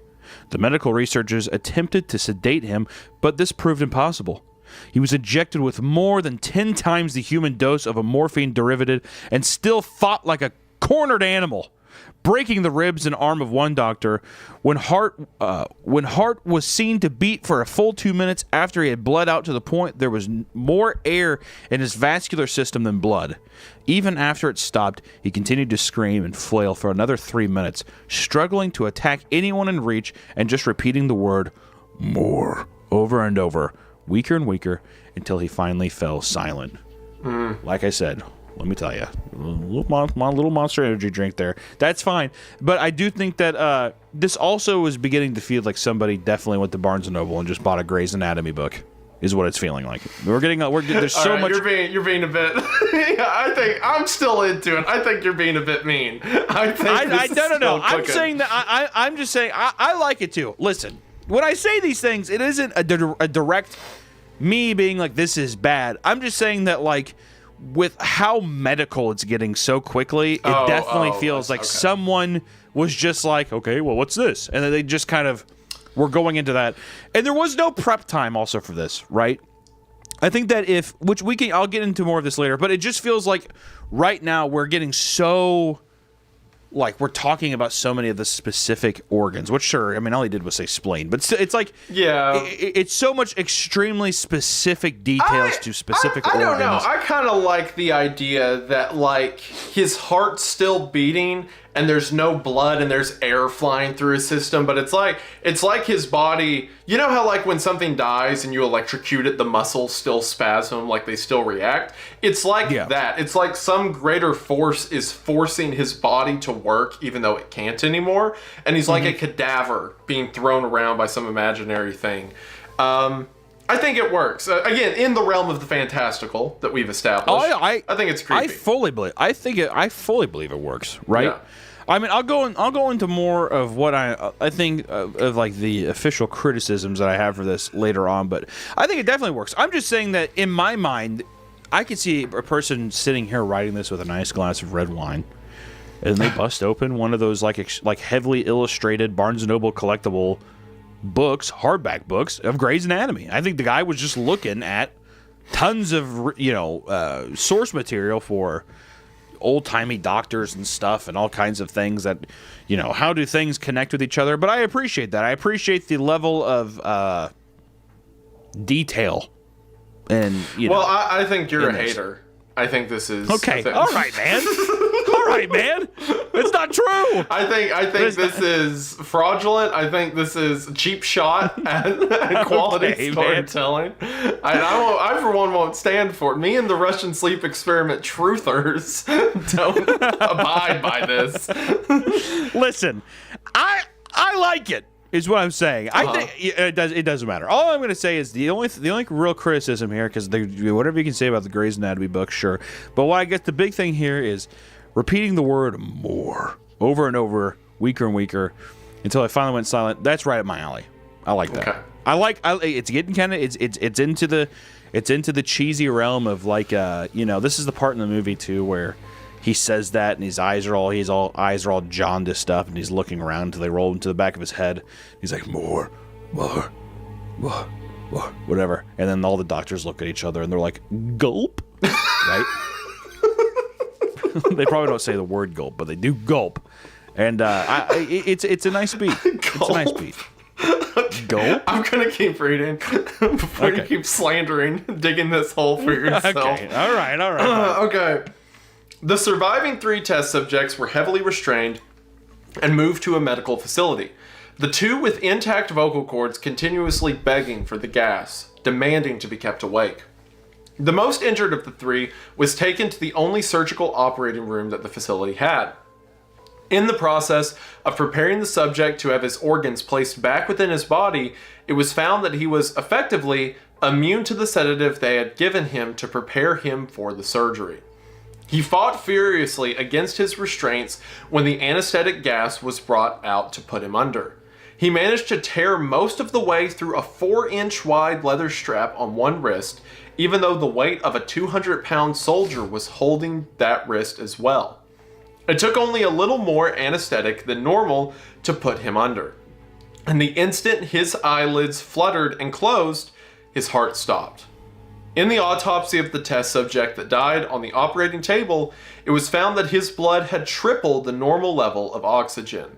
His muscles that were still attached to his skeleton were badly torn, and he had broken 9 bones in his struggle to not be subdued. Most of them were from the force his own muscles had exerted on them. All right, I'm so back. That goes so hard. They had so much oxygen in their system that their bodies were like bulking up, that their muscles were becoming super strong. Just with the wrist, he's able to like punch through the strap and the soldier holding it down. His bones are shattering from the mass of his own muscles, all this oxygenation, and then the moment he goes to sleep, he's dead. I love it. That's cool. That's cool. No, it's definitely levels of anime that's being. Oh my gosh, that's it. We're gonna fight right now. No, it's good. I think it's fun. I like how over the top it is. It is over the idea top. Too. I'll give you that. The idea too is like with some of these things. The only complaint that I have with any of these, which one, even if listen. Even if you were like, this is amazing, I think this is like brilliant. And if I'm like, this is like great B-level schlocky fun, it's a fun hell ride. The only complaint I have so far is I wish that we got to like, maybe we got to experience more of these scenes, like more, like, I just wish there was more to it. Because right now it's like, it's paraphrasing heavily. That's true. Right? That's true. It's telling these like huge actions that are happening very quickly, which is great for a short story. I think that like the pacing is great, but if anything, I'm just invested, and I wish that like we could get more things of like learning more about like, even if we don't know about the prisoners, we know more about the people that are subduing them, to where whenever you hear something like, let's see. He managed to tear most of the way through a 4-inch wide leather strap, even though the weight of a 200-pound soldier was holding the wrist as well. It might not be important who that soldier is, but would it make it more emotionally impactful? Would it make it more intense if you knew who that soldier was? If you knew the name of that guy, what was going on, how he's been acting through this whole thing so far? It's just, I want more of that. I think it's all great. It's paraphrasing, but I think it's working great. But to me, I'm like, oh, like that's where my mind goes when I hear all this. Is I'm like trying to picture the 200-pound soldier, like who he is, how long has he been working there, just like little shit like that, to where we're like dead sprinting through these people and like their crazy manic episodes. But really, I have no idea who any of the scientists are, or these like people that are being involved in these experiments and stuff, to where I just wish there was a little more character building there. Is that a huge negative? Not at all, but that's just where my mind is at right now. I'll give you that. The story, to me, it breaks it at some parts, especially later when there's so many quotes and stuff like that. Sure. But for at least the first half, it feels to me like it's almost a field report. Like it's what they are writing back. Like, subject was held down to chamber, cut through straps, immediately died. Autopsy revealed his bones were like it's a government report almost of what happened. Yeah, definitely. It breaks that later in the story, but for the first part, that's kind of the thought it brings to mind. Yeah, well, see, I love that. I love stories like that. You get a lot of that stuff with like sailors, or like a lot of like H.P. Lovecraft stuff. Where it's sailors talking about things that are happening on specific days of their vessel or whatever. Yeah. I love that. I love that stuff. It makes it feel much more formal, and also how informal it gets also shows like how crazy things have gotten. It's just a really fun narrative device to use. But we could talk about more of this. I don't want to keep slowing down the story or anything, but so the next part reads, the second survivor had been the first of the group of 5 to start screaming. His vocal cords destroyed, he was unable to beg or object to surgery, and he only reacted by shaking his head violently in disapproval when the anesthetic gas brought near him. He shook his head yes when someone suggested, reluctantly, they try the surgery without anesthetic. It did not react to the entire 6-hour procedure of replacing his abdominal organs and attempting to cover them with what remained of his skin. The surgeon presiding stated repeatedly that it should be medically possible for the patient to still be alive. One terrified nurse assisting the surgery stated that she had holy fuck, dude, I can't read. One terrified nurse assisting the surgery stated that she had seen the patient's mouth curl into a smile several times whenever his eyes met hers. This is all stuff that would be great for a movie. Like, I'd love to see a mini-series on this. You know what I mean? Little acting moments. Because while I do, I'm gonna keep the idea. Sorry to interrupt you. I'm gonna keep the sentiment that this is entering B-level schlocky territory. It would be with good practical effects. This would be a really, really fun scene to see, of just like this guy not talking violently, like, just because I also imagine his eyes are wide open and he's just like looking around and stuff. Yes, we do get into some Jeff the Killer vibes when his mouth curls into a smile several times. I could go without the Heath Ledger Joker aspect there, but I do still think it's really fun and creepy. So this story's been adapted. I don't think I've seen any of them, but this story's been adapted into some short films. Has it? Yeah, there was in 2018. There was a thriller directed by John Farley, who made a film called The Sleep Experiment that was about it. There is a novel adaptation that was based on it, and there's several other adaptations in the works. Yeah, and there's like a 2015 short film, I think, based on it. Yeah, it's been adapted several times. I don't know how good they are. I haven't seen any of them, but a lot of people share the same sentiment that this would translate well visually. Yeah. Well, it's so packed full. Yeah. I mean, it goes into with I don't think H.P. Lovecraft ever went as grotesque or brutal, but just with how descriptive. Just how descriptive he was. Yeah, H.P. Lovecraft's the king of being like, the monster was indescribable. It had 4 eyes and just describes it for the next. Yeah, describes it in all of its glory. Like, basically, it takes 7 pages to just be like, man, he was tall. It was weird. Yeah, it was real strange. Yeah, this was crazy. Yeah, but with how descriptive they're being with. I mean, even some of these things, which also, if I had to be a bit of a... does it make sense that if they were prisoners of war that they would be doing surgeries to sew back in their... Like, at this point, do you feel, just out of reading this so far, do you think that they would even perform the surgeries, or do you think something more realistic would be that they would just shoot them and get new test subjects? I mean, they probably... So it depends on how much money's invested into this project. And I also think that they're curious why this happened, right?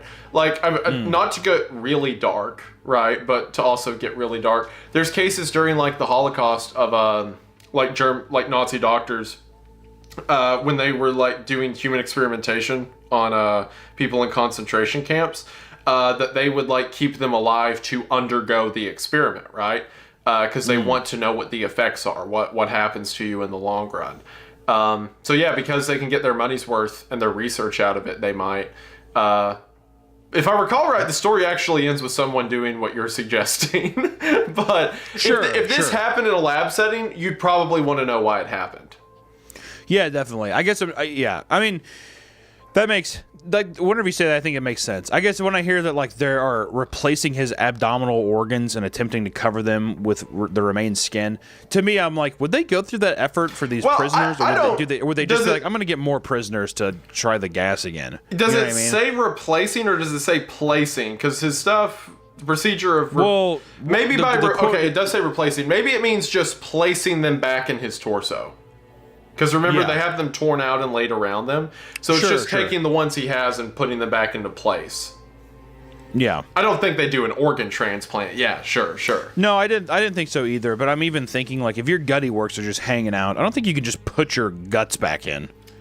And they're just like, oh, it's fine. I mean, it depends on damage. Because, like, in surgery, right, they'll do that. They'll take your intestine tract out and set it around. Surgeons that are doing it, not... feral apes. As we've established, we're in the realm of devil's advocate. I'm just saying.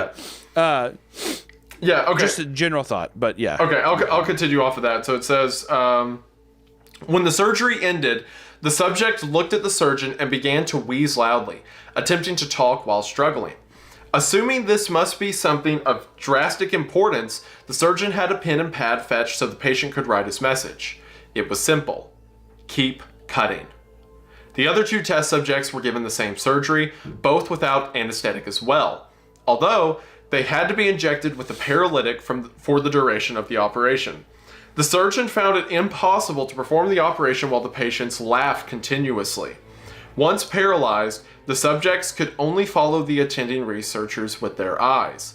The paralytic cleared their system in an abnormally short period of time, and they were soon trying to escape their bonds. The moment they could speak, they were again asking for the stimulant gas. The researchers tried asking why they had injured themselves, why they had ripped out their own guts, and why they wanted to be given the gas again. Only one response was given: I must remain awake. Yeah, I'm still in. How about you? No, I think it's sick. Yeah.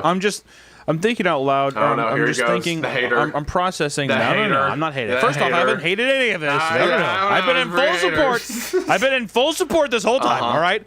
I'm just saying that I'm very curious to know what the gas is. More specifics on that. I wish I would know. There's such an emphasis on staying awake and wanting the gas, and the fact that it's vague makes it very interesting. Like I'm really pondering what it is exactly. And the obsessive idea of staying awake or like needing this thing that has basically taken over their psyche. It's just becoming very, I love in this that they really don't relent on the obsessive nature of it. Like it's almost, I mean, it's pretty instantaneous that the gas grips them like that. Yeah. Right? So it makes me wonder what exactly the gas was being used for, which these are all things, too, that obviously when someone writes something like this, if they told you immediately what it was, it wouldn't have the same kind of weight because you could probably find a justification to why people wouldn't act this way. But it is interesting. Like, if there was a really fun way of, like, what kind of purpose would the gas be used for to keep someone awake? Which, you know, the idea of, like, oh, this causes people, like, even just something stupid where, like, there's some times, like, there's been stuff in, like, sci-fi or even, like, weird horror films where people are trying to experiment with drugs that, like, or even, like, Limitless. You know that movie, Limitless, with Bradley Cooper? The idea of, like, activating certain parts of your brain that you say they don't use, which I don't know how true that is, but even the idea of, like, trying to solve the idea, like, I actually think this was an American Dad episode. There was a pill you could take that you wouldn't have to sleep. Your body would just naturally get its rest, so you never had to sleep. It's just like an interesting concept, especially for a horror film. That I'm like, in my mind, that's where it's going. Is like this gas is supposed to be a stimulant to where your body is continuously going through like REM sleep cycle and like being rested, but you're consciously awake. To where, like, I don't know. Like, I'm having a lot of fun hypothesizing that in my head and trying to find some kind of fun answer to that. Because to me, it makes all of these lines that are so, like it's almost like epically Shakespearean or theatrical of, like, I must remain awake. It gives them a lot more weight, I think, and doesn't make them feel... Like, by putting myself in the situation of trying to find... like an answer to this, it gives these little one-offs and quotes a lot more weight, which I enjoy. Yeah, I think I'm going to save my theories about what it is to the end. Sure, yeah. But I do have a theory for what I think the gas is and like what happens here. I'm curious. I'm curious to hear it. So and we're near the end too, so we'll get there. Yeah, I was gonna say we're almost there, so we can. I'll wait to talk. I've been writing some stuff down as we've been reading through this, but all three subjects' restraints were reinforced, and they were placed back into the chamber, awaiting determination as to what should be done with them. The researchers, facing the wrath of their military's benefactors for having failed to stated goals of their project, considered euthanizing the surviving subjects. The commanding officer, a former KGB agent, instead saw potential, and he wanted to see what would happen if they were to put back on the gas. The researchers strongly objected, but were overruled. In preparation for... Interesting. Oh, yeah, sorry. No, you're good. That's just a fascinating paragraph because that's kind of what we talked about. Like, why would they keep them alive? What would be needed? Like, what would they just kill them? Would they start over? And now it's like the KGB, like, which again is like the boogeyman of the story, is like, what if we put them back on the gas? What happens then? Which is something. I mean, if you're experimenting with people who are effectively disposable to you, then yeah, you're going to do weird stuff like that to see what happens, especially since the first results were so strange. Mm-hmm. Yeah. I think this introduction of the commanding officer also introduces, which I kind of wish he was in the story a little earlier. Having such a commanding officer that is doing who is kind of the advocate for being like, oh no, fuck it, we're already here, let's keep going. Yeah. Is super interesting, and also it humanizes the other researchers who are just like, we fucked up, we should not be doing this, and then having an opposition to that is really interesting. But In preparation for being sealed in the chamber again, the subjects were connected to an EEG monitor and had their restraints padded for long-term confinement. To everyone's surprise, all three stopped struggling the moment it was let slip that they were going back on the gas. It was obvious that at this point, all three were putting up a great struggle to stay awake. One of the subjects that could speak was humming loudly and continuously. The mute subject was straining his legs against the leather bonds with all of his might. First left, then right, then left again for something to focus on. The remaining subject was holding his head off of his pillow and blinking rapidly. Having been the first to be wired for EEG, most of the researchers were monitoring his brainwaves in surprise. They were normal most of the time, but sometimes flatlined inexplicably. It looked as if he were repeatedly suffering from brain death before returning to normal. As they focused on paper scrolling out of the brainwave monitor, only one nurse saw his eyes slip shut at the same moment his head hit the pillow. His brainwaves immediately changed to that of deep sleep, then flattened for the last time as his heart simultaneously stopped. Fascinating. I Oh, love it's so that. good. Yeah, that like he's suffering brain death over and over to stay awake, and then for the split second he falls asleep, he's out for good, dead. Especially we keep getting introduced to all these new things now that there's a nurse that's dealing with them and stuff. Because before, when I first started reading this, I just assumed that it was like, okay, they're like in the mountains somewhere, like some weird Russian mountain lab that you see in a movie. And it's just these like scientists who are hooking them up. But no, they have like a full operation team. I mean, they have the officers there, they have nurses, and now they have scientists and commanding officers. It just keeps adding in these characters that are just little interesting things that, you know, yeah, I'm curious. Like I wish that there was just more to it. But yeah, we're so close to the end. We're that so I'm close. Yeah, I'll do let's this just finish one. it All right, out. so the only remaining subject that could speak started screaming to be sealed in now. His brainwave showed the same flat lines as one who had just died from falling asleep. The commander gave the order to seal the chamber with both subjects inside, as well as 3 researchers. One of the named 3 immediately drew his gun and shot the commander point blank between the eyes, then turned the gun on the mute subject and blew his brains out as well. He pointed the gun to the remaining subject, still restrained to a bed, as the remaining members of the medical and research team fled the room.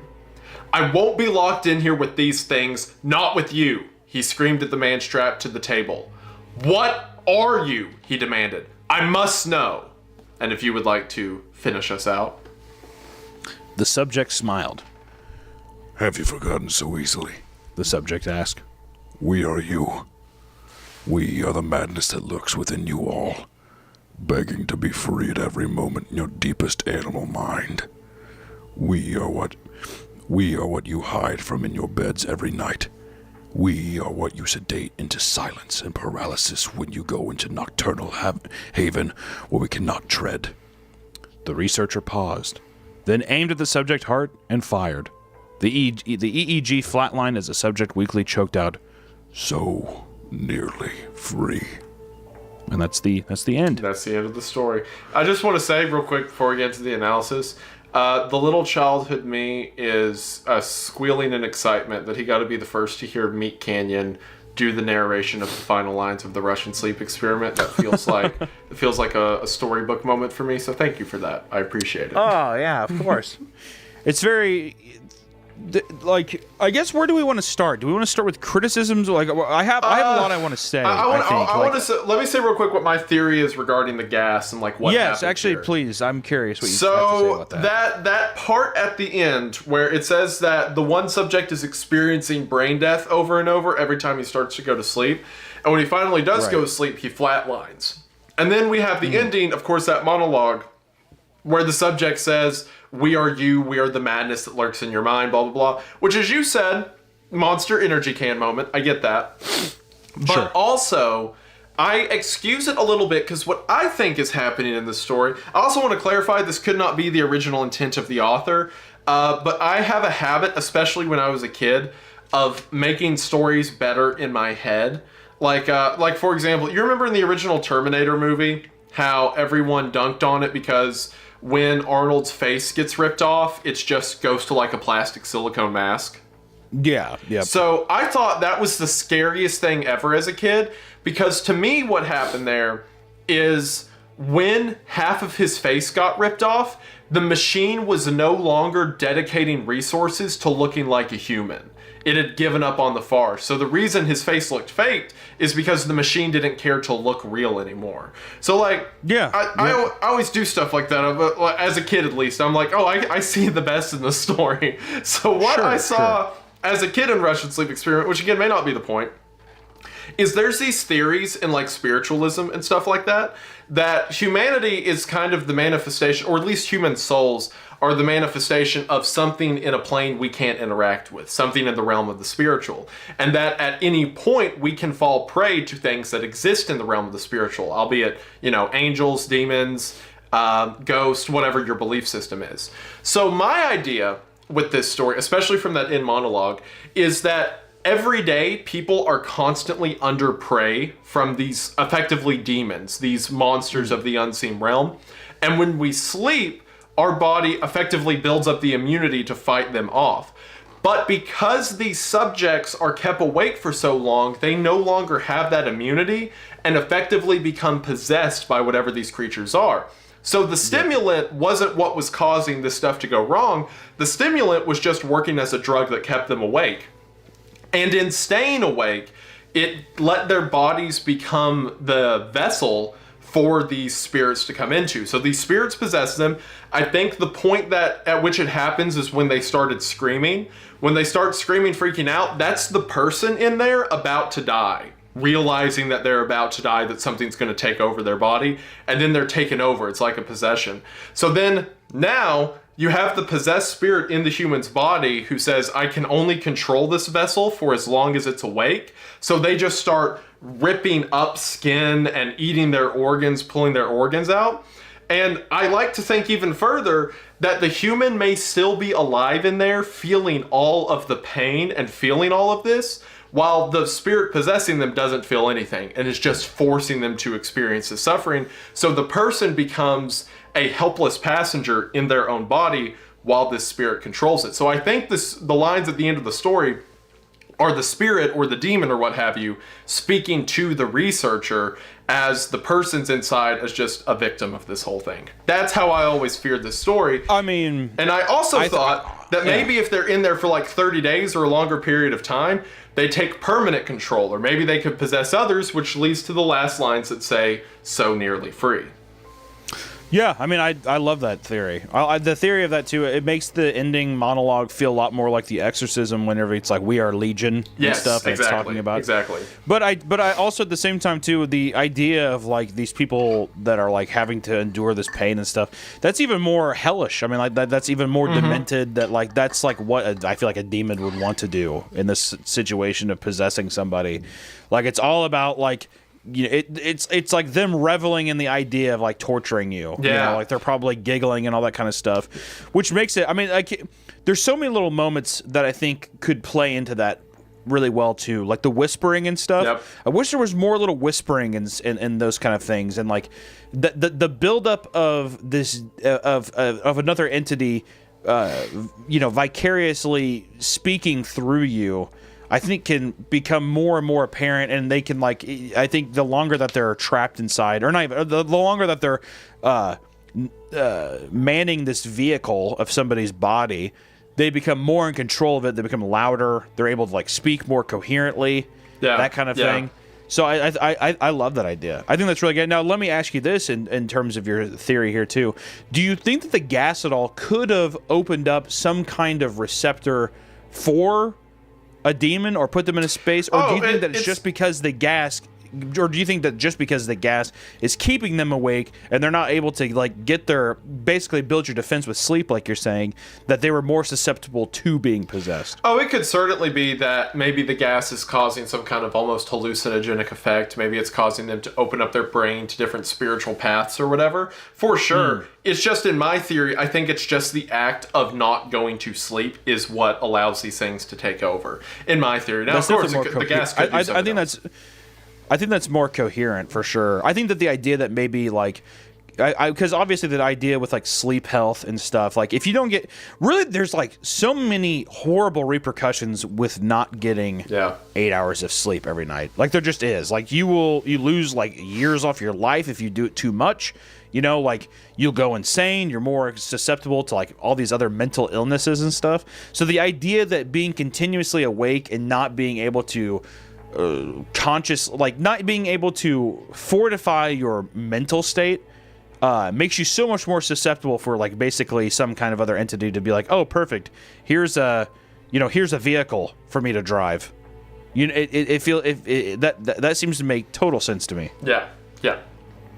I think so. I think that if you have, which first off, that's a great theory, man.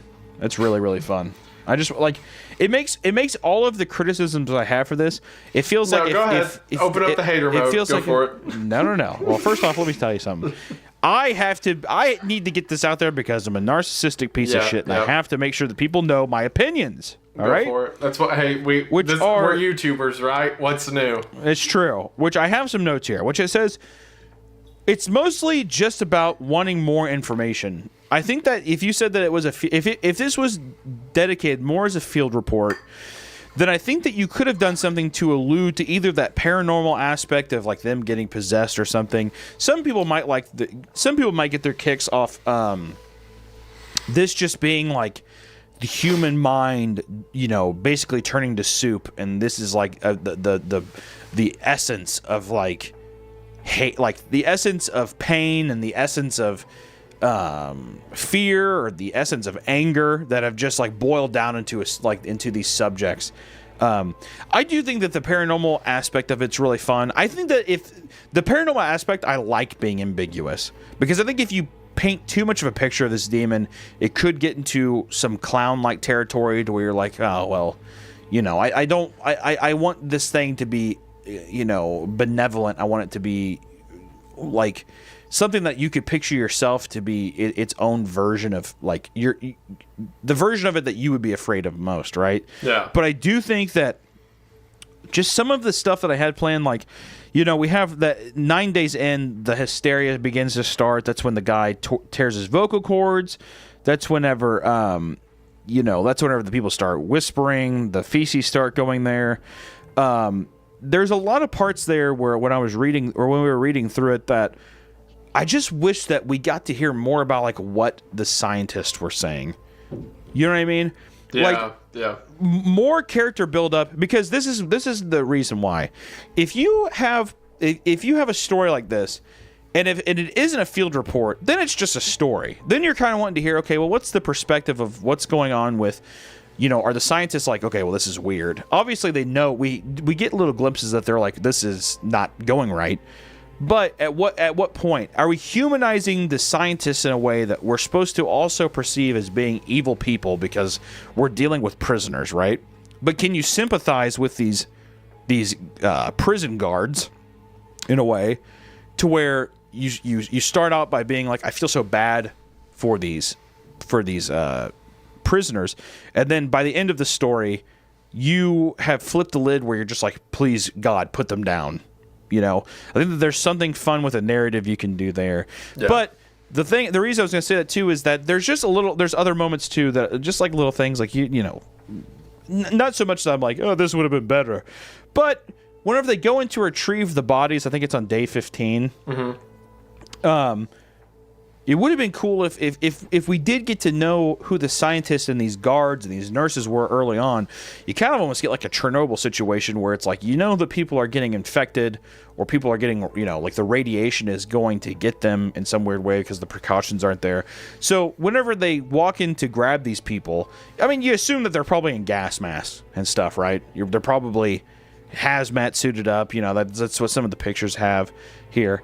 But like, if these people are struggling, and I mean, they're breaking their bones, almost like Baki characters, you'd almost think that like, what if they kind of tore through the mask a little bit? What if they fucked something up to where some of that gas got leaked into people who weren't supposed to be in on the experiment, and that, you know, maybe they started to like force themselves into the room as well?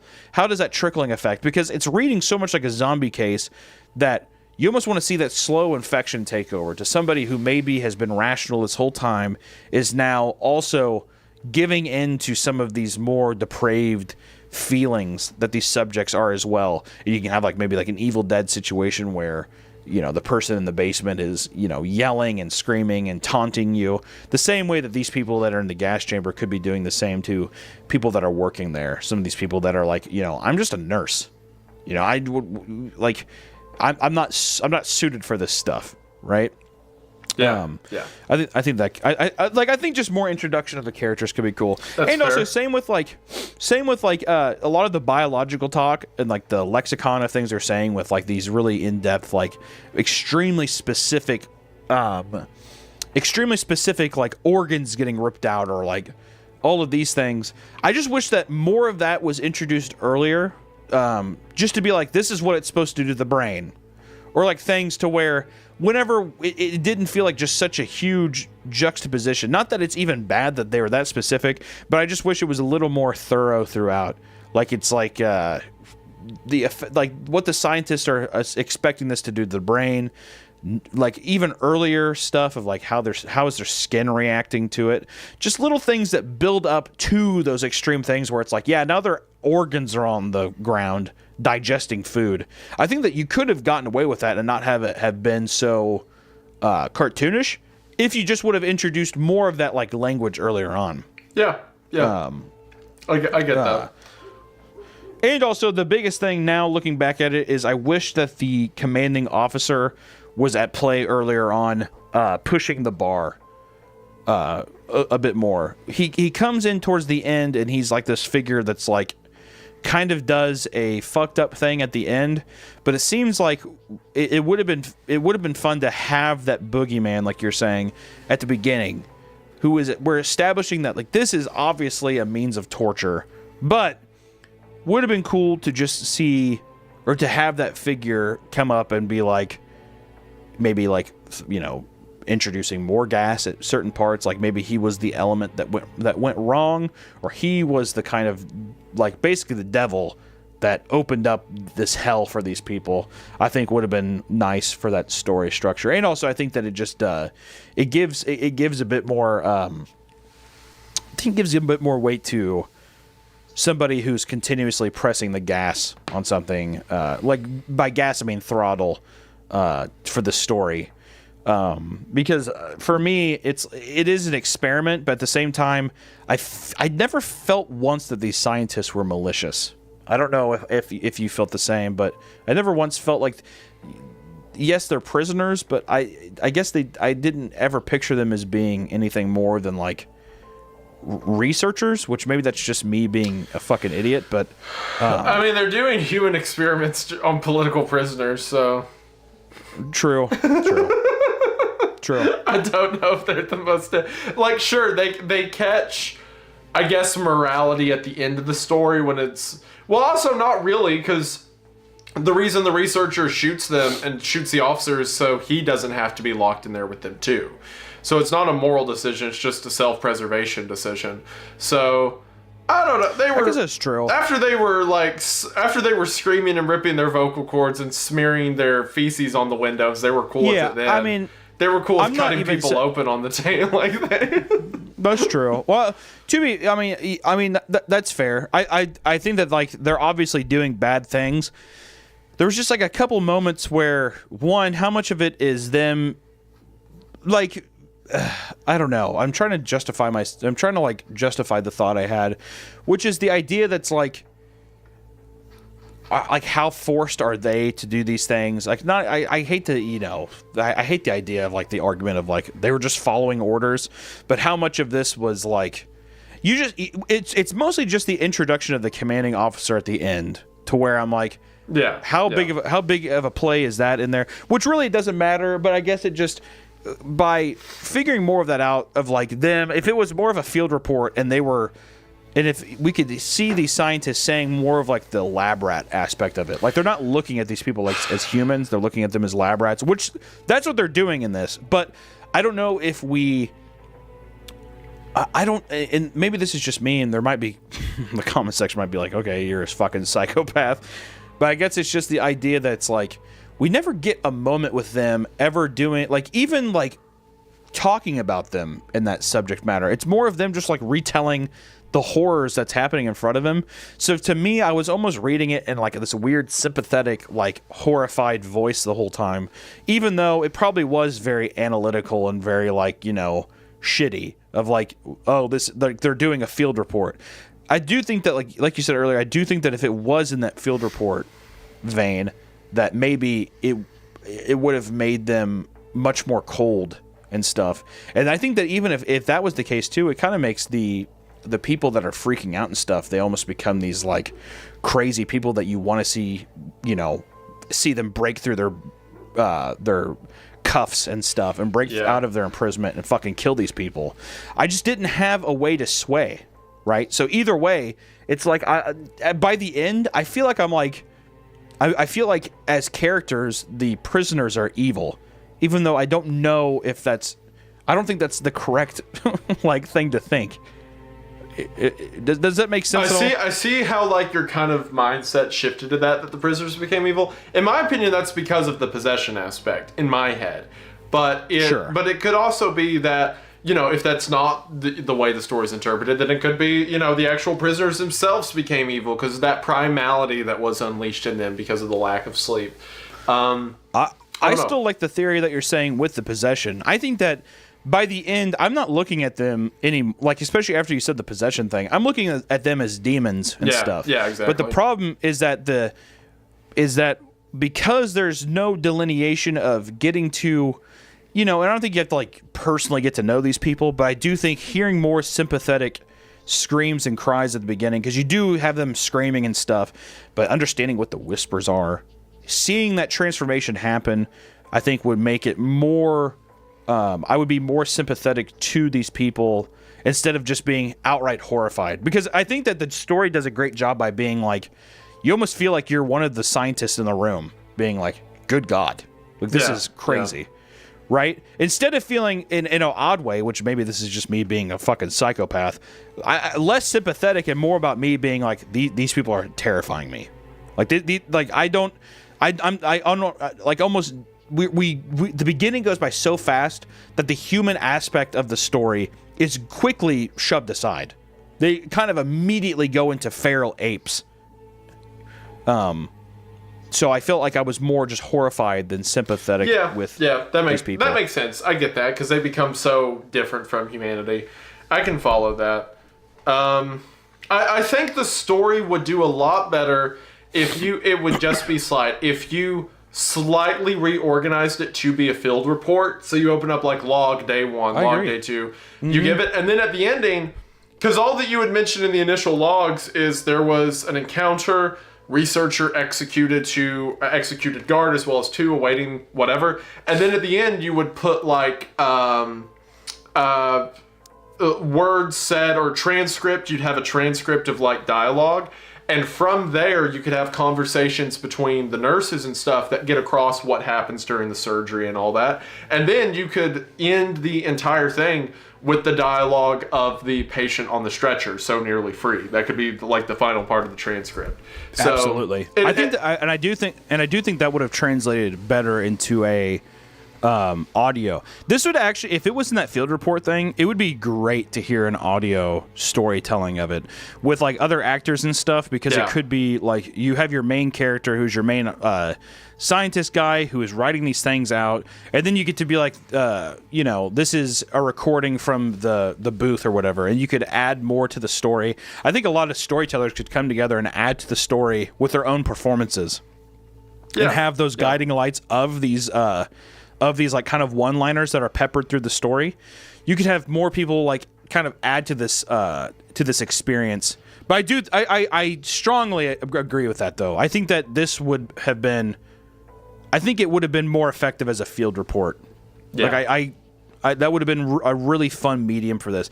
That being said, though, the whole thing is great. I mean, like, this is the first story we've covered so far where I'm like, I would love to see this into like a mini series or like a really well done movie or something. This would be a great movie or mini series. I'll probably lean more towards mini series. Just because I want more of the subjects. I want more of the character development and growth of these people and stuff. Because I really think that if you have all of that stuff and you can either get behind or hate characters, because that's like such an important part of stories is you hate a character. That's a great emotion to have with storytelling. If you're able to convey that, you've done something very well.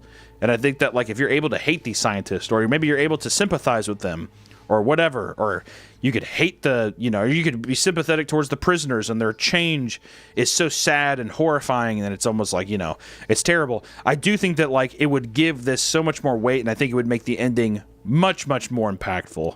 Yeah, I think so. I think there's a lot you could do with it. I think it could be fun to adapt. And you know what? After looking over that whole story, my memory of it was good, but I was kind of worried going back in. This still goes hard. I still like it. I still like the direction. I like the pacing. Sure, some stuff could be changed, I think, to make it more impactful. But my theory I had then, I think, still stands up now. Yeah, this is still a banger. I still like it. This is a good one. Yeah, no, I think your theory is great. And I think honestly, so far, I know we're only on episode 3, but even some of the stuff that we've been introduced and stuff, for a story that is this short, you get so much detail. The flow is great. This is such a great like quick read. That's why I think also it's so accessible, is because you're not getting bogged down in the weeds and stuff with people that want more of the monotonous, boring bullshit like I do. That's just my preference. I love that, but I do think that this thing is like. It's just like a fucking hit and run. I mean, it just blows by, boom, and then it's gone. I mean, it's really, really fun. And when I say things like anime moment, or when I say things like Monster Energy can, I can see how very easily that can be perceived as negative. But mostly, I think it's just me trying to find a fun way to be like, this is schlocky. Yeah. And I like that. I think schlock is very, very fun. I mean, like that was one of like the positives we had from the Jeff the Killer thing, was that like, because it was so outlandish, it makes it a fun read. Like just because something isn't, concrete and not, totally perfect doesn't mean it's not valid. I think that this story is great. Structurally, well, first off, it's just leagues better than obviously Jeff the Killer and stuff. But I think like, this is just, I love that it's embedded in history. I think it's going to be like something like a fun, timeless piece. And I think like as people kind of stumble upon it, I still think like for years and years to come, it's going to have that fun allure to first-time readers of like, is this, how real is this, And there's just that fun little spark that I think these creepypastas have. And that's what makes them so great. It's just like that little itty-bitty spark where you're like, oh my God. Because it's not a big published thing. It's just something that exists on the internet. And I think that's really, really special. Yeah. So I'm glad we did too. It goes hard. It stands up. In the current catalog of CreepCast recollections, we've got Stairs in the Woods, I'm a search and rescue officer, and Sleep Experiment in the banger category. And then we got Jeff the Killer in the it's got to be in the Hall of Fame of bad. The Hall of Fame of bad, yeah. I think that it's not, because I think that it's not bad to where it's like I would never read that. It's bad as in it's really funny. It's so bad it's good, and it's historical. It's the room of creepypasta stuff. Yeah, no, it's I think it's worth it. I'm very excited too for the next episode, which I know I've seen comments about people saying they want to know the subjects we're talking about beforehand. So I think the next one we have scheduled is Baraska. Yes. Baraska. And also, if anything changes, we have a Twitter account now at CreepCast. Yes. Is it at CreepCast or is it CreepCast? Hold on, I should probably know this. As the well, the thing is that CreepCast isn't the most original title, so we have had to combat the deal. I see here. CreepCast Actual is the name of the app currently. So CreepCast Actual. So yeah, go there, and if there's any updates or you want to know what the next story is early, go follow that on Twitter, and you can get in on that. Yeah, we need to do also. I'd like to make a Reddit or something to where people can submit story suggestions, or even I am a big advocate for people writing their own stuff and being able to read some viewer stories or something like that. That could be pretty cool. I'm sure just throwing it out there, someone will do it on their own if we don't want to oversee it. But if we do want to oversee it, we could probably make that happen. I never made the Wendigoon subreddit. People just went ahead and made it, Yeah, same. in their own. The So yeah, so maybe maybe that will happen, but who knows? There could already be one for all I know. But yeah, more fan interaction, more stuff like that sounds cool. Thank you all so much for the support you've been showing the show, by the way. It's really insane. It's been awesome. One thing I want to mention that I forgot. I talked about mentioning this with you, but I didn't think of it till now. So the author of the Search and Rescue Woods, I'm a search and rescue officer. I've spoken to her. Great person, great writer. And I meant to shout this out when we did the episode about her work with the Stairs in the Woods, but I forgot to mention it then. I wanted to mention that she is currently doing a lot of caption work and is very proud of the work she did on The Amazing Digital Circus. Is that the name of the series? Yep, it's insanely popular. Yes, series, yeah, so yeah. I haven't cool watched it yet, but I just see the view count and I'm like, oh my word. So fun internet lore. The author of the Search and Rescue Stair in the Woods did the caption work for that. And she also does a lot of other caption work. You can reach out to her if you're interested in getting her work from that series on any of your stuff. And she's very talented. We'll probably have her on in the future whenever we invite writers and authors on to speak. But yeah, I wanted to mention that because I didn't mention it in the previous episode. So just letting you all know about that. Yeah, no, I think that's great. And I'm, I think it's another successful episode. I think so. Buddy. I think that was pretty cool. 3 in, and we haven't destroyed the channel from the inside out yet. So doing pretty good. I think it feels good. This will officially be the last episode of the year. I know that this is only the 3rd episode, but I think the bi-weekly schedule feels fun. I think we're going to continue that into the new year. Yeah. But we will see you in the new year. So happy new year to you all. I hope you all had great holidays. Stay safe out there, and get drunk. I'm gonna get drunk. If you're of age, I would say. And then for me, as the other end of the spectrum, go to church. So that there you anywhere go. on the spectrum between those two, there it is. There's no room to complain. The whole spectrum was filled. Yep. So we have it perfectly down. Preferably don't do both of those at the same time, but other than that, I would not recommend. I would not recommend. Even though it would be a funny story, and I'd love to hear it sometime, I do not recommend that. We don't condone. But if you're going to do it, please record. All right. Take care, everybody. See you, everyone. Happy New Year. Merry Christmas. See you all. Take care.